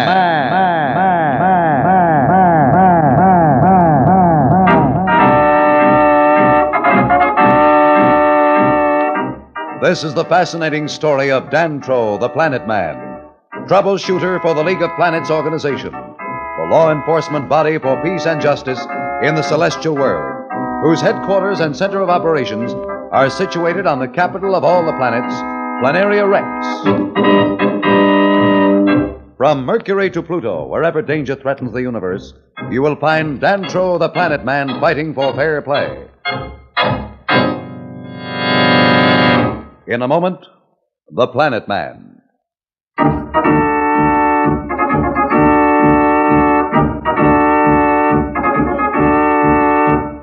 You'll remember that Planet Man, Pat, and Slats are deep in the ancient tunnels beneath the Palace of Marston, evil ruler of Mars. They have what they believe to be just 6 hours to thwart Marston's plans to conquer the Earth and throw the solar system into war. Billy and Jane, held as hostages by Marston, have disappeared. Back on Planaria Rex, Judge Augustus and Professor Darrow hope for some miracle to stop Marston before the deadline set by the other planets to strike, actually only 4 hours away. In the meantime, Dantro, Slats, and Pat are desperately seeking a plan to stop Marston and save Billy and Jane. Whatever we do, Slats, we must be right. It'll be tough, but if we could only eliminate Marston, we'll throw the whole campaign into confusion. That's the weakness of dictatorship, Slats. When something happens to the dictator, no one is trained to think for himself. Yeah, I guess you're right, but... Dantro! Slats, What? come here, hurry! Something's wrong. Let's go. Yeah. Hey, where are you, Pat? Up ahead of you, here! What's wrong, Pat? Are you hurt? Oh, I'm all right.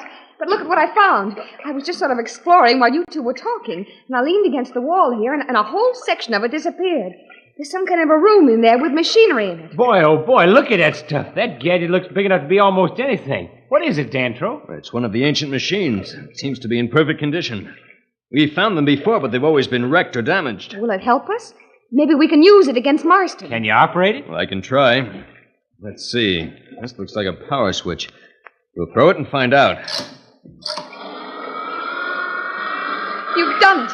You've done it! How wonderful! Not so fast, Pat. That's just the power. Do you realize how remarkable this is? This machine is at least 40,000 years old, and it works as though it were built yesterday. Hey, what's this stuff over here? Oh, don't touch anything, Slats. Until we've had a chance to figure out the way the different parts work, we may destroy it or ourselves. It does look something like your cosmic communicator. See, there's a kind of a screen. You're right, Pat. Here, let me try those dials. Easy now. Hey, look, the screen's lighting up. Something's forming on it. What is that, Dantro? It's a picture, all right, but I don't recognize anything. Wait, let's try some different adjustments. I recognize that. It's the jungle outside the palace. See, that's one of the ruins we passed. Remember that funny-looking tower? Right, you are. I think I've got the hang of it now. Let's look in on a few friends and enemies and see what's been going on.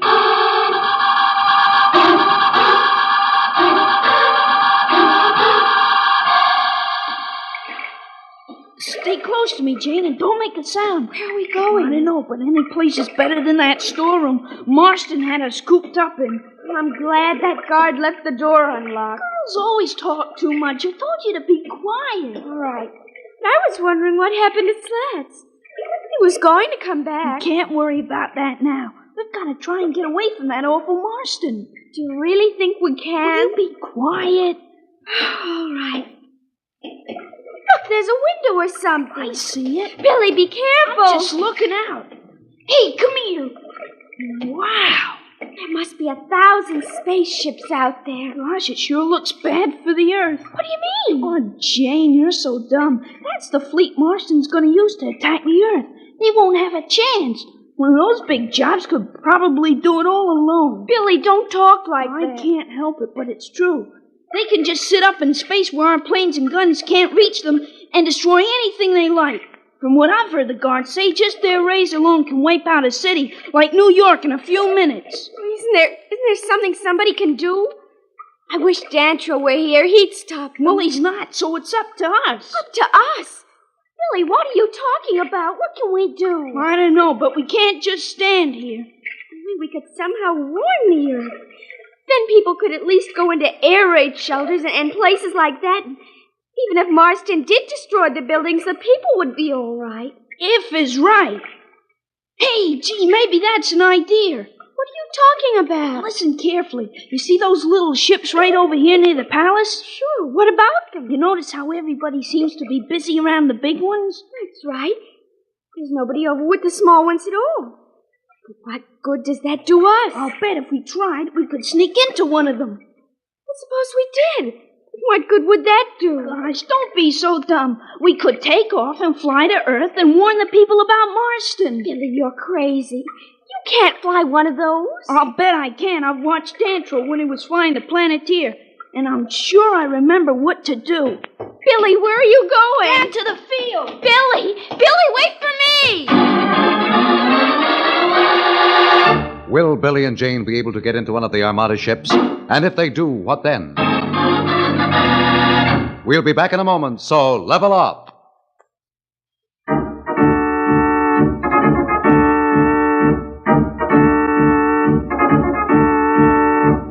When we left Billy and Jane, they were trying to sneak aboard one of the Marston Armada spaceships. They hoped to take off and warn Earth of the impending attack from Mars. In the meantime, Dantro, Pat, and Slats have discovered a most amazing device in the depths of Marston's palace, which was part of an ancient Martian civilization.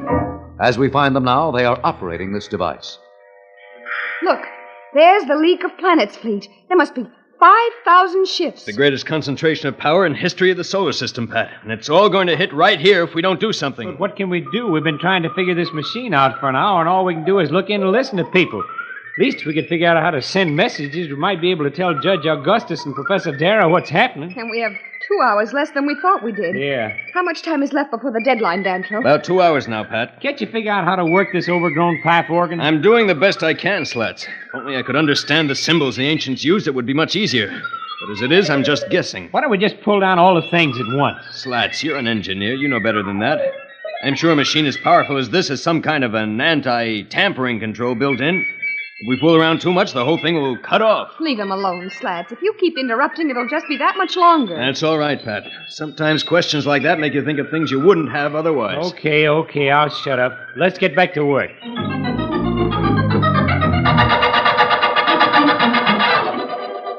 This way, Jane. Duck down here next to me. Billy, I hear footsteps. There's a guard or something coming. Jane, I hear them too. Now just stay here and be quiet. That was close. Where do we go now? I think if we go out that door, there's a wall we can follow that'll take us to within a few yards of a ship. Come on. I was right. See, there's a ship over there. We aren't going to go across that open space, are we? How else can we get there? Someone will see us. Let's not even think about it. Get ready now. Come on.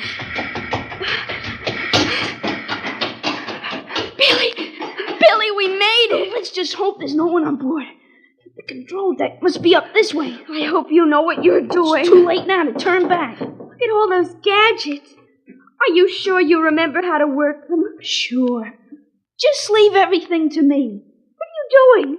What's that for? That's the switch that turns on the atomic pile. It makes graphite rods slide out.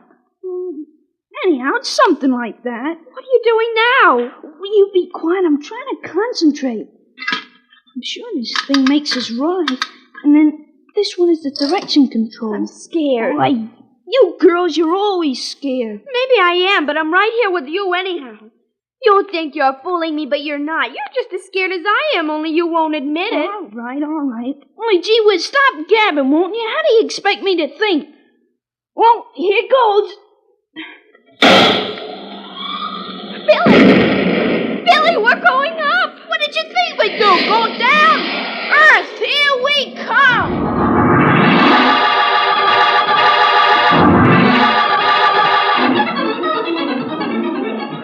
Captains, you know our plan. In an hour and a half, we strike. Scout ships will move in ahead and pick the targets. You, Captain Tor, will take your Mercurian heat ray cruisers in on the left flank, and you, Sark, will cover the right with your disintegrators. The Venusian atomic artillery platforms will hover at 500,000 miles and bombard targets of opportunity. I will be in the center, and... Sir, one of our patrols just reported a Martian scout taking off. One ship, you say, a scout? Yes, sir. Gentlemen, this is what we've been waiting for. We will strike now, but first we must destroy that scout. It may be a trick of some sort. Captain Mato, take 2 light cruisers, intercept that scout, and burn it out of space. The rest of you, back to your ships and stand by for the order to attack.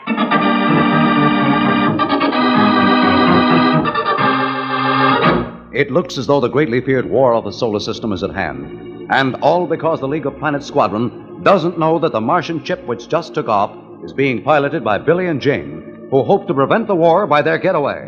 What will be the fate of Billy and Jane? What is the fate of the entire planet world? We'll be back in a moment. But first, here is a message the Planet Man wants you to hear.